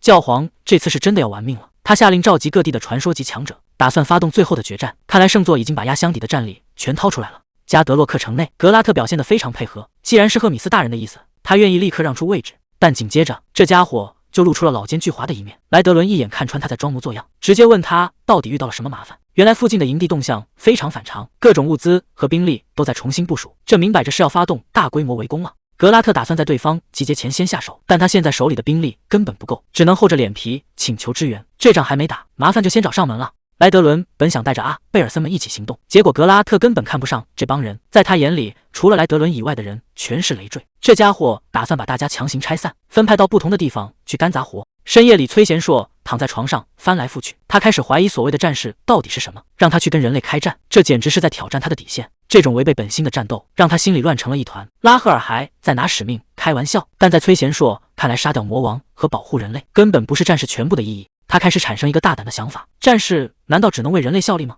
如果正义并不是绝对的，那他手里的剑到底在为谁而战？阿贝尔森翻开古籍告诉他，战士是为了所有人的希望而生，是为了达成所谓的宏大幸福。如果这种幸福里不包括异类，那这种正义真的还算正义吗？也许吧。阿贝尔森的话在他心里激起了涟漪。人类眼里的幸福，难道就是全世界的幸福吗？如果把眼光放得更远一点，真正的战士应该是为了所有生灵的快乐而战，这大概就是他这种异类存在的意义。崔贤硕反复琢磨着这句话，可理想很丰满，现实却反手给了他一个大嘴巴子。第二天计划公布了，莱德伦去执行最帅的单人暗杀，主力部队负责正面强攻，而崔贤硕呢，他竟然被分到了后勤食堂，跟一群哥布林一起守物资，这落差也太大了吧。虽然是按命令办事，但崔贤硕心里总觉得不踏实，这种不安感到底是从哪来的？他看了看四周，咱们离大部队是不是太远了？拉赫尔还没反应过来，阿贝尔森却一语道破了真相。莱德伦他们现在正身处险境，而咱们这儿简直安全的有点过头了。拉赫尔觉得这挺好，毕竟跟着阿贝尔森魂肯定没危险。可崔贤硕根本坐不住，前线明明那么缺人手，为什么要让他这种级别的战力躲在后方守粮食？拉赫尔这才猛地回过神来，对啊，你可是接近指挥官级别的怪物，把你按在后勤守仓库，这不明摆着是大材小用吗？阿贝尔森还在试图劝他安心，可崔贤硕心里的违和感已经到了无法忽视的地步。他总觉得这平静的后方其实是个巨大的陷阱，哪怕拉赫尔在后面大喊大叫，他也顾不上那么多了。他必须立刻去前线确认情况，绝不能在这里坐以待毙。阿贝尔森见状，竟然执意要跟上去，他甚至承诺会用神圣力量给崔贤硕提供最强的增益，保证自己绝对不会拖后腿。可看着阿贝尔森认真的样子，崔贤硕反而觉得更头疼了。他担心的根本不是被拖累，而是某种更可怕的直觉。既然阿贝尔森坚持要跟着，崔贤硕也只能妥协。他带着人准备离开后勤区，可还没走几步就被拦了下来。守卫的态度异常强硬，说是指挥官下了死命令，谁也不准踏出这里一步。崔贤硕甚至想借口去厕所溜走，结果对方根本不吃这一套，这哪里是保护，分明就是变相的软禁。为什么非要把他困在这里？崔贤硕心里那种不安感已经到了极点，这种反常的封锁意味着前线肯定出事了。莱德伦，你可千万要挺住啊！莱德伦和这个叫拜伦的新人已经打到了极限，虽然对方只是个刚出道的菜鸟，但实力确实不容小觑。敌方的指挥官慢悠悠地走了出来，他显然没料到莱德伦竟然能单挑撑这么久。拜伦还想嘴硬说是自己大意了，结果被指挥官一句话给怼了回去。就在对方准备彻底了结战斗时，山顶上突然爆发出一阵强光，神圣魔法军团竟然发起了冲锋，这根本不是什么遭遇战，而是一场精心策划的伏击。莱德伦猛地意识到事情比他想象的还要糟糕，既然对方能精准的在这里埋伏，那就说明内部绝对出了叛徒。后方彻底乱成了一锅粥，守卫们疯狂大喊着追上去，因为谁也没想到崔贤硕竟然真的带着阿贝尔森强行突破了重重封锁。趁着这片混乱，他带着阿贝尔森一路狂奔，虽然暂时脱离了危险，但他心里却一点也高兴不起来。莱德伦，你一定要撑住啊！还没等莱德伦动手，山顶上突然爆发出一阵强光，神圣魔法军团竟然早就等在这了。这根本不是什么偶遇，而是一场精心策划的伏击。看来内部果然出了叛徒。两位英雄亲自带队，手里全是专门对付魔族的顶级武装。他冷声问道：“为了抓我一个，至于搞出这么大动静吗？”男人不紧不慢地回答：“虽然确实有点兴师动众，但谁让你是那位怪物的左右手呢？今天这地方恐怕就是你的葬身之地。这些骑士竟然还想打配合，让拜伦先退后，打算先消耗一波再动手，简直是想得太美了。”莱德伦根本没把他们放在眼里。既然你们这么想试探，那就让你们看个够。第一骑士团还在准备冲锋，但他们根本不知道自己面对的是什么样的怪物。漫天火焰瞬间炸裂，莱德伦发出了最后的宣告：“现在就让你们见识一下，为什么我会被称为红之噩梦。”莱德伦这一拳下去，漫天火焰直接炸开，光是拳风就把剑雨全给震碎了。旁边的骑士根本不敢相信，仅仅一拳就能有这种威力。但带头的骑士还在疯狂叫嚣：“别怕，他就一个人，咱们用人数优势压死他。”无数巨大的鱼叉从四面八方射来，他们这是打算把莱德伦当成猎物，直接活活钉死在地上。莱德伦终于拿出了真本事，莱德伦武术第7式，这一击下去简直是天崩地裂。所谓的包围圈在他面前就像纸糊的一样，根本没人能看清他的动作，只能看到一团红色的火焰在人群中横冲直撞。每一个被他撞上的骑士下场都只有一个，那就是被彻底粉碎。就在他大杀特杀的时候，拜伦却在旁边吐槽道：“切，搞了半天就只会用蛮力吗？这种打法在专业人士眼里简直是一点技术含量都没有。”拜伦这小子真是疯了，连指挥官的警告都不听，直接对着莱德伦冲了过去。莱德伦心里也有点意外，这年轻英雄恢复得比预想中快，但他还是太嫩了。莱德伦直接伸手抓住了剑刃，都说了让你退后，怎么就是不听呢？莱德伦发出一声冷哼，这种程度的攻击根本没用。可拜伦却像是在拼命，大喊着绝对不会认输。紧接着战场中心瞬间炸裂，爆炸的余波还没散去，指挥官整个人都懵了。情报不是说这家伙只有将军级吗？这战斗力简直是在开玩笑。情报部门那帮人到底是干什么吃的？莱德伦站在火海中心，看着确实威风八面，但实际上他已经快到极限了。刚才那一招消耗了太多魔力，他自己心里也没底，到底还能撑多久？可对手根本不打算给他喘息的机会，男人直接吹响了哨子，第2骑士团全员冲锋。看着漫山遍野冲过来的士兵，莱德伦只能再次强行提气，真正的死斗才刚刚开始。男人气得破口大骂，嫌手下的年轻人动作太慢，结果对方根本不服管教，直接当众顶撞了回去。这名年轻剑士为了证明自己，带着所有人发起了总攻，他觉得这是最后的机会，只要这一剑刺中，一切就都结束了。可莱德伦只是冷冷地看着他，连躲都没打算躲，直接伸手抓住了剑刃。随着一声脆响，武器被当场折断，紧接着就是漫天的血花。几道蓝光闪过，特制的魔力鱼叉直接贯穿了莱德伦。这些武器可不只是锋利，他们正在疯狂吸收他体内的恶魔之力。男人露出了胜券在握的笑容，这种鱼叉是专门为恶魔准备的克星，只要被刺中一根，就算是再强的怪物也动弹不得。曾经不可一世的红之噩梦，现在只能无力地跪倒在敌人面前。男人冷冷地宣布，这场战斗已经彻底结束了。但他显然不打算给对方任何翻盘的机会，哪怕莱德伦已经倒下，他还是命令士兵继续补刀，一定要把这头恶魔彻底钉死在这里。眼看莱德伦已经倒下，拜伦竟然直接冲了出来，他一把抢过士兵手里的长矛，这种白捡的战功他可绝对不会放过。他对着动弹不得的恶魔百般嘲讽，觉得所谓的红之噩梦也不过如此，甚至还故意凑近了耳朵，想听听这家伙临死前在嘟囔什么。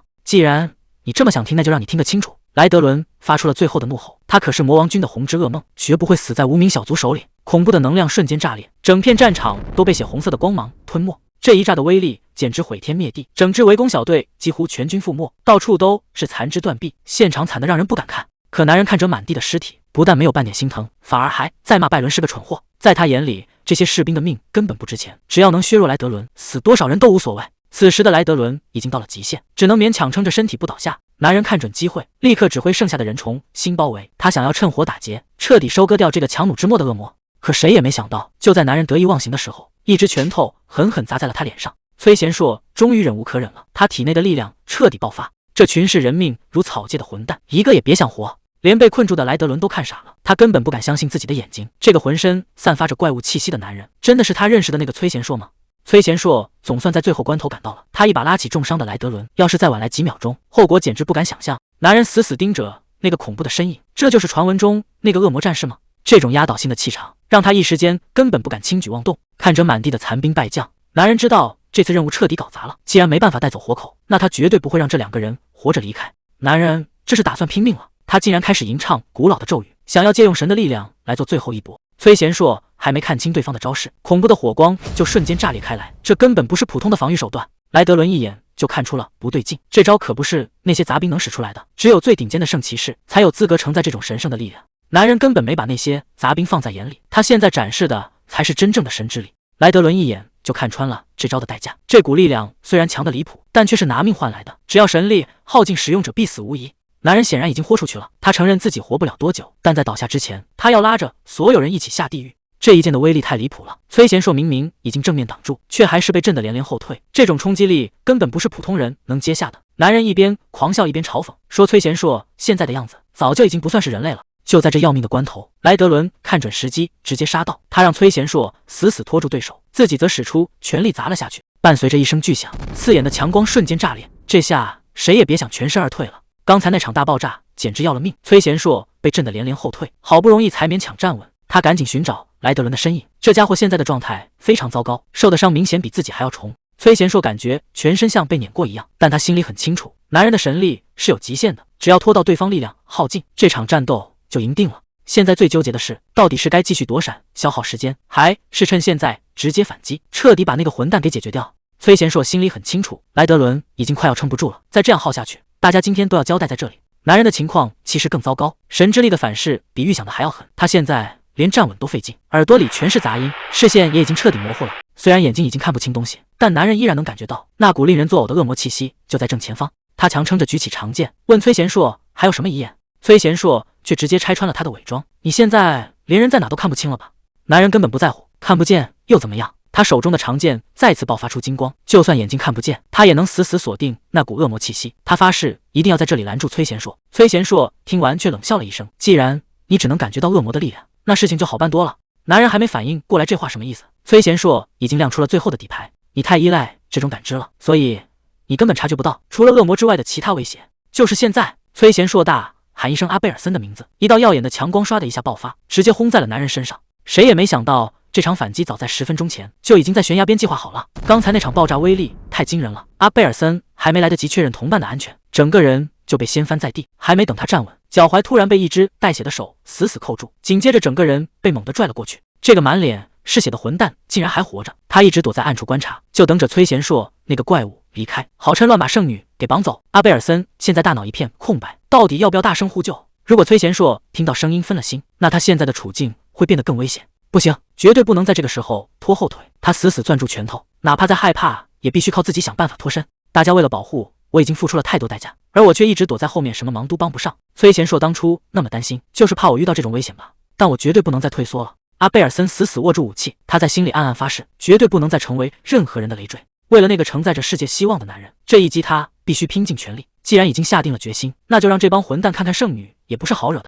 阿贝尔森这一击没有任何犹豫，直接让那个混蛋见了红。明明按约定交出了东西，格拉特还以为能换来和平，结果人类这边突然翻脸，甚至连解释的机会都不给。原来圣帝国折损了2名英雄，这笔血债现在全扣在了格拉特的脑袋上。格拉特这下彻底傻眼了，这根本不是他们计划好的，到底是谁在背后捅刀子？还没等他想明白，毁灭性的力量就从天而降，这下全乱套了。被称为异形吞噬者的赫米斯竟然在这个时候降临，人类这才反应过来，原来格拉特那个混蛋从头到尾都在演戏。他兴奋地向赫米斯邀功，说自己把这群蠢货全引来了，这可是附近最大的一支人类军队。看着这份送上门的大礼，赫米斯不但没生气，反而笑得不怀好意。他调侃着哥拉特的忠诚，接下来的战场恐怕要变成单方面的屠杀。面对这份送上门的大餐，赫米斯可没打算客气。大地突然开始剧烈晃动，天色暗得有些反常，还没等士兵们反应过来，整片天空竟然烧了起来，根本没地方可以躲，毁灭性的火焰直接砸向地面。这哪里是战斗，这简直就是一场单方面的收割。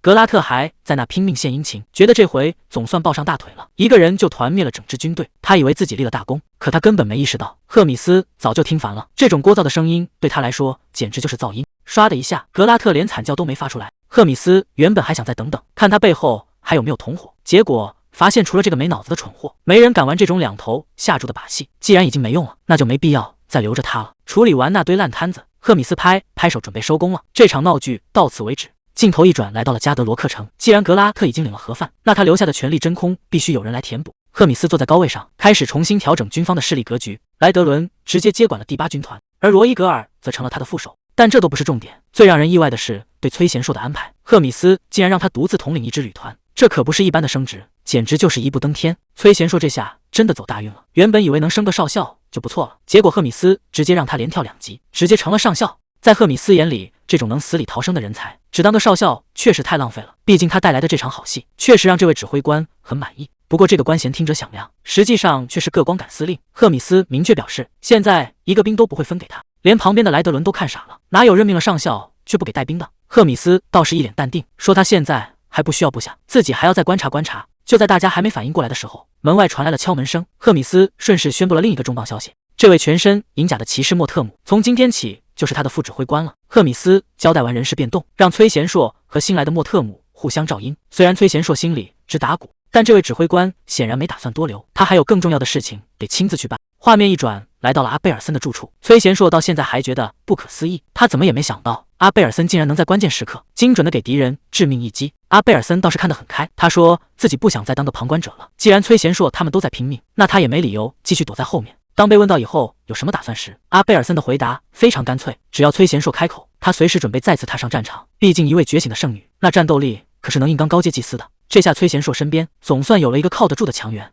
阿贝尔森虽然觉醒了顶级力量，但他心里还是没底，毕竟没经过正规训练，总觉得自己发挥不出真正的实力。崔贤硕听完直接笑出了声，说他这纯属是凡尔赛，这种顶级的神圣力量，他羡慕都还来不及呢。阿贝尔森却一脸认真地提醒他，战斗可不只是看谁力气大。崔贤硕能一路摸爬滚打活到现在，靠的可全是那些层出不穷的阴招。旁边的拉赫尔听不下去了，吐槽说这听着像是在夸骗子。不过他也承认崔贤硕现在的实力，在全大陆已经能排进前1000名了。就在几个人闲聊的时候，门外突然传来了动静，看来这短暂的平静又要被打破了。加特伦边境的本尼迪克特村现在已经彻底沦为了人间炼狱，赫米斯亲手毁掉了这里的一切，却唯独留下了一个活口。他让死里逃生的祭司带个话，这仅仅只是个开始。从今天起，神圣帝国的版图每天都会缩小一点。面对祭司绝望的祈祷，赫米斯根本不为所动，他就是要让这个可怜的人去告诉世人，只要他愿意，任何村庄都会在瞬间从地图上消失。500年前的那场大战，差点把整个大陆都给打穿了。就在帝国和各国杀红眼的时候，谁也没想到的变数出现了。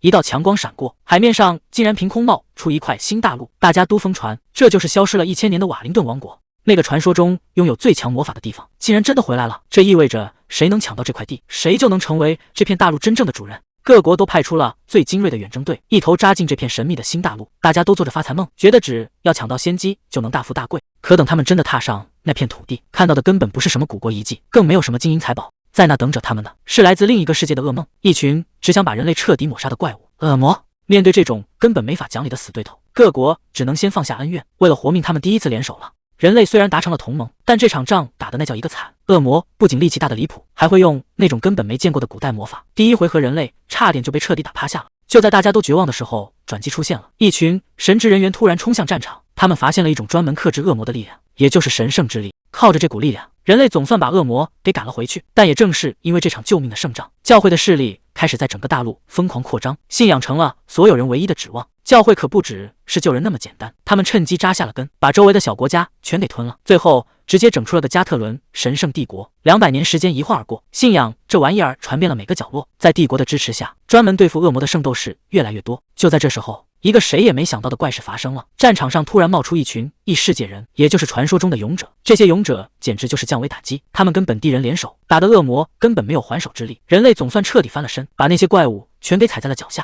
这位在战场上杀疯了的传奇英雄，直接坐上了神圣皇帝的宝座。他带着手下的圣骑士团，配合那些异世界来的勇者，一路平推，把恶魔全赶到了大陆尽头。世界总算迎来了短暂的和平。可这安稳日子还没过多久，在切尔西王国的首脑会议上，一个更吓人的消息传了出来，新的威胁已经露头了，那就是怪异吞噬者。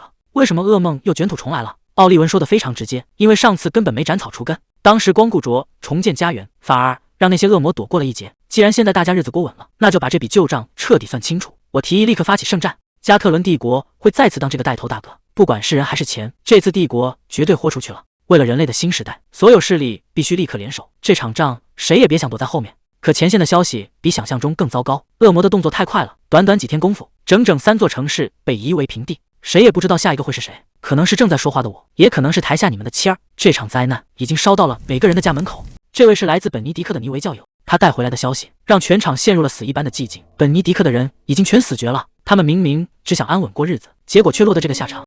尼维整个人彻底崩溃了。他说自己的灵魂已经跟着那座死城一起埋葬了。看着这副惨状，教皇正式下达了圣战令。恶魔的残暴已经到了极限，我们绝对不能再坐以待毙。为了这场圣战，连消失很久的传奇英雄阿萨赫尔也要重新出山了。不光是他，各国都派出了压箱底的英雄人物。宣讲者当众承认，光靠现在的兵力根本不够，他需要每一个人的力量，不管是拿刀的还是送饭的。这场圣战谁也别想置身事外，这是上天的旨意，只有彻底铲除那些怪物，大家才能过上安稳日子，杀光所有恶魔。随着他的一声怒吼，全场的情绪被彻底点燃了，所有人都在疯狂呐喊，要把那些怪物彻底撕碎。这已经不是一场普通的战争，而是一场全民参与的复仇。上位者对埃尔隆德彻底失望了，虽然他很有本事，但最近搞砸的事情实在太多了。2个英雄白白送命，连那个红色噩梦也没抓到，几千条人命就这么打了水漂，却连一点战果都没有。听好了，3天之内你必须接管他的权力，等事情办完，直接抄了他的家，连他的家人也一个不留。另一边，莱德伦直接闯进了赫米斯的房间，他想知道这位指挥官到底在搞什么鬼，为什么要一个人去袭击人类村庄。赫米斯表现得非常淡定，他说自己自有打算，这一切全都是为了恶魔族的未来。看来不管是人类还是恶魔，内部都已经开始暗流涌动了。赫米斯这招简直就是明着钓鱼，他故意现身攻击，就是为了逼人类交出最后的底牌。那些所谓的传说英雄，现在不得不出来跟他拼命了。毕竟除了这些硬骨头，人类那边根本没人能挡住他。只要每干掉一个英雄，就能给恶魔族争取到更多时间。莱德伦听得一头雾水，费了这么大劲，到底是在等什么？赫米斯只是发出一阵冷笑，他说这是为了让那个新生的希望有足够的时间去成长。深夜的窗前，赫米斯正为了莱德伦的固执发愁，身边的部下低声劝他要不要考虑和魔王讲和。赫米斯语气冰冷，直言自己和魔王已经彻底玩完了，就算现在回头，也要付出无法想象的代价。他很清楚魔王为什么避战，曾经还以为那是魔王太念旧情，可现在看来，这更像是一个愚蠢的死循环。既然已经走到了这一步，他绝不会再回头。在赫米斯以前的认知里，弱者死掉是理所当然的事，强者就该凌驾于死亡之上，这曾是他和魔王共同的信条。可后来魔王变了，变得畏首畏尾，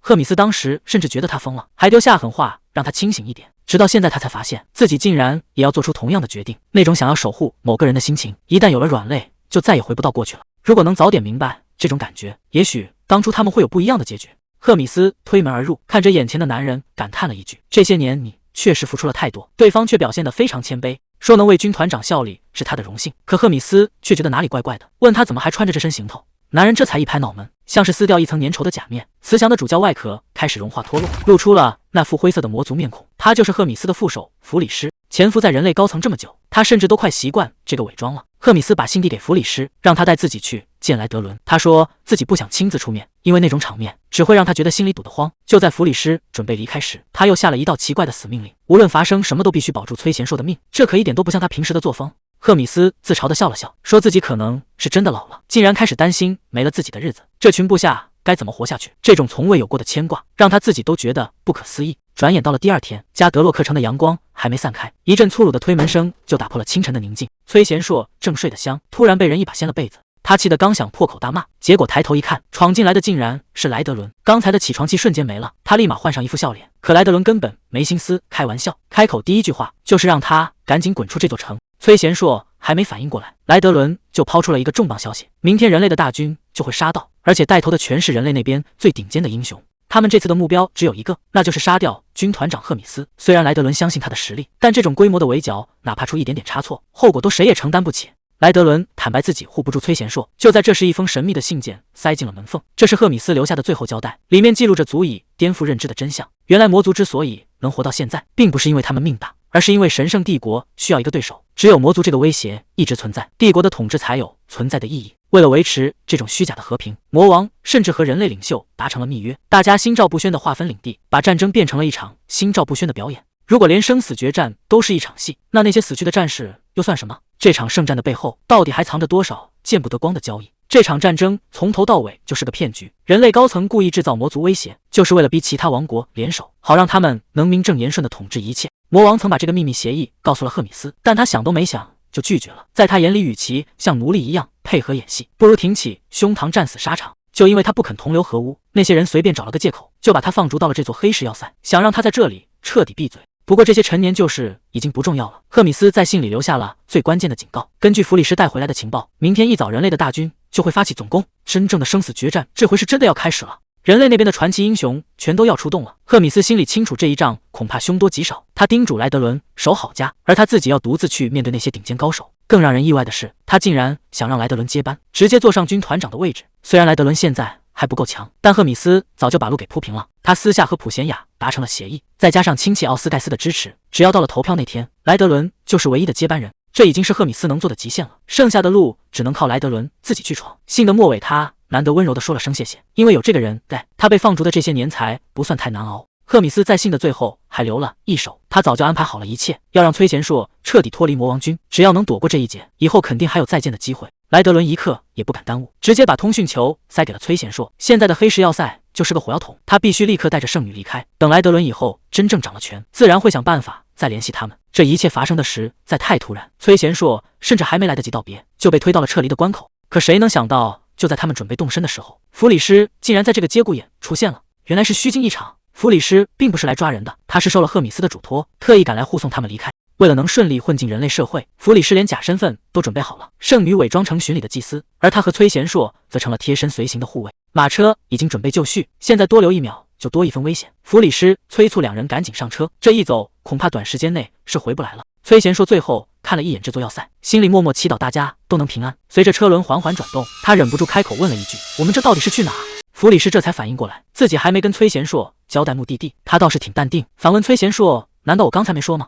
现在的局势确实很麻烦，神圣帝国那边全是眼线，过去简直就是送死，而德拉肯又出了名的不待见战士，算来算去只有玛丽埃特王国最合适。莱德伦独自站在空荡荡的房间里，这种死一般的寂静反而比战场上的厮杀更折磨人。魔族已经付出了太多生命，要是再这么耗下去，恐怕整个族群都要彻底玩完。当初达成的那些协议，现在看来简直就是个笑话。付出这么多代价，到底是为了什么？莱德伦站在高台上大声吼道：“都给我听好了！我们是天生的战士，是绝对不会被任何人束缚的魔族。为了自由和魔族的未来，哪怕是死，也要像个真正的战士一样倒下。”他高举起燃烧的手臂，台下的欢呼声几乎要掀翻天空。这群被压抑太久的野兽，终于要彻底爆发了。赫米斯察觉到莱德伦已经行动了，看来一切都在计划之中。他展开双翼飞向森林深处，是时候去完成自己的任务了。树影下，巴塞尔似乎已经等候多时，他看着眼前的老朋友，轻声说：“我就知道你会来。”这一等竟然就是150年。他打趣说：“你看起来反而更年轻了。”巴塞尔现在自信心爆棚，觉得自己已经步入了传奇的行列。这位被称为2次崛起的男人，似乎已经准备好要大干一场了。可赫米斯却一脸嫌弃，他说：“原本还期待能碰上个像样的对手，没想到竟然是你这个胆小鬼，躲了这么久，连魔力都不敢露出来吗？”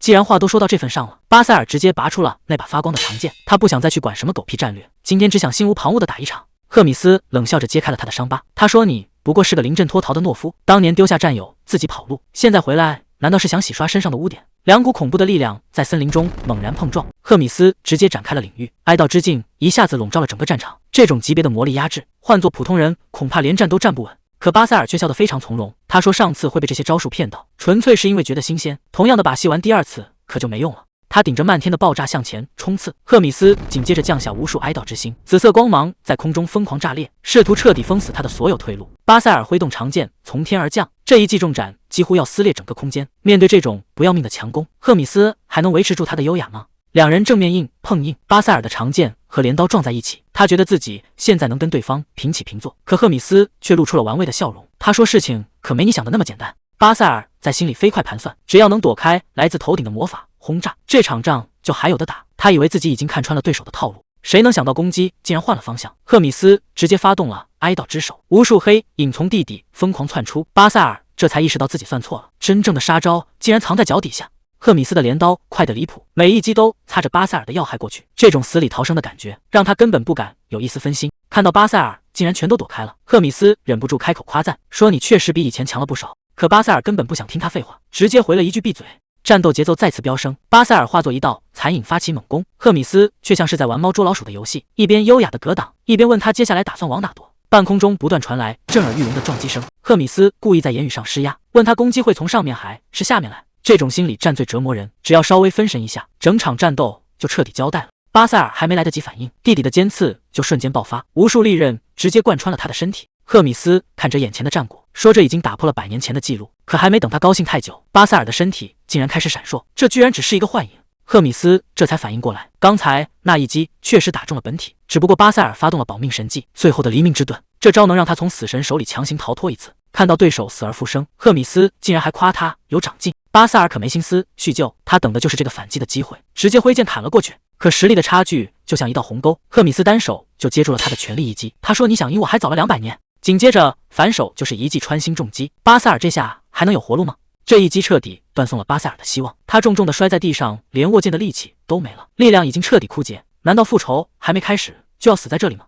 就在他准备闭眼等死的时候，赫米斯却突然收住了杀气。他问巴塞尔是不是那个德拉肯的传奇，还没等他想明白怎么回事，这个死对头竟然说想请他帮个忙，找仇人帮忙，这简直是天大的笑话。可赫米斯完全不像是在开玩笑，他说这事关他的私事，要巴塞尔去救一个叫崔贤硕的男人。刚才那一击威力惊人，赫米斯看着倒下的对手，嘴上说着可惜，他本来还想多聊2句，结果战斗就这么收场了。就在这时，有人打断了他的兴致。赫米斯回头一看，果然是等候多时的老熟人，圣骑士团长阿扎赫尔，还有圣女莫里安。阿扎赫尔语气很平，他说原本打算等赫米斯杀掉巴塞尔再出手，可谁能想到赫米斯竟然打算放过他，这让他不得不亲自现身，连自己人都要算计。赫米斯直言他真是够狠的，但在阿扎赫尔眼里，所谓的盟友不过是潜在的对手，能借刀杀人削弱对方王国的实力才是最划算的买卖。为了达成目的，这家伙甚至不惜毁掉一整座城来当诱饵。赫米斯冷笑一声，夸赞阿扎赫尔确实够聪明，看来为了今天这一刻，这些家伙已经筹划了太久。随着莫里安的一声令下，第2次圣战正式爆发，无数道金色光柱拔地而起，死死锁住了赫米斯的退路。他很快就察觉到了异样，这些柱子不只是简单的束缚，竟然在强行压制他的领域，这是积攒了成百上千年的神圣力量，专门为了克制他而准备的杀手锏。阿扎赫尔一声令下，圣女莫里安全力维持光柱，骑士团全员出动，只有一个目标，那就是彻底锁死赫米斯，让他无处可逃。这种规模的阵仗，连见多识广的赫米斯也是头一回见，对方的力量极其霸道，完全不给他喘息的机会。他的领域正在神圣力量的冲击下开始大面积崩解，甚至连维持最基本的立场都变得异常艰难。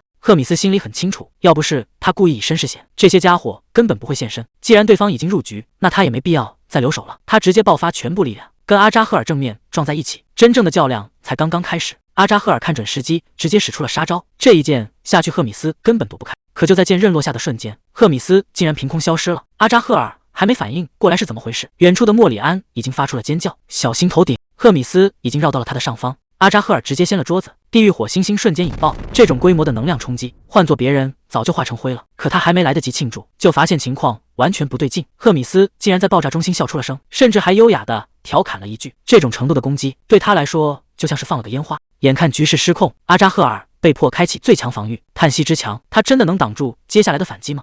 谁能想到赫米斯的全力一击，竟然连个划痕都没留下。阿扎赫尔虽然看起来消耗很大，但他身后的防御战法却稳如泰山。赫米斯很快就发现了不对劲，这些锁链竟然在吸收他的恶魔之力。原来圣女莫里安集结了100名圣骑士，专门布下这个死局来对付他。之前的战斗已经消耗了太多体力，现在的局面变得非常棘手，这种级别的防御，普通的攻击根本别想破开。赫米斯突然意识到，现在的处境竟然和巴塞尔一模一样。就在他被定住的一瞬间，他反而看清了局势。没错，就是这样。战场上的金属撞击声震得人耳朵发麻。阿扎赫尔显然不想再拖了，他发出一声怒吼，该结束了。金色的光芒一下子贯穿了整个战场，传说中的启示之刃轰然落下。这一击赫米斯还能躲得掉吗？这一剑的威力简直要把大地都给掀翻了，到处都是碎石和烟尘。可赫米斯竟然还稳稳地站在那儿，他甚至还有心情评价，说这招式已经好几百年没见过了，现在就想庆祝胜利是不是太早了点？这种程度的攻击根本伤不到他。可话还没说完，局势却一下子发生了反转，伴随着一连串的爆炸，赫米斯竟然直接被贯穿了，鲜血洒满了半空。看着那道毁灭性的光芒落下，守卫们忍不住大喊出那个恐怖的名字。莫里安也紧紧盯着战场中心，难道那个不可一世的赫米斯真的就这样倒下了吗？阿扎赫尔稳稳地落在地上，他看着眼前的废墟，心里却一点底都没有。这可是赌上性命的一击，真的已经结束了吗？就在所有人都以为胜负已定的时候，废墟里竟然传来了异样的动静，那只覆盖着铠甲的利爪微微动了一下。阿扎赫尔还没来得及反应，一个巨大的阴影就已经将他彻底笼罩。一阵令人牙酸的碎裂声响彻战场，阿扎赫尔竟然被那怪物一口咬住了。莫里安忍不住发出一声尖叫，这变故实在是太快了。赫米斯居然发出了得意的笑声，他根本就没死，刚才那一切竟然只是他玩的一个小把戏。赫米斯刚想继续嘲讽圣帝国的无能，可话还没说完，他竟然猛地咳出了一大口鲜血。看来刚才那一击并不是完全没效果。莫里安敏锐地捕捉到了这个机会，不管赫米斯是因为受伤还是因为反噬，现在都是彻底解决他的最好时机。全军听令，准备发动最强法术，他要用全部的神圣力量彻底锁死对手。骑士团齐刷刷地亮出武器，所有人都在等待那最后的一击。赫米斯现在的状态已经到了极限，他发现身体里的魔力根本压不住这股排山倒海的力量，看来这一次真的要交代在这儿了。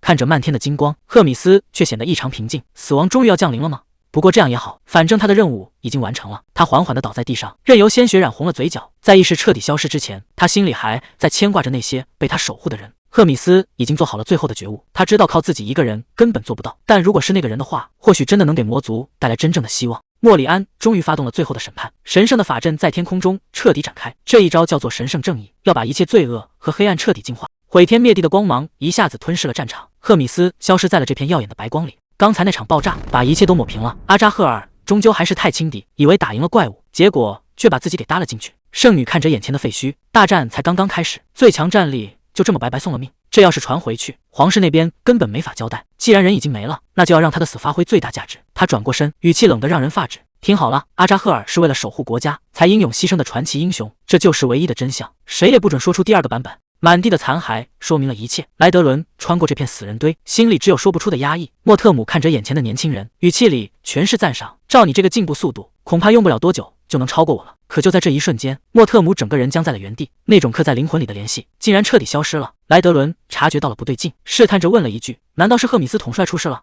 莫特姆死死盯着手里的剑，给出了那个最残酷的答案。感应已经断了，他恐怕遇到了无法想象的强敌。统帅赫米斯已经不在了。莱德伦看着眼前的骑士，问他接下来打算怎么办。莫特姆没有丝毫犹豫，对他来说，赫米斯是永远的主人，就算人没了，那份忠诚也一分都不会少。他提到了统帅留下的最后指示，莱德伦有些没反应过来，到底是什么样的命令？莫特姆转过身，语气里带着不容置疑的压力：“从今天开始，我要亲自训练你，直到你成为合格的接班人。这不仅仅是为了职位，更是为了让魔族摆脱现在的泥潭。我会一直守在你身边，替他看着你变强的那一天。”神圣帝国的礼拜堂里，气氛沉重的让人透不过气。那位死于意外的阿扎赫尔，现在成了别人口中陨落的光芒。祭司站在高台上，声音悲悯。他说：“这位守护了帝国200年的英雄，是为了所有人才选择慷慨赴死，甚至在生命的最后一刻，心里装的依然是帝国的子民。”台下的人们低头祈祷，谁也没有怀疑这段话的真假。在他们眼里，阿扎赫尔是为了消灭最邪恶的恶魔，才在那场战斗中壮烈牺牲的。谎言只要被包装得足够华丽，就会变成所有人深信不疑的真相。这位死于大意的统帅就这样在祷告声中彻底坐稳了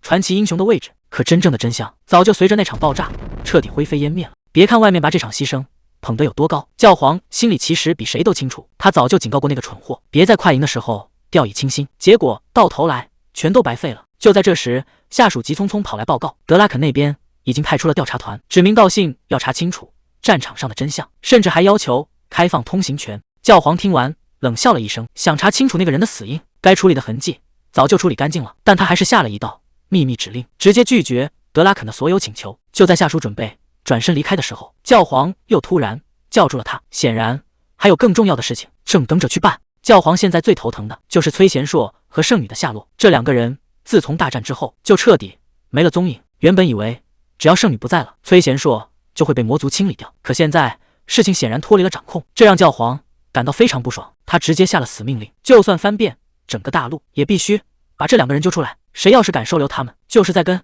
整个教会作对。而此时，逃亡的马车里，圣女正哭个不停。崔贤硕简直要被烦死了，之前明明那么讨厌魔族，怎么现在到舍不得那些家伙了？不管是红牛还是那个大嘴怪，相处久了，竟然都成了舍不得的朋友。崔贤硕没心思听这些感伤，他提醒圣女赶紧检查发色，毕竟真正的麻烦才刚刚开始。这变装的速度确实够快。崔贤硕摸着刚染好的头发，总觉得头皮痒得不行。这玩意儿真的安全吗？弗里师却一脸淡定，只要颜色变了，谁还认得出来？现在这种时候就别再挑三拣四了。紧接着，换上一身新装的拉赫尔也出现在了众人面前，他轻声询问现在的自己看起来到底怎么样。崔贤硕直接被惊艳到了，这哪里是在逃命的圣女，简直就是童话里走出来的公主。拉赫尔却只是淡然一笑，因为抛开圣女的身份不谈，她本来就是一位货真价实的公主。崔贤硕听完直接愣在原地。玛丽埃特，那不就是他们要去的地方吗？弗里师在一旁满脸嫌弃，合着你连人家的全名都不知道？一听说对方是真公主，崔贤硕扑通一声就跪下了，赶紧为之前的没大没小疯狂道歉。这可是顶级的大人物啊！拉赫尔倒是没觉得有什么，让他像平时那样相处就行。可崔贤硕哪敢啊，在他老家身份地位可是天大的事。不过换个角度想想，既然是公主回老家，那接下来的路岂不是能横着走？崔贤硕已经开始幻想好日子了，可拉赫尔却给他泼了一盆冷水。弗里师更是直接给了他一拳，想去皇宫享清福，别做梦了，他现在可是全大陆通缉的要犯。拉赫尔却有自己的打算，虽说现在是被通缉的身份，但真到了走投无路的时候，还是得找家里人帮忙。他心里也很清楚，无论现在的处境多么糟糕，血缘这种东西终究是割不断的。可还没等他们商量好，平静的荒野突然被暴力撕碎，一股恐怖的力量瞬间炸裂，直接把坚硬的地面轰成了废墟。一个散发着不祥气息的黑影正从烟尘中缓缓爬出，这种令人窒息的压迫感，难道是那些家伙追上来了？这一路走来，每个人都在拼命战斗，就像标题说的那样，这个世界上并没有真正的坏战士，所有的恩怨和谜团只能等到下一季再来揭晓了。赶路途中，崔贤硕发现情况不对，眼前的系统界面正发出一阵刺耳的警报声。拉赫尔一脸好奇地凑了过来，他只能指着那堆乱码解释，自从踏入人类领地，这系统就彻底罢工了。拉赫尔对自家的系统很有信心，他却觉得脊背发凉。之前的那些任务就像是有人在实时监控他一样。他最后给出了一个扎心的结论：一个人类竟然用魔王的力量来对付人类，这在系统眼里简直就是个无法处理的毒瘤。拉赫尔还在那没心没肺的开玩笑，既然上面没让撤，说明他这命还挺硬。弗里斯直接打断了这无意义的闲聊，因为边境村庄已经近在眼前了，这就是基顿村。崔贤硕第一次踏入人类的领地，他这会儿心里正盘算着，之前被那破系统坑得不轻，这回总该能过上正常勇士的生活了吧。可弗里斯却给他泼了一盆冷水，说这里的景象可能会让他大失所望。还没进村，他们就被全副武装的守卫拦了下来，对方的语气里全是火药味。弗里斯熟练地递上证件，谎称他们只是来找活干的佣兵。看着眼前这副戒备森严的架势，他突然意识到，人类的世界似乎也没那么简单。弗里斯示意大家自己看，眼前的景象简直比魔王领地还要荒凉，到处都是饿得走不动道的平民，连空气里都透着一股死气。拉赫尔在公告栏前停下了，上面的内容简直离谱，除了没完没了的劳役，竟然连窗户和胡子都要收税，这哪是治理，这分明是在明抢。阿贝尔森站在一旁沉默不语，弗里斯却没打算给他留面子，直接点破了真相。他的家族正借着战争的名义，把这些穷苦人的血都榨干了，而且这种烂事可不只是他一家在做。弗里斯曾经假扮过红衣主教，他比谁都清楚这所谓的人类世界到底有多肮脏。弗里斯的话还没说完，整个王国的现状其实都一个样，那些高高在上的统治者只会利用战争的恐惧来煽动平民，好让他们能名正言顺的中饱私囊。阿贝尔森彻底沉默了，这些真相像刀子一样扎心。夕阳西下，他独自坐在广场的雕像前，看着那些象征荣耀的骑士像，心里却满是说不出的苦涩。崔贤硕的声音突然传来，把他从思绪里拉了回来。原来拉赫尔他们已经先去旅馆休息了，只剩下他一个人还在这冷清的街头出神。崔贤硕试着安慰阿贝尔森，问他心情好点没，结果他直截了当地说一点都不好，甚至觉得非常愤怒。这种愤怒并不是针对别人，而是针对他自己。面对家族的腐败和罪恶，他发现自己竟然无话可说，这种深深的无力感才是最折磨人的。崔贤硕在一旁急得抓耳挠腮，想安慰却不知道怎么开口，毕竟那是人家的家务事。就在他胡思乱想的时候，阿贝尔森突然叫了他的名字，他吓得直接蹦了起来，脱口而出就是一句：法官大人，真的不是我干的。这突如其来的求饶把阿贝尔森都给整懵了，刚才那股压抑的气氛一下子消失得无影无踪。看着他这副滑稽的样子，阿贝尔森终于忍不住笑出了声。他其实只是想讲个故事，没想到这家伙反应这么大。阿贝尔森指着那座残破的雕像，虽然现在的基顿村一片狼藉，但在几百年前，这里曾诞生过一位真正的传奇，那就是传说中的英雄洛法。崔贤硕听得一愣一愣的，在那场遥远的大魔族战争时期，英雄这个词最早就是为了形容洛法才出现的。他的名声传遍了整个大陆，是那个时代当之无愧的最强者。他不仅实力强悍，更是一位真正的正义之士。他怜悯弱者，守护王国，是所有人心中最仁慈的骑士，完全配得上那份至高无上的荣誉。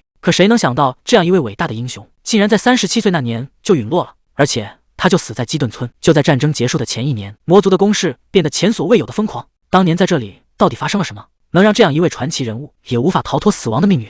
阿贝尔森提到了那次最后的抵抗，当时国王下令放弃基顿村全员撤退，但洛法平生第一次违抗了命令。在他看来，国家存在的意义就是保护子民，他绝不会背弃这份神圣的职责。就这样，他独自一人挡住了魔族，为了守护身后的民众和王国的尊严，他拼尽了最后的一丝力气，最终创造了那个不可能的奇迹。阿贝尔森的声音越来越低，如果那位英雄还活着，看到现在的他，看到这个腐朽的家族，他会露出什么样的表情呢？崔贤硕默默听完了整个故事，两人并肩走在寂静的街道上，他轻声向他道谢，说心情已经好多了。虽然他自认只是个听众，但对此时的他来说，这份陪伴就是最大的安慰。宁静的夜晚被一声惨叫彻底撕碎，阿贝尔森还没反应过来，整个村子就已经乱成了一团。杀人了，快叫守卫！呼喊声在街道上此起彼伏。崔贤硕让同伴留在原地，自己一马当先冲向了事发现场。现场的情况比预想的还要严重，看着墙上飞溅的血迹，他一时间竟说不出话来。这绝对不是普通的意外。虽然守卫马上就到，但崔贤硕发现了一些不对劲的地方。这现场透着一股说不出的古怪，他赶紧招呼同伴过来。这事儿恐怕没那么简单。阿贝尔森急忙追问哪里不对劲。崔贤硕指着地上的尸体，这味道重的根本不像刚死的，而且周围全是诡异的魔法印记。他并不懂魔法，正想让同伴帮忙看看，话还没说完，阿贝尔森突然发出一声尖叫：“贤硕，小心身后！”他还没来得及回头，一股恐怖的气息已经贴到了背上，那是一只双眼通红的怪物。崔贤硕根本来不及反应，眼看就要被这鬼东西生吞活剥。关键时刻，阿贝尔森及时赶到，一记重击直接把怪物掀翻，这才保住了他的小命。明明已经死透的人怎么会动？阿贝尔森一眼就看穿了真相，这是恶魔最擅长的死灵术，利用邪恶的仪式魔法，把死人变成听命于自己的傀儡。看来这场战争远比想象中更麻烦。虽然是第一次见到这种怪物，崔贤硕最担心的却是另一件事：被咬了之后会不会也变成丧尸？阿贝尔森显然没听过这种离谱的说法，但被咬一口肯定没好果子吃。还没等两人研究明白，村子里突然传出一阵骚乱，有人发现了失踪者的尸体。原本安静的夜晚一下子被打破了，还没进村就被守卫拦住了去路。这种节骨眼上外来人最容易被怀疑。崔贤硕反应倒是挺快，直接编了个佣兵的身份想混过去。守卫们互相使了个眼色，似乎在确认他们的来头。既然说是佣兵，那就要拿证据出来。阿贝尔森不慌不忙掏出了身份牌，守卫仔细核对了身份牌，态度立马变得客气起来。原本想低调进村，结果还是被带到了村子中心。崔贤硕随口编的那个瞎话传的简直比风还要快，现在全村都知道来了2个佣兵，甚至还有人笑话他太爱显摆。这下想藏也藏不住了。村长埃德玛亲自出面迎接，开口就问是不是传说中的顶级高手。阿贝尔森和崔贤硕直接听愣了，这误会闹的是不是有点太大了？眼看村长的眼神变得怀疑，崔贤硕干脆一不做二不休，直接承认自己就是最强传奇。这牛皮要是吹破了，待会儿可怎么收场？崔贤硕这谎撒的脸不红心不跳，心里还默默给阿贝尔森道了个歉，反正只要不被抓现行，怎么都行。阿贝尔森在旁边听得简直没眼看，只能祈祷村长千万别发现真相。好在村长埃德玛并没有起疑心，确认过身份牌后就开始说正事。原来这村子几个月前就不太平了，村民们接二连三的莫名失踪，原本以为是逃荒，结果全是噩耗。村里陆陆续续开始出现尸体，有的死在自家祖坟上，有的被奇怪的长杖直接贯穿，死状一个比一个凄惨恐怖。最诡异的是尸体上还刻着皱纹，而且刚才袭击他们的那个怪物是第一个死而复生的活死人。村里早就写信向领主求援了，可到现在也没见着半个援兵。弗里斯听完这番话，困得连眼皮都快抬不起来了。这种穷乡僻壤根本没人管，结果这2个家伙倒好，居然敢冒充佣兵来接这种烫手山芋，这下可把弗里斯气得够呛。崔贤硕平时胡来也就算了，怎么连阿贝尔森也跟着一起瞎闹？要是身份在这里暴露了，之前的努力可就全白费了。现在的处境本来就够危险了，万一这事儿真的跟魔王有关系，那可不是闹着玩的。弗里斯的意思很明确，绝对不能在这里多管闲事。可阿贝尔森实在是不忍心离开，崔贤硕也想替阿贝尔森帮个忙。看着两人这副坚持的样子，弗里斯最后还是松了口，就给你们1个星期时间，要是搞不定就必须马上走。终于争取到了留下的机会，崔贤硕和阿贝尔森高兴的不行。弗里斯虽然嘴上嫌麻烦，但干活还是非常利索，直接把村子划成了2个巡逻区。阿贝尔森负责其中一边，崔贤硕则被分到了另一块区域。至于弗里斯自己，他得在暗处盯着那些真正的佣兵，免得这出冒名顶替的戏码穿帮。一转眼4天时间过去了，这天晚上阿贝尔森回来的特别晚，连弗里斯都察觉到了异样。阿贝尔森并没有急着开口，而是说要先确认一件事。阿贝尔森经过这几天的巡逻，终于敢100%确定了，这个村子里到处都是魔气，而且浓度高的离谱。按理说人类领地的空气里各种能量应该是平衡的，可这里的魔气已经完全超标，这绝对不是什么自然现象。难怪崔贤硕和弗里斯觉得舒服，这种反常的舒适感才是最危险的。看来村里发生的那些怪事，源头肯定就在这些魔气身上。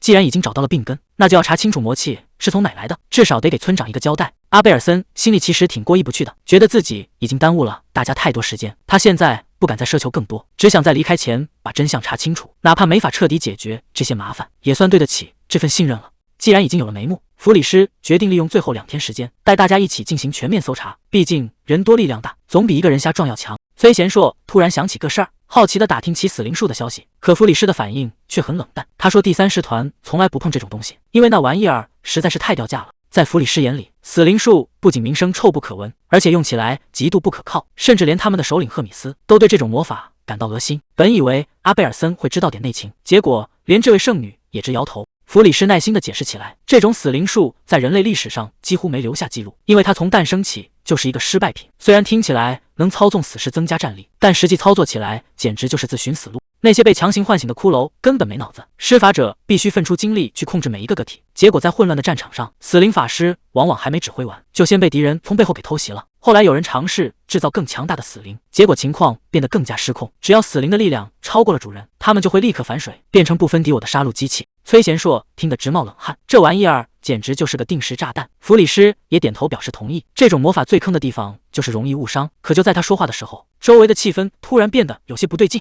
阿贝尔森突然察觉到了异样，他感受到了其他恶魔的气息。弗里师也立刻警觉起来，目标就在村子广场的雕像附近。几个人飞速赶往广场，果然看到一个披着斗篷的神秘人。对方似乎早就发现了他们，冷冰冰的吐出入侵者3个字。崔贤硕正准备动手确认身份，却被阿贝尔森拦了下来。现在还不能直接杀了他，必须先搞清楚这背后的阴谋。弗里师询问接下来的打算，崔贤硕决定亲自上前试探。神秘人却在这时闻到了异味，他发现崔贤硕明明是个凡人，身上竟然带着恶魔的力量。面对神秘人的步步紧逼，气氛已经紧张到了极点，对方甚至已经摆好了架势，冷笑着问他们是不是想找死。谁也没想到，崔贤硕竟然扯开嗓子大喊起来：“别动手，都是自己人！”这一嗓子把在场所有人都喊懵了。弗里师和阿贝尔森完全看傻了，这家伙难道打算直接投降吗？连对面的神秘人都愣在原地，根本没反应过来发生了什么。崔贤硕可没打算停下，他挺起胸膛，大声宣布自己的身份，说自己是魔王军第3师团的指挥官，甚至还反客为主，厉声质问对方的名字和军衔。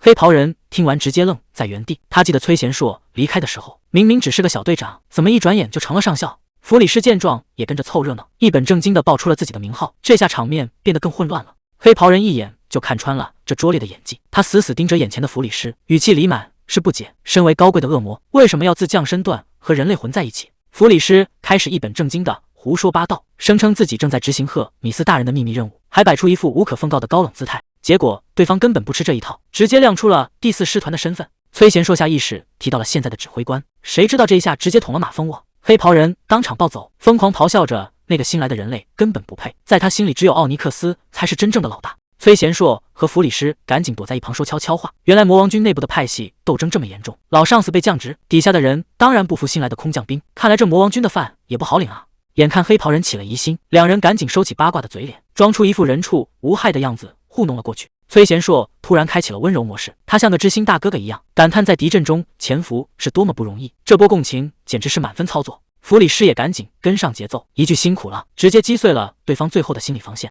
黑袍人哪见过这种阵仗，在魔王军那种冷冰冰的地方，他头一次感受到了同僚的温暖，整个人彻底放下了戒备，把对方当成了唯一的知音。既然气氛都烘托到这了，弗里师顺势抛出了最关键的问题：既然你是第4师团的人，大老远跑到第3师团的领地来，到底是为了什么？黑袍人还在那犹豫不决，崔贤硕直接开启了挑拨离间模式，问他是不是早就看上司不顺眼了，甚至还拍着胸脯保证，只要你开口，哥几个帮你把他给办了。弗里师也在旁边疯狂补刀，两人一唱一和，把对方的指挥官贬得一文不值。黑袍人哪见过这种阵仗，几句话功夫就把这群满嘴跑火车的家伙当成了铁哥们。崔贤硕和弗里师在一旁偷偷交换眼神，看来这家伙独自潜伏太久，对外界的消息完全断层了，这简直就是个完美的套话对象。弗里师趁热打铁，忽悠大家交换一下任务情报。黑袍人终于彻底交了底，原来他们正在秘密测试一种新装置，能把普通的魔力强行转化成魔气。这玩意儿一旦启动，就能制造出极其恐怖的暗能量环境，简直就是为死灵术量身定做的。听到这，崔贤硕的表情瞬间变得严肃起来。这种能改变能量属性的技术，如果真的大规模投入使用，后果简直不敢想象。这帮家伙到底想干什么？黑袍人手里摆弄着那个诡异的装置，为了这一天，他已经在镇子里秘密埋下了几百个节点，要把整个地方变成一个巨大的祭坛。崔贤硕听得脊背发凉，赶紧追问这阵法一旦完成会发生什么。黑袍人语气平淡地抛出一个重磅炸弹，他要利用这里的死气复活那个传说中的最强骑士。弗里师听到那个名字，整个人都愣住了。洛法尔多泽，那可是几百年前的传奇人物，现在的死灵术已经恐怖到这种地步了吗？竟然能让这种级别的怪物重现人间？面对弗里师的质疑，黑袍人只是发出一声冷笑，他直言不讳地表示，这正是他们在人类领地搞实验的原因，要是最后控制不住这个怪物，大不了就把整个镇子直接献祭掉。黑袍人觉得找到了知音，既然你们也讨厌崔贤硕指挥官，那我就透个底，只要实验成功，我们就把他变成毫无意识的亡灵。这家伙越说越起劲，甚至开始畅想未来的大清洗，只要有了这种装置，魔王军里就不再需要其他种族，尤其是那些碍事的指挥官。他觉得大家都是一伙的，客气的打了个招呼就想走，可他根本没意识到崔贤硕和弗里师已经动了杀心，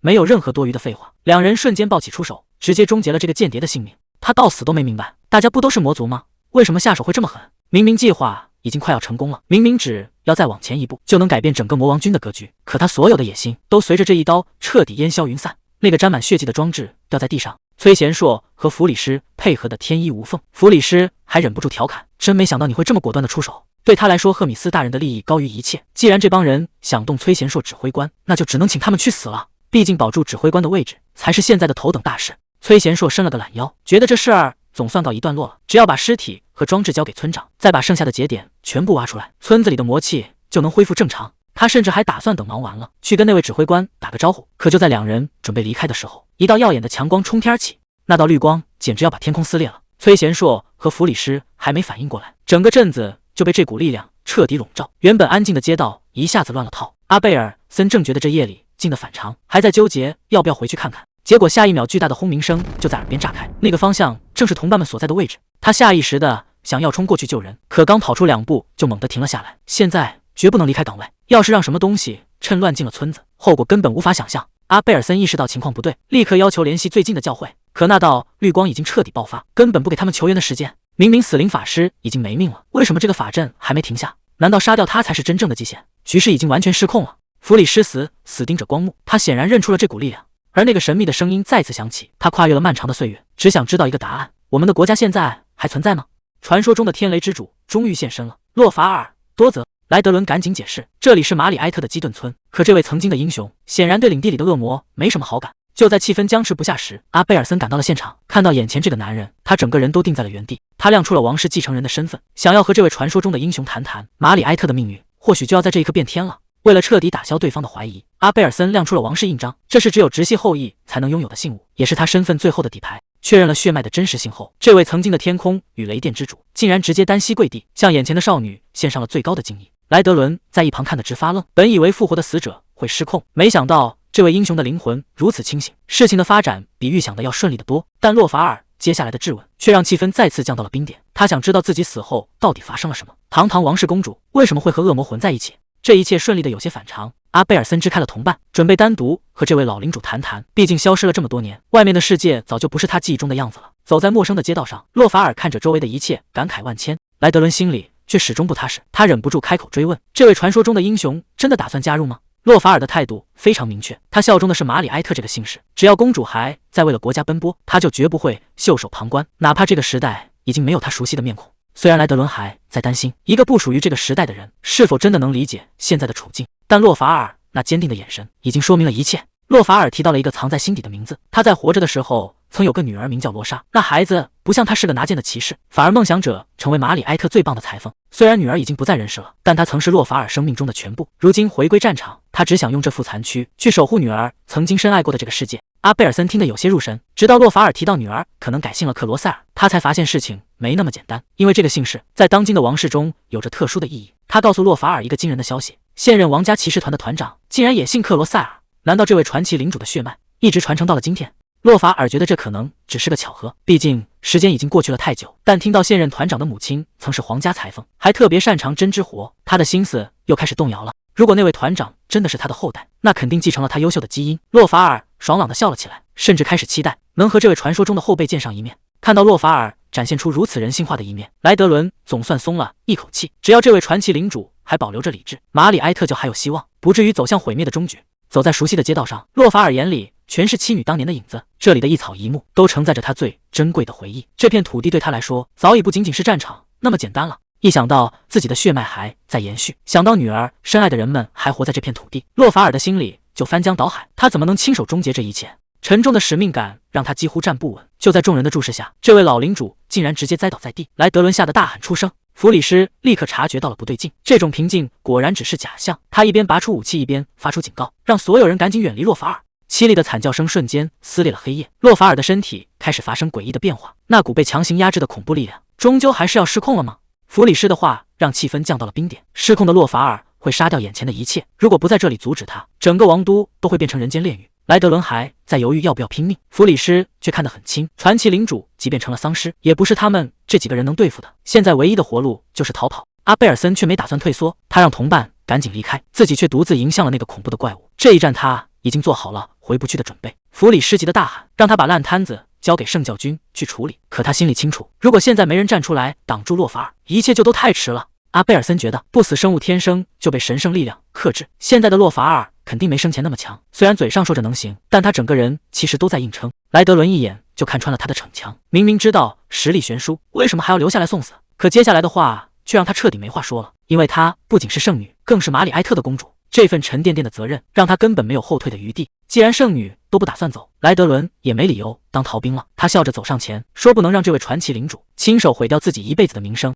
弗里斯看着这两个疯子，气得直叹气。既然大家都打算豁出命去，那他也只能舍命陪君子了。既然已经达成了共识，那就没什么好犹豫的了。三人立刻拉开架势，准备迎接这场恶战。可洛法尔的动作比预想中更快，他已经彻底沦为了杀戮机器。弗里斯心里暗叫不好，这家伙竟然还保留着战斗本能。他没有胡乱攻击，而是直接盯上了队伍的后方。眼看重剑就要劈下来了，阿贝尔森直接顶了上去，用盾牌死死挡住了这致命一击。他大喊着让同伴赶紧动手。神圣的光芒瞬间炸裂开来，这是克制不死生物的最后王牌。阿贝尔森的神圣魔法瞬间爆发，无数金色锁链死死缠住了洛法尔，这是专门为他准备的牢笼。莱德伦看准时机，直接冲了上去。他使出了压箱底的绝招，这一记重踢结结实实的砸在了洛法尔身上。本以为这一击能分出胜负，可莱德伦立刻意识到不对劲，这一脚下去根本没伤到对方的要害，光靠蛮力根本解决不了这个怪物。还没等他撤退，洛法尔那只冰冷的手已经死死抓住了他。莱德伦对着洛法尔大喊一声，他心里很清楚，现在已经没有退路了，必须亲手结束这一切。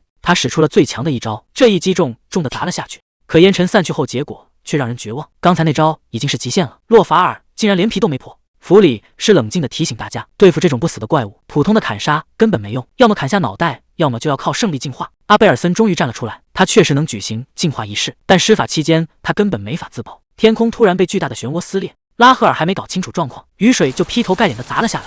阿贝尔森立刻察觉到了危险，这雨里带着不寻常的气息，根本不是什么自然现象。原来洛法尔被称为雷霆领主，并不是随便说说的，他能操控风暴，甚至能把闪电握在手里，这就是战争雷霆骑士的真正实力。他已经准备好要动手了。洛法尔终于拿出了真本事，这一招闪电之速快到离谱，根本不打算给对手留活路。崔贤硕被打得节节败退，这种速度已经超出了反应极限，他只能凭本能死死硬撑。眼看防线就要崩溃，弗里士在后方大声提醒，他会负责远程掩护，让崔贤硕只管往前冲。可洛法尔只是冷冷地瞥了一眼，这种程度的干扰真的能拦住雷霆的脚步吗？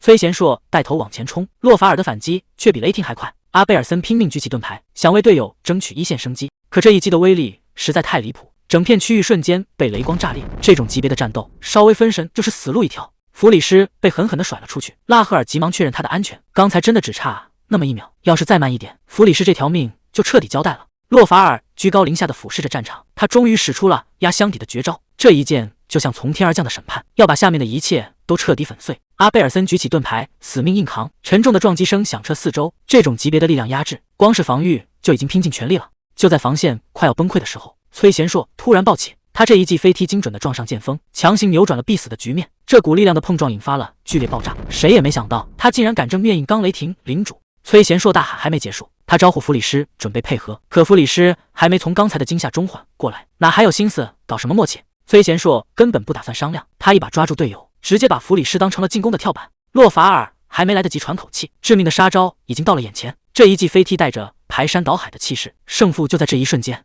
崔贤硕觉得只要把对方劈成两半，管他是死是活都得彻底瘫痪。这一击爆发出了惊人的能量，整片战场都被紫色的光芒吞没了。拉赫尔急忙询问结果怎么样，可等烟雾散去，情况却完全超出了预料。崔贤硕不仅没能得手，反而被洛法尔死死地抓住了。他拼命挣扎想要脱身，可对方的力量根本无法撼动。洛法尔周身的雷电再次狂暴起来，真正的杀招现在才要开始。被这种级别的雷霆正面击中，恐怕连灰都不会剩下。雷霆正面炸裂，这股力量简直要把空间都撕碎了。阿贝尔森急得大喊崔贤硕的名字，这种威力的轰击下，真的还有人能活下来吗？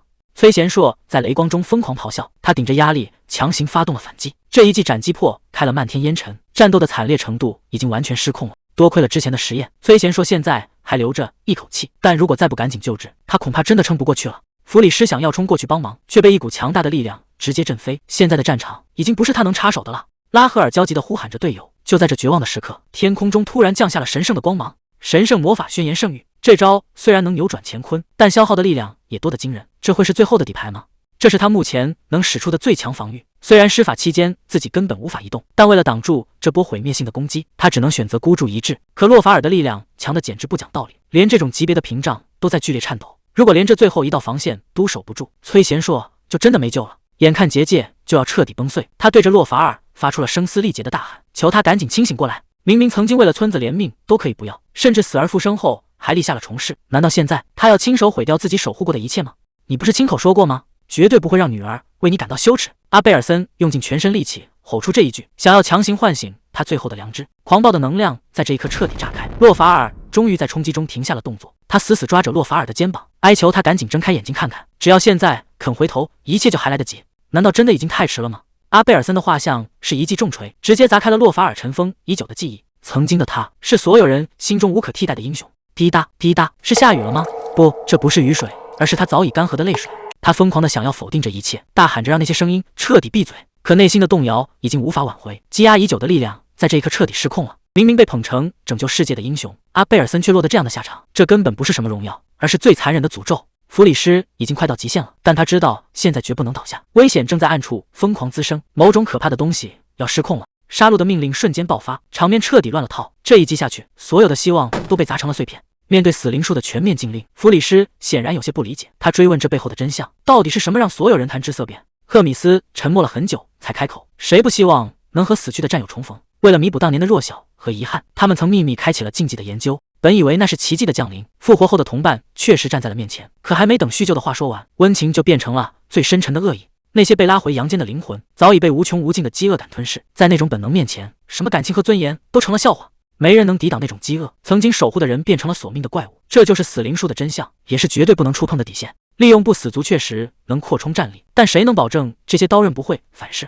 当他们意识到自己变成了怪物，那种绝望会毁掉所有人，这种惨剧绝不能再重演。就在这生死关头，洛法尔的剑竟然刺偏了。弗里斯简直不敢相信，在这么近的距离下，他竟然靠意志压制了杀戮本能。洛法尔痛苦地哀求着，求你快点杀了我，不要让我伤害你。这是他最后的一点人性，也是他能给出的最后温柔。伴随着最后一声惨叫，一切终于画上了句号。这种解脱对他来说，或许才是最好的结局。他的身体开始化作光芒消散，临终前他轻声说着谢谢，谢谢你们及时拦住了我，没让我真的伤害到公主，更没让我给女儿丢脸。作为一个父亲，这大概是他能留下的最后尊严。阿贝尔森轻声呼唤着他的名字，这位曾经迷失的英雄，终于在消散的那一刻，找回了属于自己的荣耀。崔贤硕终于撑到了极限，他整个人直接栽倒在地上，彻底失去了意识。能坚持到现在，全靠他那惊人的意志力。还没等大家松口气，远处就传来了嘈杂的喊声，大批全副武装的圣教军已经把这里围得水泄不通。对方显然察觉到了异样的气息，要求他们立刻交代身份。弗里斯心里很清楚，那套假证件根本瞒不过这些正牌货。阿贝尔森紧紧护住昏迷的同伴，他的神圣力量也快耗尽了。面对步步紧逼的守卫，接下来到底该怎么办？要是说出真相，崔贤硕就彻底没命了。现在的情况简直是一场灾难，必须保持安静，否则谁也跑不掉。圣教军的包围圈越来越小，守卫命令所有人让开。阿贝尔森死死护住昏迷的同伴，眼看就要被抓个正着。就在这千钧一发之际，一个熟悉的身影出现了，竟然是特拉尼奥主教。阿贝尔森完全没料到会在这里遇见这位大人物。主教示意大家不要出声，他承诺会保证众人的安全，但前提是必须跟他走。特拉尼奥把一颗紫色圆球扔在桌上，这东西散发着浓郁的恶魔气息，竟然是从你们的行李里搜出来的。在圣教军的地盘私藏这种东西，简直就是自寻死路。阿贝尔森很清楚现在的处境，他低声询问接下来的命运是要被逮捕送往圣斗兽什么？一旦进了那种地方，恐怕就再也出不来了。特拉尼奥却没有直接回答，反而提起了几年前的那场巡礼。当时他根本不看好这位小公主，觉得她只是在玩一场体验生活的游戏，顶多撑不过1个星期就会哭着回家。可结果却让所有人大吃一惊。阿贝尔森不仅坚持了整整1年，还毫无怨言地帮助每一个需要的人，无论对方是什么身份，他都付出了同样的善意和真诚。当被问到为什么要这么做时，他的回答让主教至今都记忆犹新：我只做我认为正确的事。这份刻在骨子里的执着，或许就是他现在敢于冒险的原因。特拉尼奥主教语气坚定，在他眼里，阿贝尔森绝不是那种勾结恶魔的叛徒。他希望对方能放下戒备，把所有的真相都说出来。面对这份沉甸甸的信任，阿贝尔森再也压抑不住情绪，他终于开口，想要解释这一切。可话还没说完，另一边的气氛却突然变得诡异起来。昏迷的崔贤硕发出一声闷哼，似乎还没从痛苦中解脱。弗里斯气得直跳脚，为了救一个忘恩负义的家伙，他可是耗费了不少恶魔之力。结果现在倒好，自己反而成了圣教团的阶下囚。就在他抱怨不停的时候，特拉尼奥主教带着阿贝尔森出现了。刚醒过来的崔贤硕还一脸懵，阿贝尔森赶紧凑到他耳边低声解释，这位主教打算放大家离开这里。崔贤硕心里还是有点打鼓，私放囚犯可是重罪，主教难道就不怕惹上大麻烦吗？特拉尼奥却只是淡定地掏出钥匙，他说自己活了这么久，早就没什么好怕的了。牢门被缓缓打开，阿贝尔森劝主教一起逃走，但他却拒绝了这个提议。现在外面到处都是不死族，如果连主教都带头逃跑，那信徒们的信仰就彻底崩塌了。特拉尼奥把紫色圆球还给阿贝尔森，他叮嘱对方赶紧离开，永远都不要再回头，只要坚持做正确的事就好。阿贝尔森一时间不知道该说什么。主教其实早就看穿了一切，无论是恶魔还是妖精，他从一开始就心知肚明，却选择了默默守护这个秘密。最后他看向了崔贤硕，把圣女的安危郑重地托付给了他。趁着夜色，几人骑上快马冲出了城门，本以为这就算逃出升天了，还没等特拉尼奥把消息传出去，肯利就带着罢免令闯了进来，罪名竟然是勾结叛徒阿贝尔森。这下教会内部是要变天了。面对这种重罪，他表现得异常冷静，甚至还有心思叙旧。肯利直接发出最后通牒，再不交代阿贝尔森的去向，下场只有死路一条。面对审判所的威胁，这个老狐狸竟然笑出了声。就在大家都以为他要死扛到底时，他却突然松口答应配合。只不过他提出要先换上一身礼服再走，守卫还在担心让重犯独处太危险。特拉尼奥却突然打起了感情牌，他问肯利：难道我以前不像你的父亲吗？为了最后的一点体面，肯利顶着压力答应了他的请求。临走前他还不忘叮嘱，一定要把桌上的文件交给教皇。这一声告别听起来沉重又决绝。肯利站在门外，心里总觉得哪里不对劲。进了屋的特拉尼奥根本没打算换衣服，他在书架前不停翻找，终于让他找到了那个东西。那是一把藏在暗处的长剑，看来这老狐狸压根就没打算束手就擒。特拉尼奥拔出长剑，却不是为了杀出重围，他最后念了一遍肯利的名字，祈祷圣女能够平安脱险。从一开始他就没打算活着离开这间屋子。另一边阿贝尔森正带着人马拼命撤离，崔贤硕还想回去救出主教，但他心里很清楚，现在已经没法回头了。这也是主教用命换来的机会，既然已经没有退路，那就只能带着使命一路向前。阿贝尔森死死盯着前方，他们的下一个目标就是首都内塔莎的王宫。特拉尼奥死掉的消息传回了大教堂，教皇心里很清楚，这意味着阿贝尔森他们已经彻底逃脱了。肯利带人追了半天，却连个影子都没抓到。虽然跟丢了目标，但老谋深算的教皇早就看穿了一切。他断定这群人只有3个去处，要么投奔敌国，要么去找那群逃兵。最麻烦的就是他们可能会去投靠玛丽埃特王室。比起这些，教皇更担心那个叫崔贤硕的年轻人。听说他竟然干掉了洛法尔，这种成长速度简直快得离谱。肯利给出了肯定的答复，看来真正的威胁已经快要按捺不住了。肯利把特拉尼奥留下的情报递了上去，还想着能帮这位老友办个葬礼。可教皇接下来的话让整个大殿的气氛降到了冰点，他竟然要砍下特拉尼奥的首级示众。肯利简直不敢相信自己的耳朵，他拼命解释特拉尼奥过去的功劳，说他曾是圣职者的骄傲，还是教皇亲手提拔的人才，但在教皇眼里，只要背叛了教会，就必须成为杀鸡儆猴的祭品。面对肯利的苦苦哀求，教皇只是冷冷地叫出了他的全名，他是在提醒肯利，这里到底谁才是说了算的教皇。这一句话直接让肯利再也不敢多说半个字。教皇随手翻开了那份情报，原本冷漠的表情变得更加凝重。恶魔之力，还有死灵术，看来特拉尼奥藏起来的秘密远比他们想象的还要可怕。另一边，普贤雅正烦得想撞墙，赫米斯那个家伙求完竟然就这么死掉了，这下可把他给坑惨了。当初为了帮赫米斯，普贤雅可是明摆着跟魔王对着干，现在靠山倒了，魔王的报复随时都会找上门。这种死一般的寂静才是最让人心里发毛的。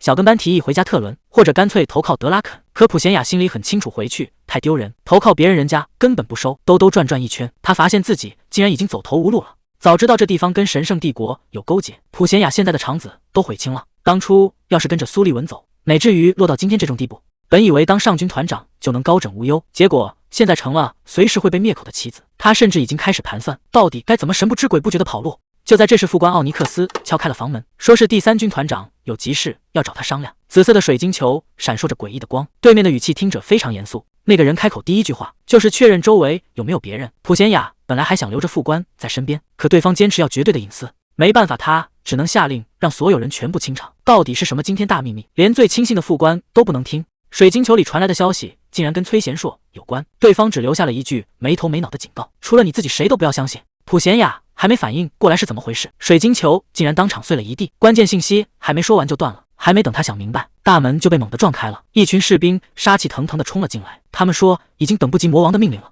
带头的直接指着普贤雅的鼻子大喊，要杀掉这个人类叛徒。普贤雅这下终于明白了，刚才那个警告到底是什么意思。终于到了马里埃特的首都内塔莎，看着这宏伟的建筑，崔贤硕简直是大开眼界。皇宫大门紧闭，守卫直接拦住了去路，大声质问他们到底是谁。这种地方可不是随便能进的。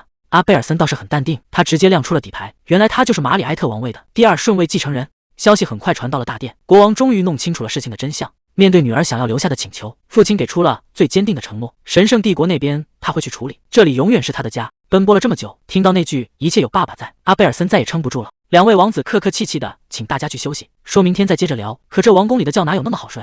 崔贤硕总觉得离阿贝尔森太远了，虽然他觉得能住下就不错，但弗里师已经察觉到了异样。那些监视的目光简直毫不遮掩，他赶紧让拉瑟部下隔音结界，因为窗外的树上还有头顶的塔尖，全都是盯着他们的眼睛。最麻烦的是，就在隔壁2个房间还藏着一个气息最强的家伙。阿贝尔森这下是真的火了，他直接闯进大殿质问，到底是谁敢监视他的朋友？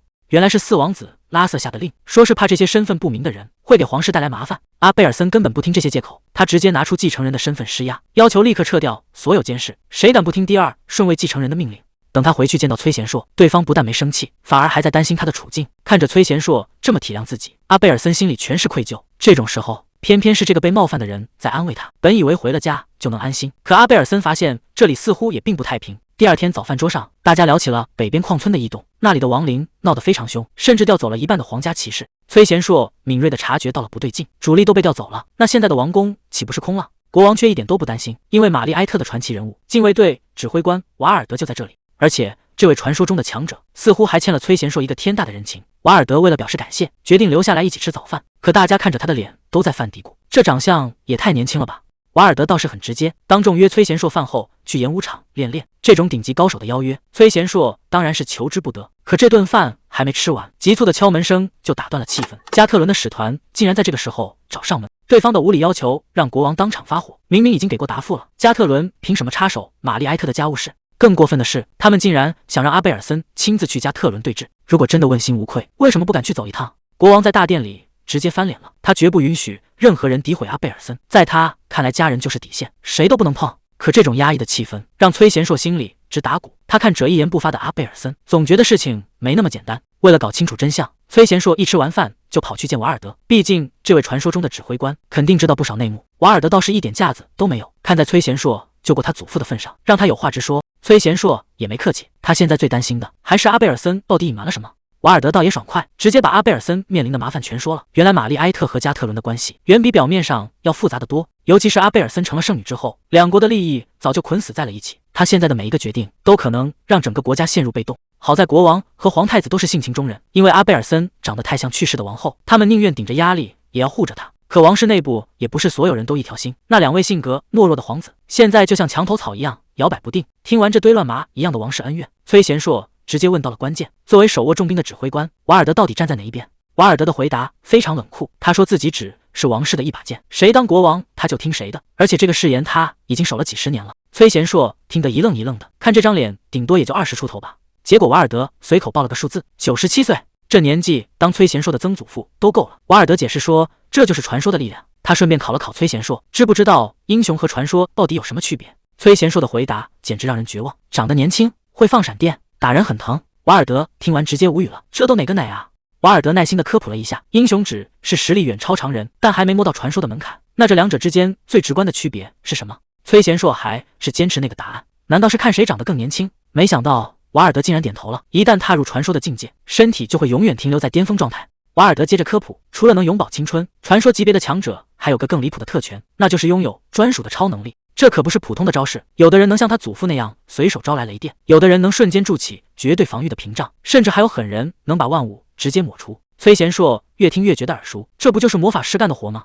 瓦尔德直接否定了他的想法，魔法师那是靠后天的苦练和钻研，而传说的能力更像是刻在骨子里的本能，两者根本不在一个层面上。说白了，魔法是学来的技术，而能力是生命层次的跃迁。这下崔贤硕总算明白了传说这2个字到底有多重。瓦尔德解释说，这种能力根本不需要学习或者练习，只要他觉醒了，唯一的限制就是你的想象力。崔贤硕总算听明白了，但他脑子里突然冒出一个奇怪的念头，既然传说能永葆青春，那阿贝尔森到底多少岁了？不过瓦尔德很快泼了盆冷水，传说也不是无所不能的，每个人的能力都有致命的短板。比如那位阿扎塞尔，防御力虽然强得离谱，但每次发动都要付出巨大的体力代价，甚至连瓦尔德的爷爷想放个闪电还得先看看天气预报。听了这么多理论，崔贤硕终于忍不住问出了心里话，既然每个人都有专属能力，那瓦尔德的能力到底是什么？瓦尔德像是早就猜到他会这么问，他缓缓握住剑柄，语气变得有些耐人寻味。既然你这么想知道，那就亲自来感受一下吧。崔贤硕这小子也是个武痴，一听说能变强，整个人都兴奋起来了。画面一转，深夜的王宫里透着一丝诡异。阿贝尔森正准备去见他的父王，可刚走到门口，里面的对话就让他停下了脚步。屋里的人语气狂妄到了极点，竟然在密谋要吞并整个大陆，说不管是哪个帝国，最后都得向加特伦低头。阿贝尔森简直不敢相信自己的耳朵，作为一国之君的父亲，难道真的要发动这场可怕的战争吗？拉瑟的情绪非常激动，他质问国王：像我们这样的小国，凭什么反抗加特伦？为了保住国家，牺牲掉少数人是统治者的必修课。克里亚尔虽然万般不舍，但还是被这番话给说动了。可他紧接着又补了一刀，他说阿贝尔森可不是外人，那是国王的亲生骨肉，难道要为了这点血缘关系，就让整个国家去陪葬吗？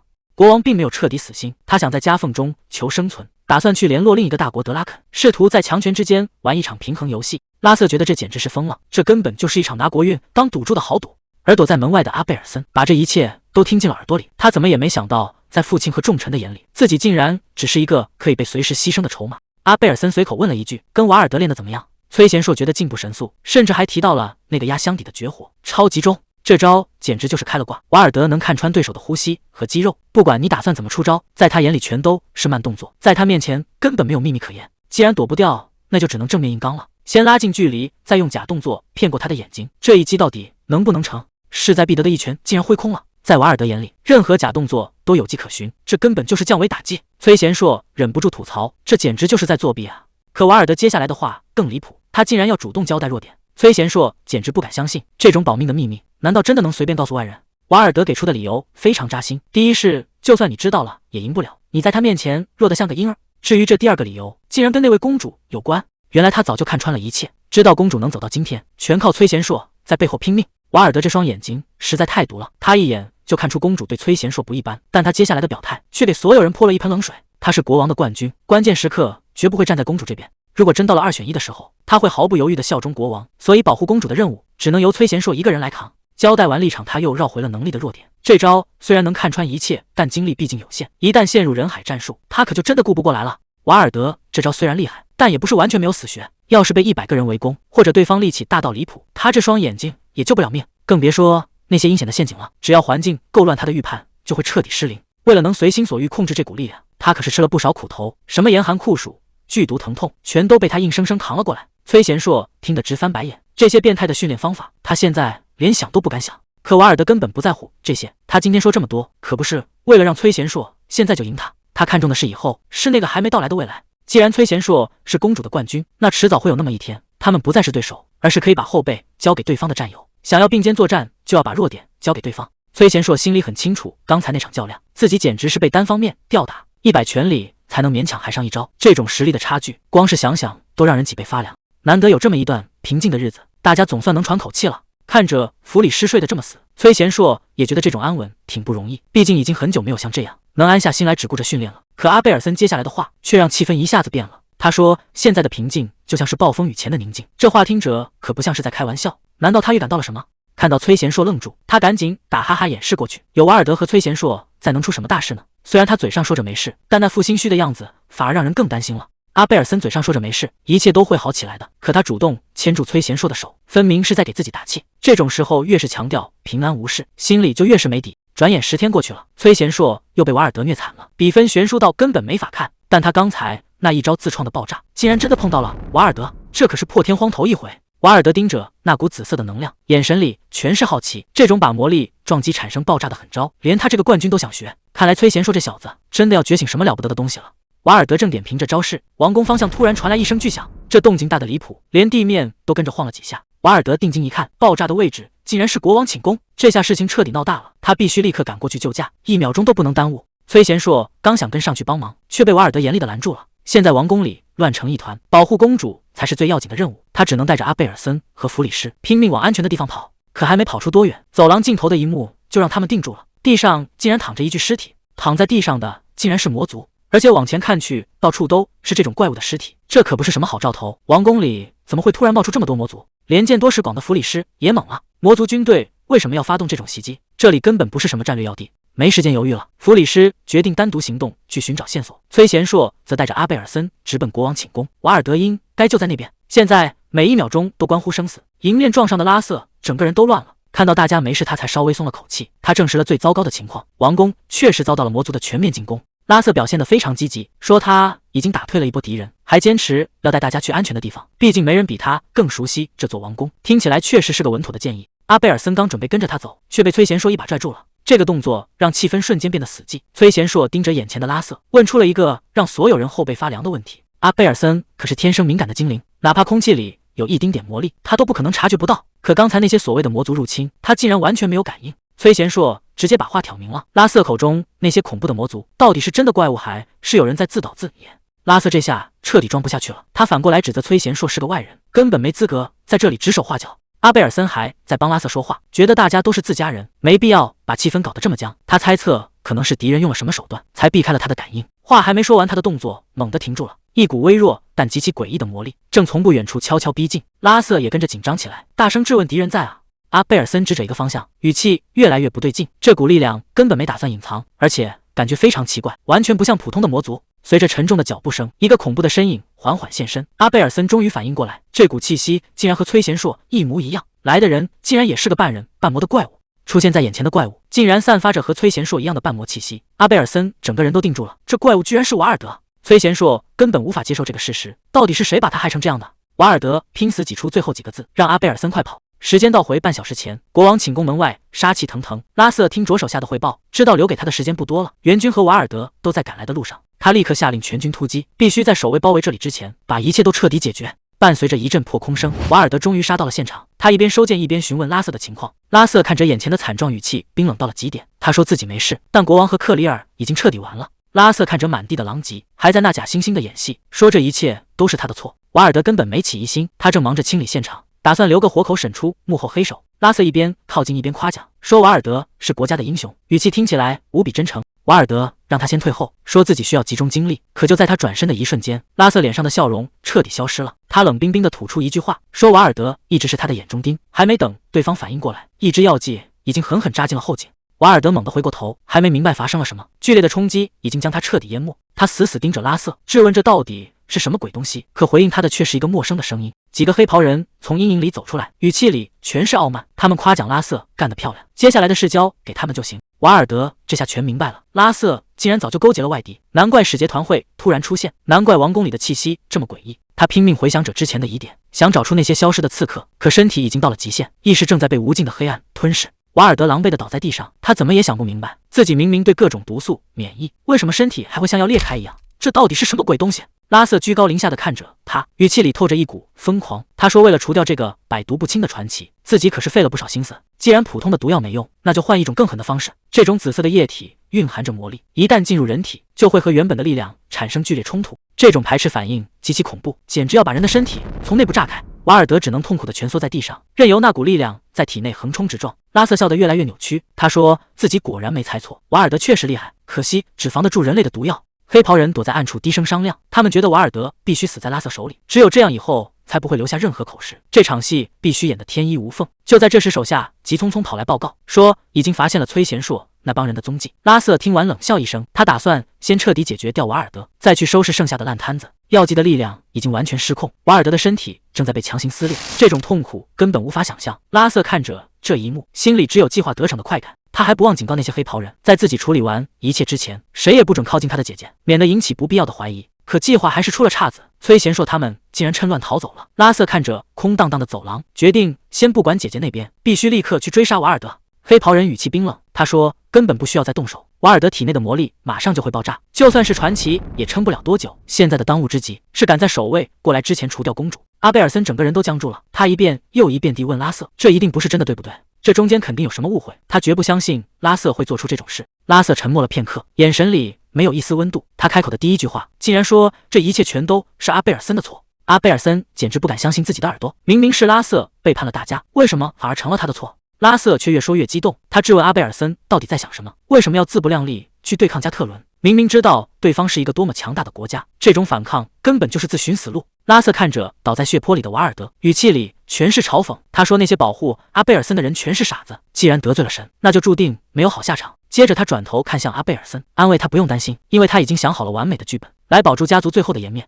在他的故事里，王室遭到了恶魔的袭击，父王和兄长全都惨死，连那个所谓的传奇也没能幸免。只有他拉瑟看穿了阴谋，亲手斩杀了勾结恶魔的叛徒，也就是眼前的亲姐姐。只有这样才能平息一切。加特伦的使团也会为此作证，他们会以保护弱者的名义直接接管这个国家，驻军、赔款、割让通行权。拉瑟觉得这才是最现实的选择，用尊严换取生存，这就是他为这个国家选的路。崔贤硕突然插了一嘴，他问拉瑟：“真的觉得这计划行得通吗？”这一路走来，到处都是被重税压垮的百姓，大家早就已经活不下去了。如果再答应那些丧权辱国的赔款，这国家哪还有什么未来？而且引狼入室只会招来更多麻烦。邻国德拉森要是趁机发难，拉瑟真的能收场吗？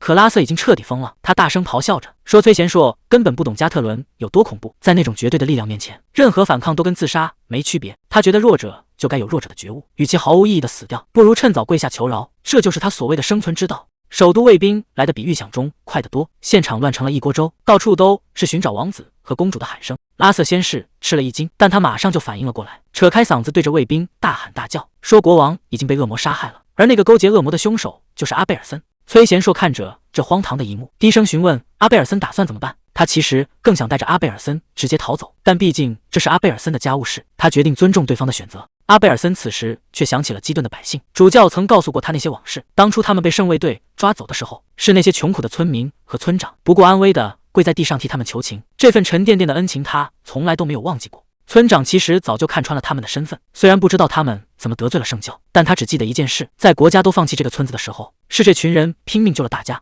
所以村长不惜去求主教帮忙。正因为那次秘密谈话，他们才捡回一条命活到现在。阿贝尔森心里却越发不安，如果真让拉瑟这种人得逞，那些救过他们的百姓该怎么办？崔贤硕看出了他的纠结，直截了当地说：“只要阿贝尔森下定决心，剩下的脏活累活他全包了。”阿贝尔森却突然拦住了他，他觉得崔贤硕说的没错，这确实是自己家的私事，但既然已经走到了这一步，他就绝不会再退缩。阿贝尔森终于不再退缩，经历了这么多，他已经不是那个需要保护的女孩了，他要亲手结束这一切，不再躲在崔贤硕的身后，而是要成为并肩作战的战友。帮我争取一点时间。他手中的长枪重重落地，刺眼的金光瞬间炸裂开来，这是属于他的神圣魔法光辉之墙，这一招就是要彻底封死对手的退路。阿贝尔森终于说出了心里话，如果他早点开口，自己甚至愿意为他去死，可惜现在说什么都晚了，错过的时机再也找不回来。阿贝尔森看着眼前的这一切，想起了曾经在皇宫里的日子，那时候的他天真的可怕，觉得想要什么都能随手得到，直到他走出皇宫成为了圣女，才发现外面的世界既肮脏又残酷，到处都是明争暗斗，根本不是想象中那种美好的样子，但这才是真实的世界，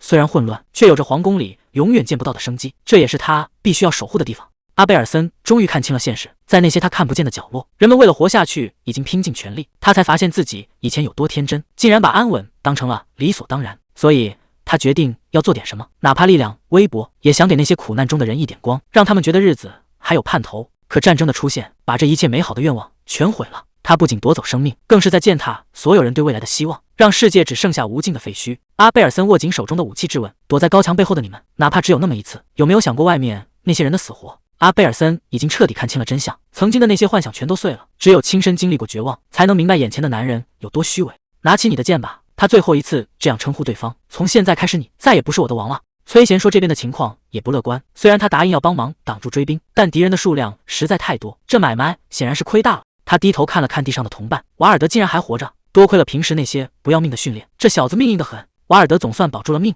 崔贤硕挡在所有人面前，这是属于家人的羁绊，外人最好别在这儿瞎掺和。暗处的守卫们还在犹豫，毕竟新王还没正式登基，现在出手确实名不正言不顺，只能先看看局势再说。戈登现在满脑子都是问号，又是刺客又是恶魔，这王宫到底出什么事了？崔贤硕直接把真相甩在他脸上，公主现在跟我们在一起，根本没有什么恶魔刺杀，那全是骗人的鬼话。如果真有恶魔同伙，现在这大殿里怎么可能只有我一个？动动脑子想想吧，到底是谁在撒谎？现场的疑点实在太多了，如果真是恶魔杀死了传奇骑士，那对方起码得是军团长级别的怪物，可这种级别的战力，为什么要大费周章跑来这里？戈登现在彻底乱了阵脚，这地方到底发生了什么？崔贤硕在一旁冷冷的提醒，与其在这儿瞎猜，不如问问那几个藏头露尾的家伙，他们肯定知道内情。这群蒙面人显然没料到会被点名，身份一旦暴露就全完了，因为他们根本不是什么守卫，而是圣教团派来的骑士。他们必须凭空编造出一个恶魔，还得让这个恶魔族够强大，强大到能杀死瓦尔德爵士，否则他们接下来的行动就根本找不到借口了。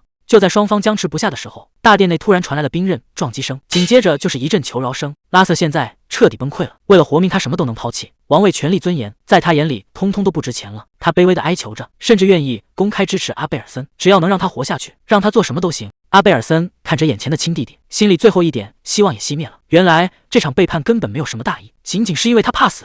为了自己能活命，他竟然可以毫不犹豫地出卖家人，这种理由简直荒谬到了极点。拉瑟死死抱住姐姐的大腿，还在试图用亲情来脱罪，可这种廉价的表演已经换不回任何怜悯了。阿贝尔森手中的长枪重重落下，他不再听那些虚伪的哀求，既然要做王，那就站起来，体面的迎接结局吧。阿贝尔森的画像是在做最后的告别，既然你选择了这条路，那就要为自己的行为负责到底，哪怕到死也要坚信自己是对的。拉瑟还在试图唤醒那点亲情，可眼前的姐姐已经彻底死心了，他宁愿相信弟弟是有苦衷的，是有某种他理解不了的大义，否则的话，父亲和哥哥的牺牲算什么？难道全家人的命就换来了一场毫无意义的闹剧吗？拉瑟发出了最后的求饶，但阿贝尔森已经给出了答案。既然你给不出那个理由，那就用命来偿还这一切吧。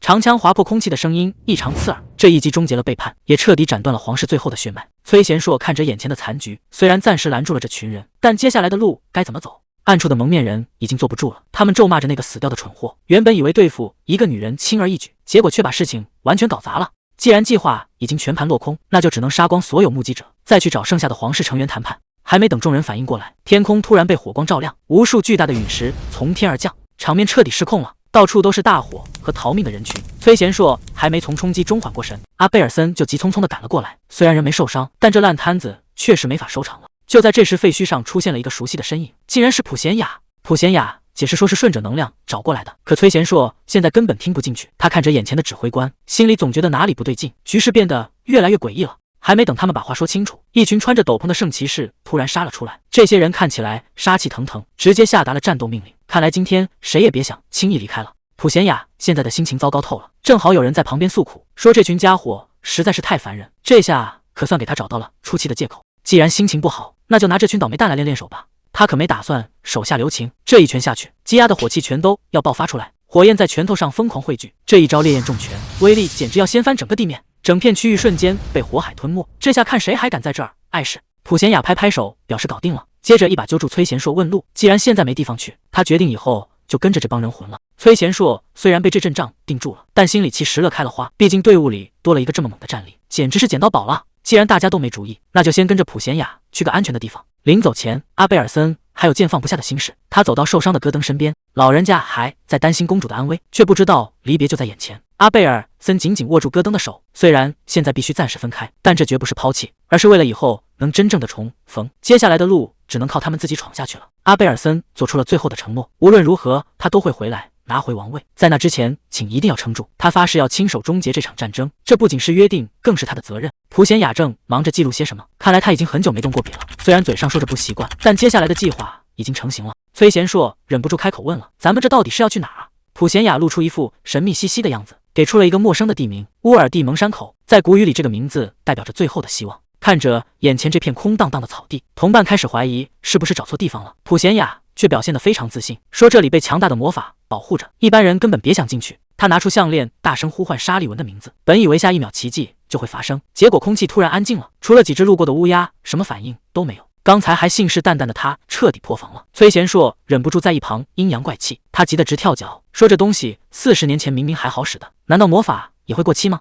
就在普贤雅尴尬的想钻地缝时，正主终于现身了。沙利文上来就给了他一个捏脸杀，吐槽他消失了10年才舍得露面，原来刚才没反应全是故意的。普贤雅气得直嚷嚷，埋怨对方是在故意整他。沙利文倒是一眼看穿了他的心思，知道他这无事不登三宝殿的性格，肯定又是遇到麻烦来求助了。普贤雅赶紧介绍身后的同伴，想给大伙找个落脚的地方。虽然带陌生人进来坏了规矩，但沙利文显然拿他没办法，最后还是决定破例一次。随着大门正式开启，传说中的终极关口终于露出了真面目，这群人总算是有救了。走进这座叫终极关口的小镇，崔贤硕满脸疑惑，问这地方到底是干嘛的。沙利文随口解释了一句，说这里原本是给新手准备的起点。听到起点这2个字，崔贤硕显然有点不敢相信，毕竟他刚来这个世界的时候，直接被扔进了魔族大军的包围圈，那日子过得简直生不如死。沙利文无奈地摇了摇头，说现实可不是什么通关游戏，没有新手教程，更没有重来一次的机会。光是第1年就有90%的新人会死掉或者放弃，剩下的那1成也基本撑不过第2年。能像他和普贤雅这样活到现在的，简直就是奇迹中的奇迹。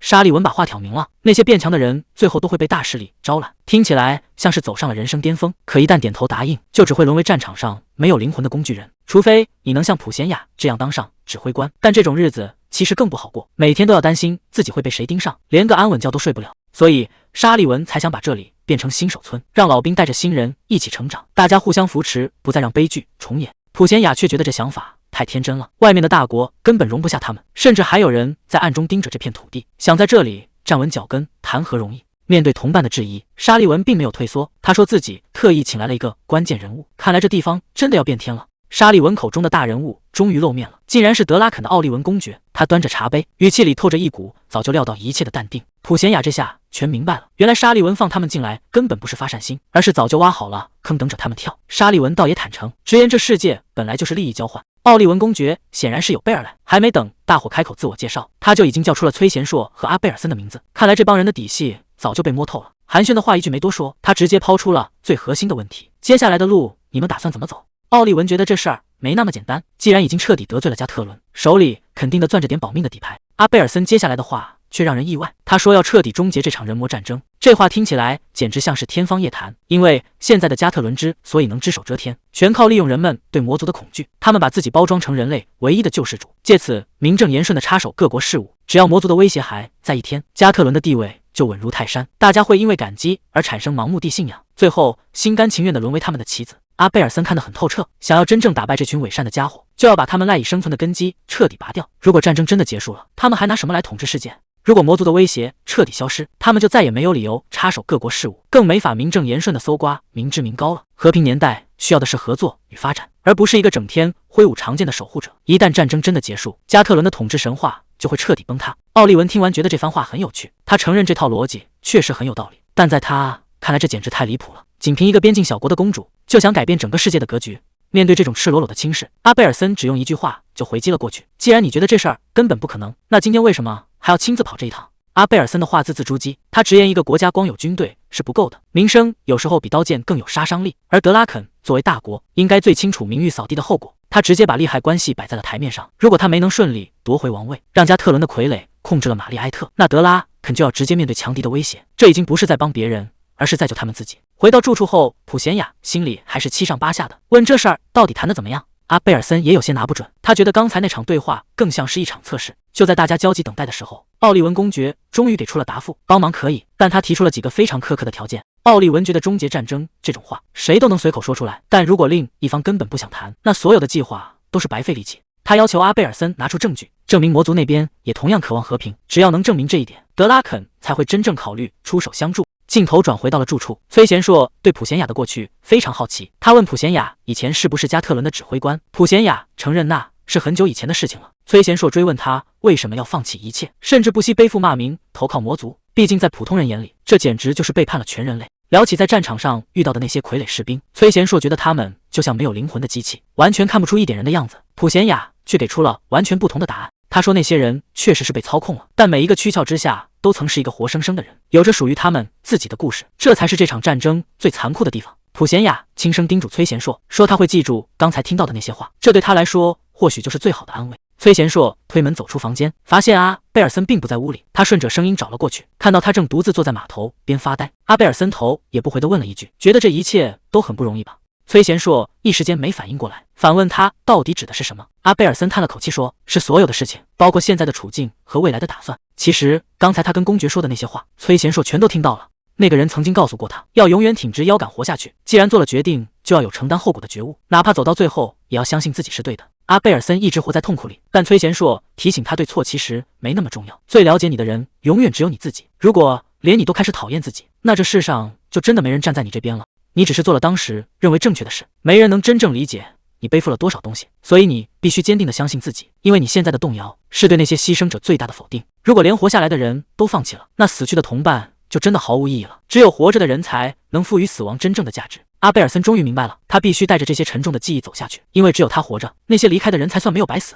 阿贝尔森下定了决心，他必须成为一个伟大的领袖，只有这样，那些同伴的牺牲才算有了交代，全世界才会明白他们的死有多重要。他说今天可以允许自己悲伤，但到了明天，他绝不会再对自己有任何怀疑，所以请帮他一个忙，忘掉他今天这副脆弱的样子。崔贤硕看着眼前的这个女人，听着她断断续续说出的这些话，他发现自己什么也说不出来，只能默默地陪在她身边，给她一个可以依靠的肩膀，看着她努力说服自己会好起来。崔贤硕心里其实很清楚，他唯一能做的就是祈祷，祈祷他真的能像说的那样坚强。最后他露出了一个轻松的微笑，安慰她说别担心，刚才发生的一切，他其实什么都没有看见。派出去的精锐全军覆没，连崔贤硕的影子都没抓到。教皇坐在高位上，语气里破着让人胆寒的压力。虽然已经在路上布满了眼线，但对方就像凭空消失了一样，这背后肯定有某种力量在打掩护，让圣教的追踪彻底断了线。与此同时，各国的球员信件堆满了桌面，亡灵的威胁正在四处蔓延，原本的圣战计划全被搅乱了。教皇看着这一堆烂摊子，心里冒出了一个疯狂的念头：既然圣教没办法处理所有麻烦，那就把恶魔封印的秘密公开。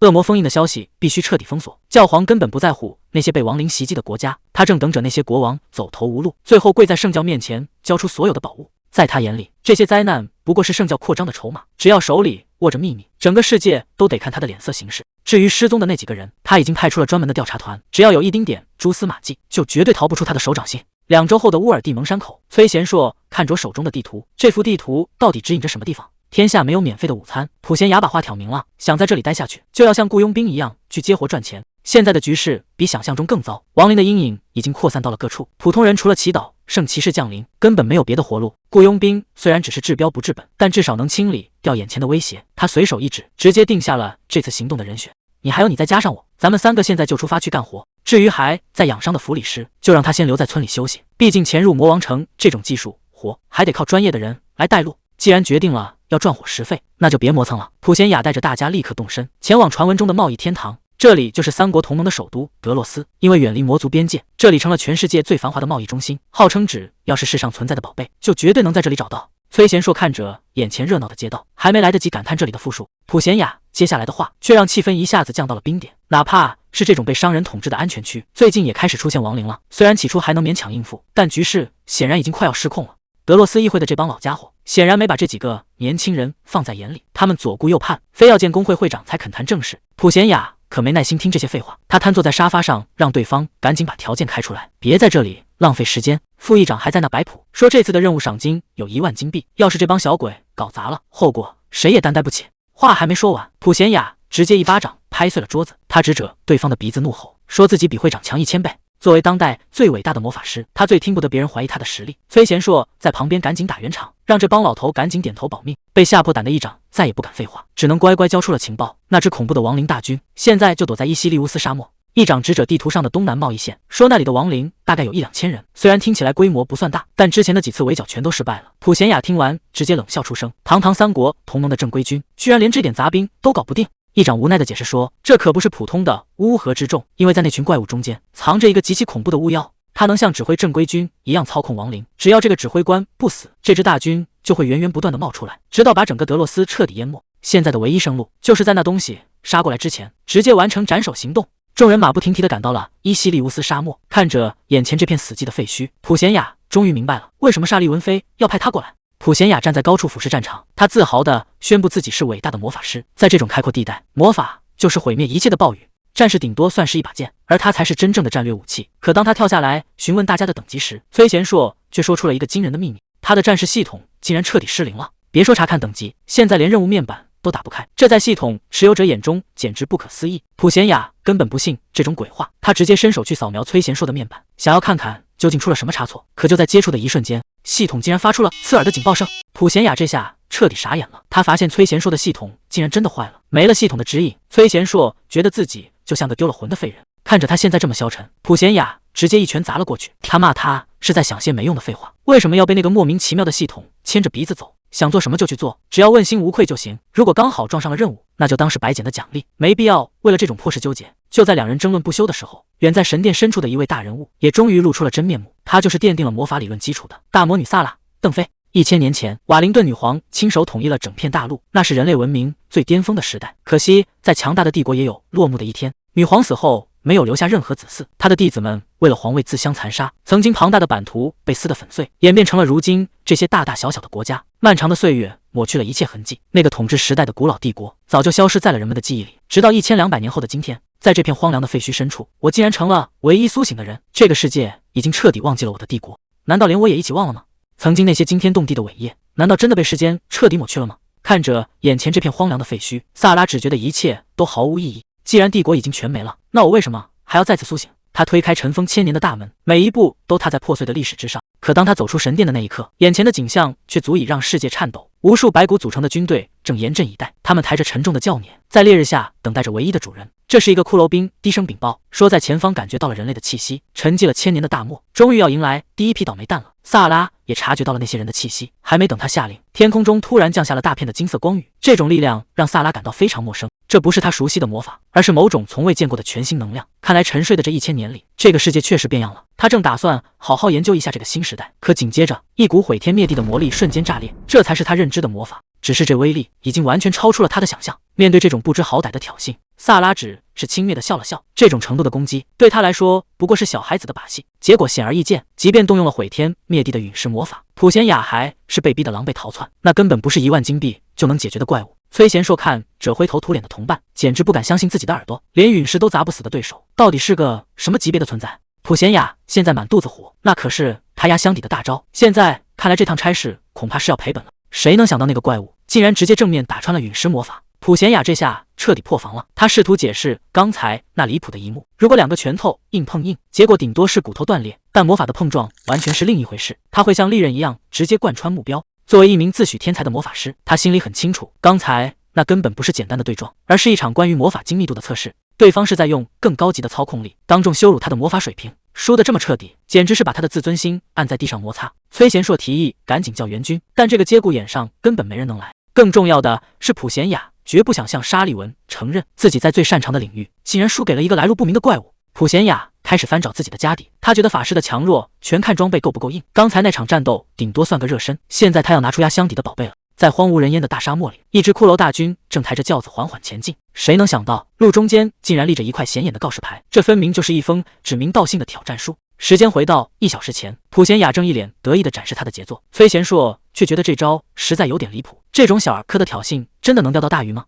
普贤雅道是信心十足，对方既然能轻而易举拦下他的陨石魔法，说明实力绝对不简单。这种顶级高手往往最受不了这种直接的挑衅。普贤雅突然抛出一个很有深度的问题，你们觉得到底什么才叫真正的强者？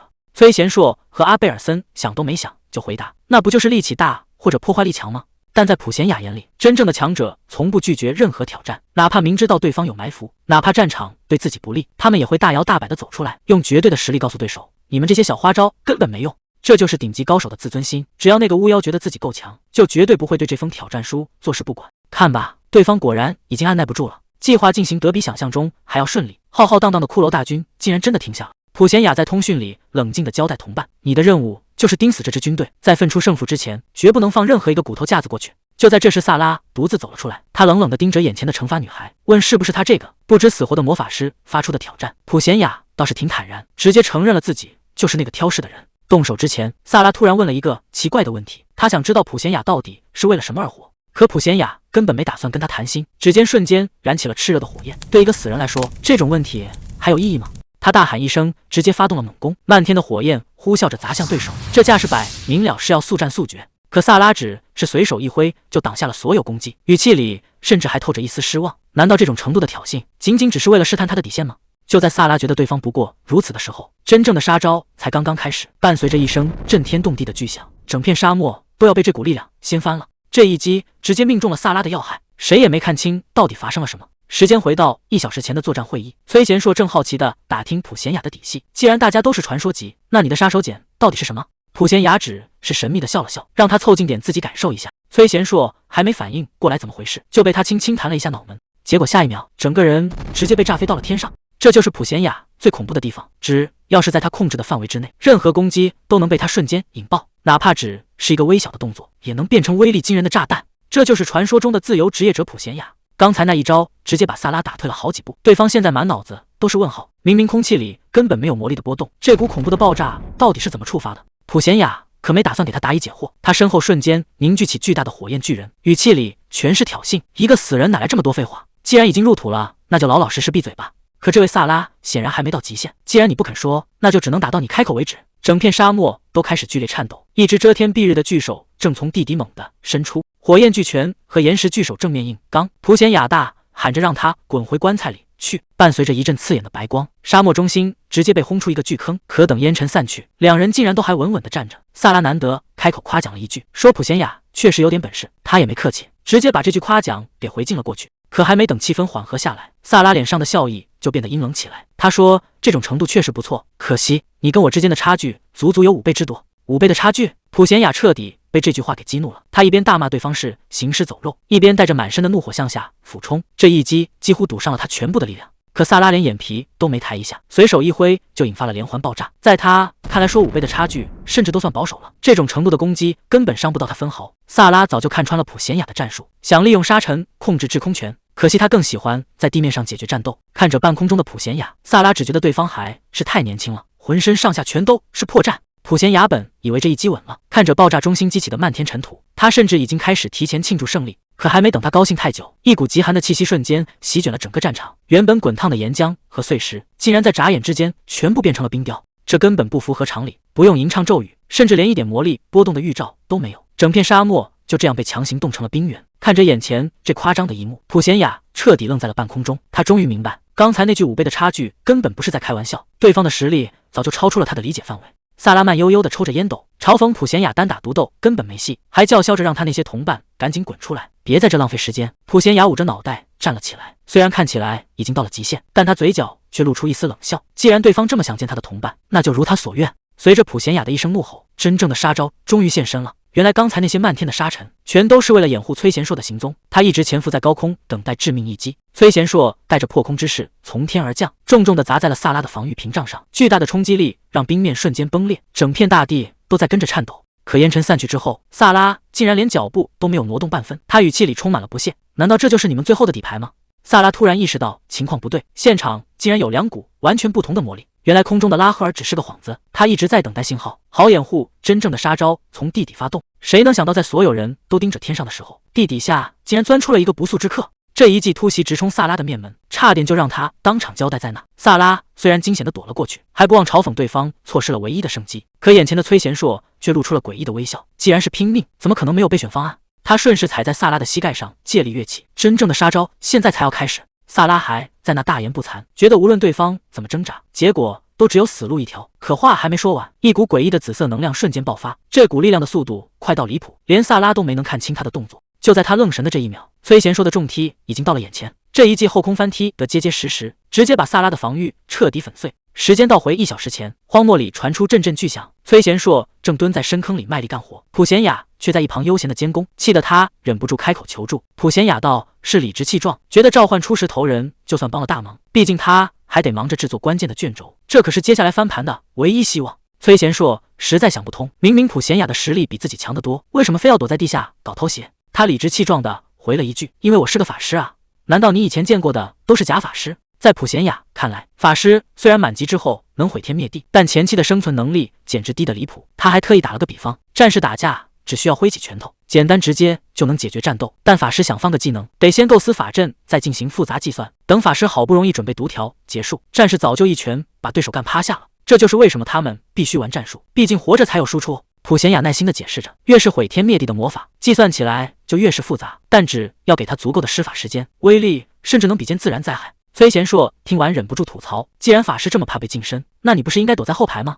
他却显得非常淡定，理论上确实该躲起来，但到了他这个级别，边走位边吟唱指是基本操作。不过崔贤硕心里很清楚，现在他们最需要的可不是那种慢吞吞的大招，而是要快、要准、要狠。恐怖的冲击波瞬间炸裂，随着普贤雅一声令下，强大的束缚魔法瞬间爆发，无数能量锁链呼啸而出，直接将敌人死死缠住。还没等对方反应过来，一座巨大的蓝色晶体轰然落下，把敌人彻底封死在里面。这阵仗简直是要把人活埋。崔贤硕立刻冲上前去，急切的想确认对方死透了没。普贤雅却显得胸有成竹，除非对方手里有逃生卷轴，否则绝对不可能逃出他的手掌心。可还没等他把话说完，晶体里竟然传出一阵冷笑，那个被困住的女人竟然直接点名要找崔贤硕。被困在晶体里的萨拉突然开口，他死死盯着眼前的2人，追问那股紫色的力量到底从何而来。崔贤硕根本没把他的话当回事，觉得败军之将就该老实闭嘴，别在这里装神弄鬼。可普贤雅却敏锐地察觉到了危险，这种压迫感绝对不是幻觉。他催促着赶紧联系联盟请求支援。话音未落，一股狂暴的红色能量瞬间炸裂。萨拉冷笑着反问：“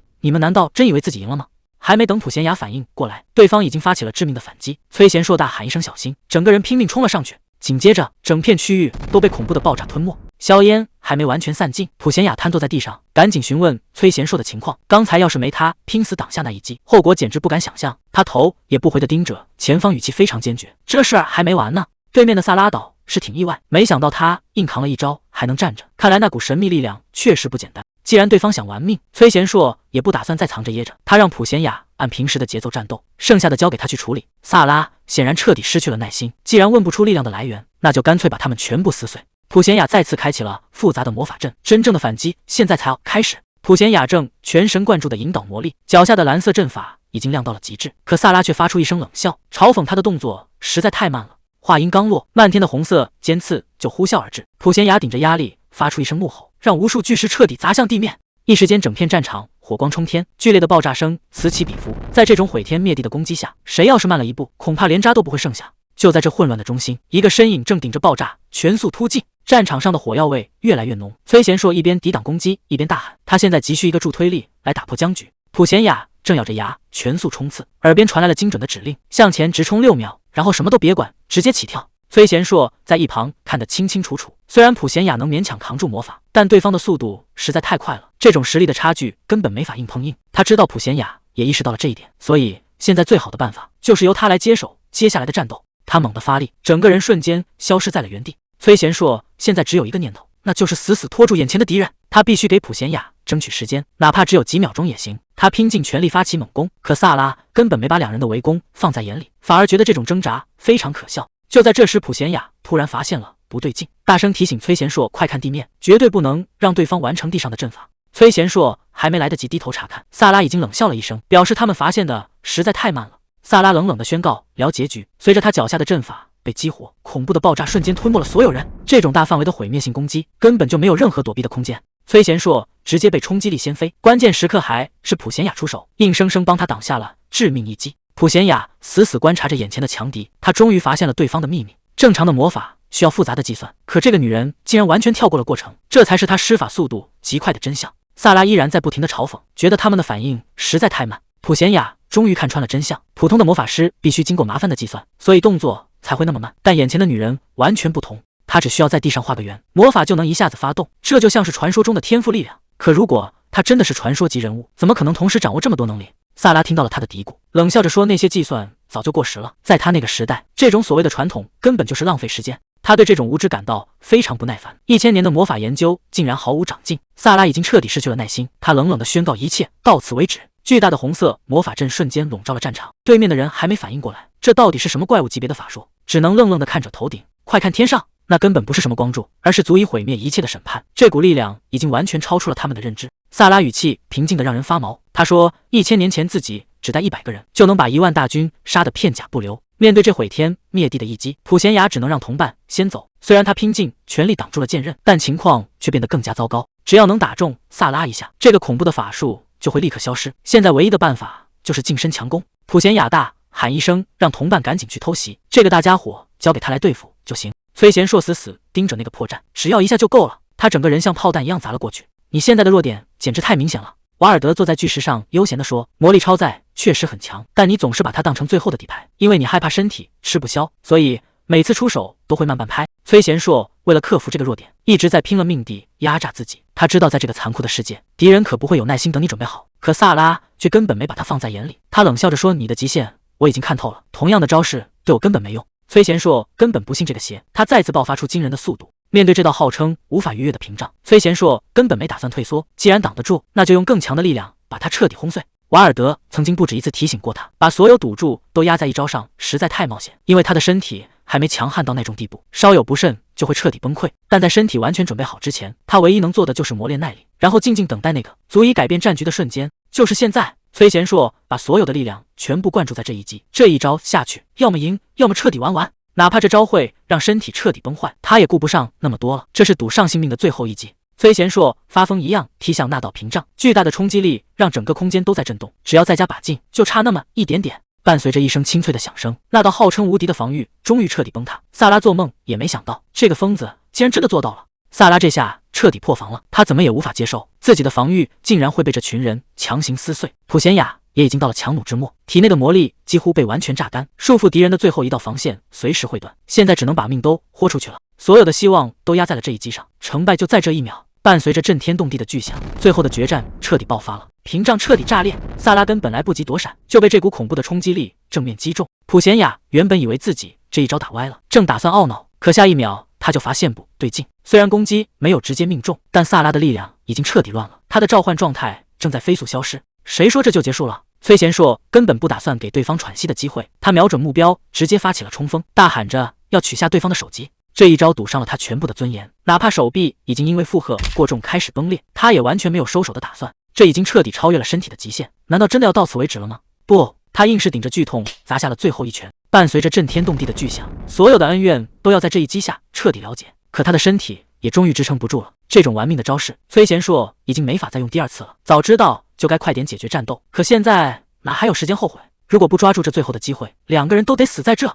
别再去管什么极限了，他强行压下身体的抗议，瞄准目标直接撞了过去。这一击中，肘直冲对方脑门，伴随着一声清脆的炸裂。这一击确实打中了，可他的手臂也彻底废了。本以为那是致命一击，可萨拉竟然还在低声咒骂。普贤雅发了疯一样冲过来，大声喊着崔贤硕的名字，可他现在连回应的力气都没有了。难道真的输了吗？这种时候竟然要以这种方式收场，他满脑子都是不甘心，恨自己平时训练的还不够，恨自己在关键时刻竟然失了手。这种无力感让他觉得无比窝火。如果魔力能再多一点，如果能再强那么一点点，可现实就是这么残酷，他只能眼睁睁看着对方站起来，而自己却连站稳都做不到了。萨拉已经开始提前庆祝胜利了，他想先拿法师开刀，可普贤雅却露出了那种让人发毛的笑。他警告对方一定会后悔这个决定。看着飞过去的破石头，萨拉甚至觉得有点滑稽，这种垂死挣扎也太寒酸了。这下轮到他傻眼了，原来那块石头只是个诱饵，真正的麻烦已经到了跟前。这一记重斩直接撕开了局面，他大声警告对方赶紧放人，否则接下来的场面可就不好看了。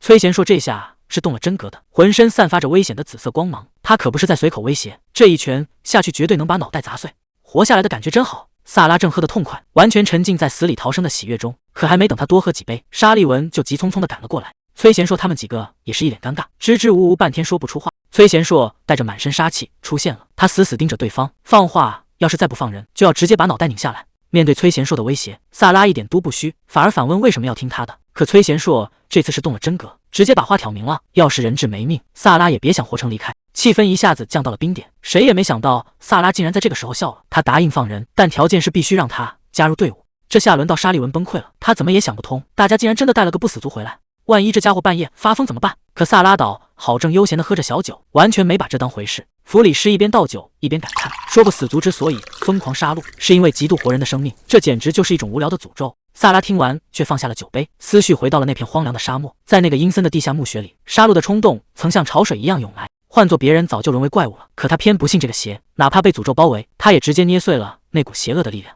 谁也别想命令他做事。萨拉根本没把那所谓的诅咒当回事，在他看来，那玩意儿简直弱得可怜。就在他睁开眼的一瞬间，束缚就已经被彻底震碎了。看着他这副云淡风轻的样子，旁边的几个人全都听傻了，这女人到底是什么等级的怪物？沙利文更是气得直接跳脚，他原本以为一切都在掌控之中，毕竟他可是亲手给萨拉戴上了项链，那是他准备的最后一道保险。可现在看来，这保险似乎完全成了摆上。萨拉一边喝酒一边放狠话，他说要是自己敢动歪心思，大家随时可以念动咒语，让他的脑袋直接开花。这女人为了入伙真是够疯的。沙利文虽然心里100个不情愿，但也不得不承认一个事实，这个来路不明的不死族魔力等级远在所有人之上，简直强得不讲道理。还没等大家缓过神来，新的麻烦又找上门了。关于进攻魔王城的计划似乎出了一些意想不到的状况，崔贤硕也察觉到了不对劲，看来接下来的路远比想象中要凶险得多。普贤雅下达了最后通牒，不管大家怎么想，1个月之内必须出发。崔贤硕听完有点没反应过来，这时间给的也太紧了吧。随着房门关上的声音，屋子里总算安静了下来。本以为能趁着没人亲近一会儿，可他还是太天真了。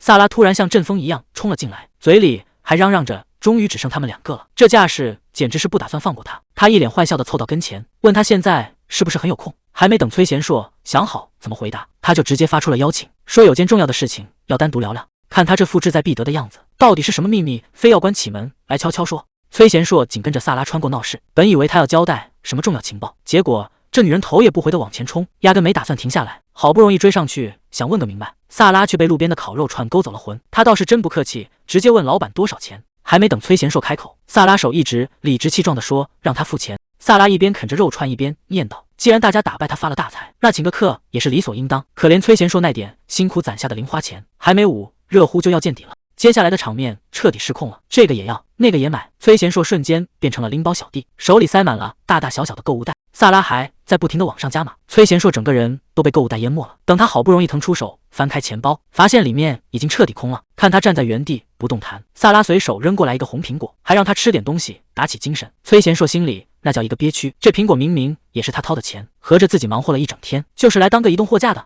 可萨拉接下来的话却让气氛一下子变得沉重起来。他说自己并不是真的贪财，只是太害怕那种空荡荡的感觉了。当初从墓穴里醒过来的时候，身边一个认识的人都没有，所有活过的痕迹都被抹掉了，就像他从来没在这个世界上存在过一样。那种全世界只剩自己一个人的孤独，才是真正的空虚。萨拉的声音越来越低沉，曾经那些引以为傲的辉煌，在这1000年的时光面前全都变得毫无意义。虽然重新活了过来，但那种找不到目标地绝望，让他觉得自己和死人没什么区别。直到崔贤硕出现在他面前，崔贤硕听得一头雾水，指着自己问：“难道是因为他？”萨拉露出一丝意味深长的笑：“没错，准确来说是看中了他的力量。”他突然抛出一个致命的问题：“你真的了解这股力量的来源吗？”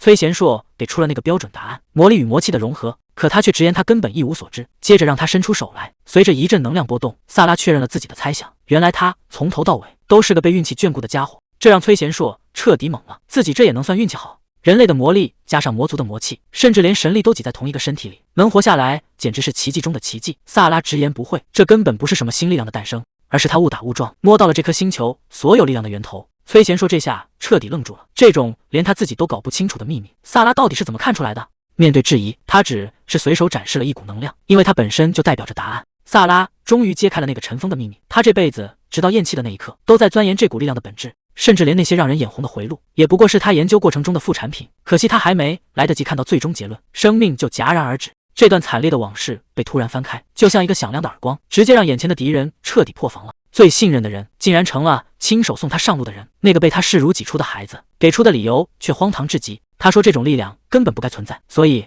请师傅去死吧。在那场毫无预兆的背叛里，他甚至记不清自己当时的反应，只记得那个孩子最后的话语和那道毁掉一切的光。看着萨拉的状态不对，崔贤硕赶紧上前询问，他却只是淡淡的回了一句：“这副死过一次的身体，确实没法承受这么强的力量。”紧接着，他抛出了一个重磅消息：这世上看似对立的3种能量，其实全都是从同一个源头分出来的。也就是说，只有集齐所有属性的人，才能掌握真正的力量之源。崔贤硕听得一头雾水，拿到这股力量到底能干什么？萨拉给出了一个疯狂的答案：或许能成为超越一切的神。可惜他还没走到终点，就先走一步了。所以现在他想给崔贤硕提一个建议，一个足以改变整个人生轨迹的私人提案。萨拉终于说出了他的真实目的，哪怕已经过去了1000年，他还是想亲眼看看那个研究的终点。既然自己这副身体已经指望不上了，那就守在最有潜力的人身边。崔贤硕简直不敢相信自己的耳朵，这种顶级大佬竟然主动要当辅助。可萨拉接下来的话更让人脊背发凉，他说自己根本不在乎崔贤硕是好是坏，只要能看到那个未知的结局，哪怕他以后去毁灭世界，他也绝对不会多说一个字。不仅如此，他还一眼看穿了崔贤硕的身体危机，那种能量回路强行扭曲的痛苦，只有他能帮忙解决。这条件听着确实诱人，但看着萨拉那副只要结果不要命的架势，崔贤硕反而开始心虚了。真要到了那一天，谁能拦得住这个疯子？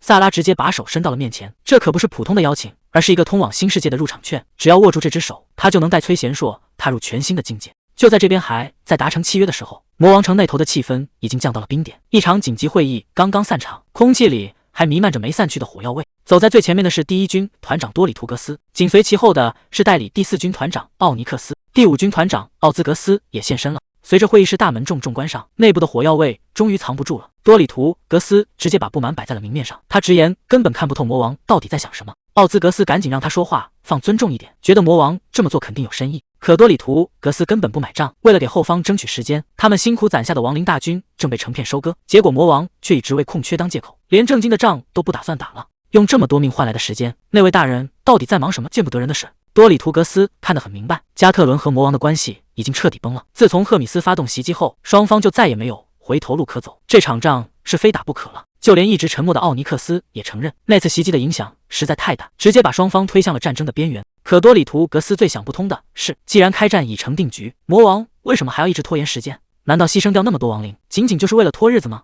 如果这就是那位大人的最终目的，那接下来的局势恐怕要彻底失控了。魔王终于在暗处现身了，他没有废话，直接握住了伸出的手。随着他低声宣布行动开始，两人掌心竟然爆发出诡异的红光。看来魔王君一直拖延时间，就是在等这一刻动真格的。魔王看起来已经到了极限，他低声叫停了今天的仪式。这种透支精力的传承，让他感到前所未有的疲惫。到底还要这样撑多久，才能把这一切彻底交代清楚？看着眼前的继承人，他最后只能愧疚地道个歉。毕竟在战争爆发前夕接手，留给对方的恐怕只剩下一个无法收拾的烂摊子了。魔王很清楚自己剩下的时间不多了，他要把所有的力量和希望全都赌在眼前的继承人身上。这不仅仅是权力的交接，更是一份沉重到窒息的嘱托。他要求对方不仅要变得比谁都强，还要带着整个魔族在乱世里活下去。刚当上魔王就想搞联谊，普贤雅气的直接把崔贤硕按在地上摩擦，甚至怀疑他是不是看上了那个女尸。这要是再发展下去，是不是连孩子叫什么都想好了？就连阿贝尔森也一脸愁容，虽然嘴上说着相信，但这种来路不明的女人留在身边，谁能真的放心啊？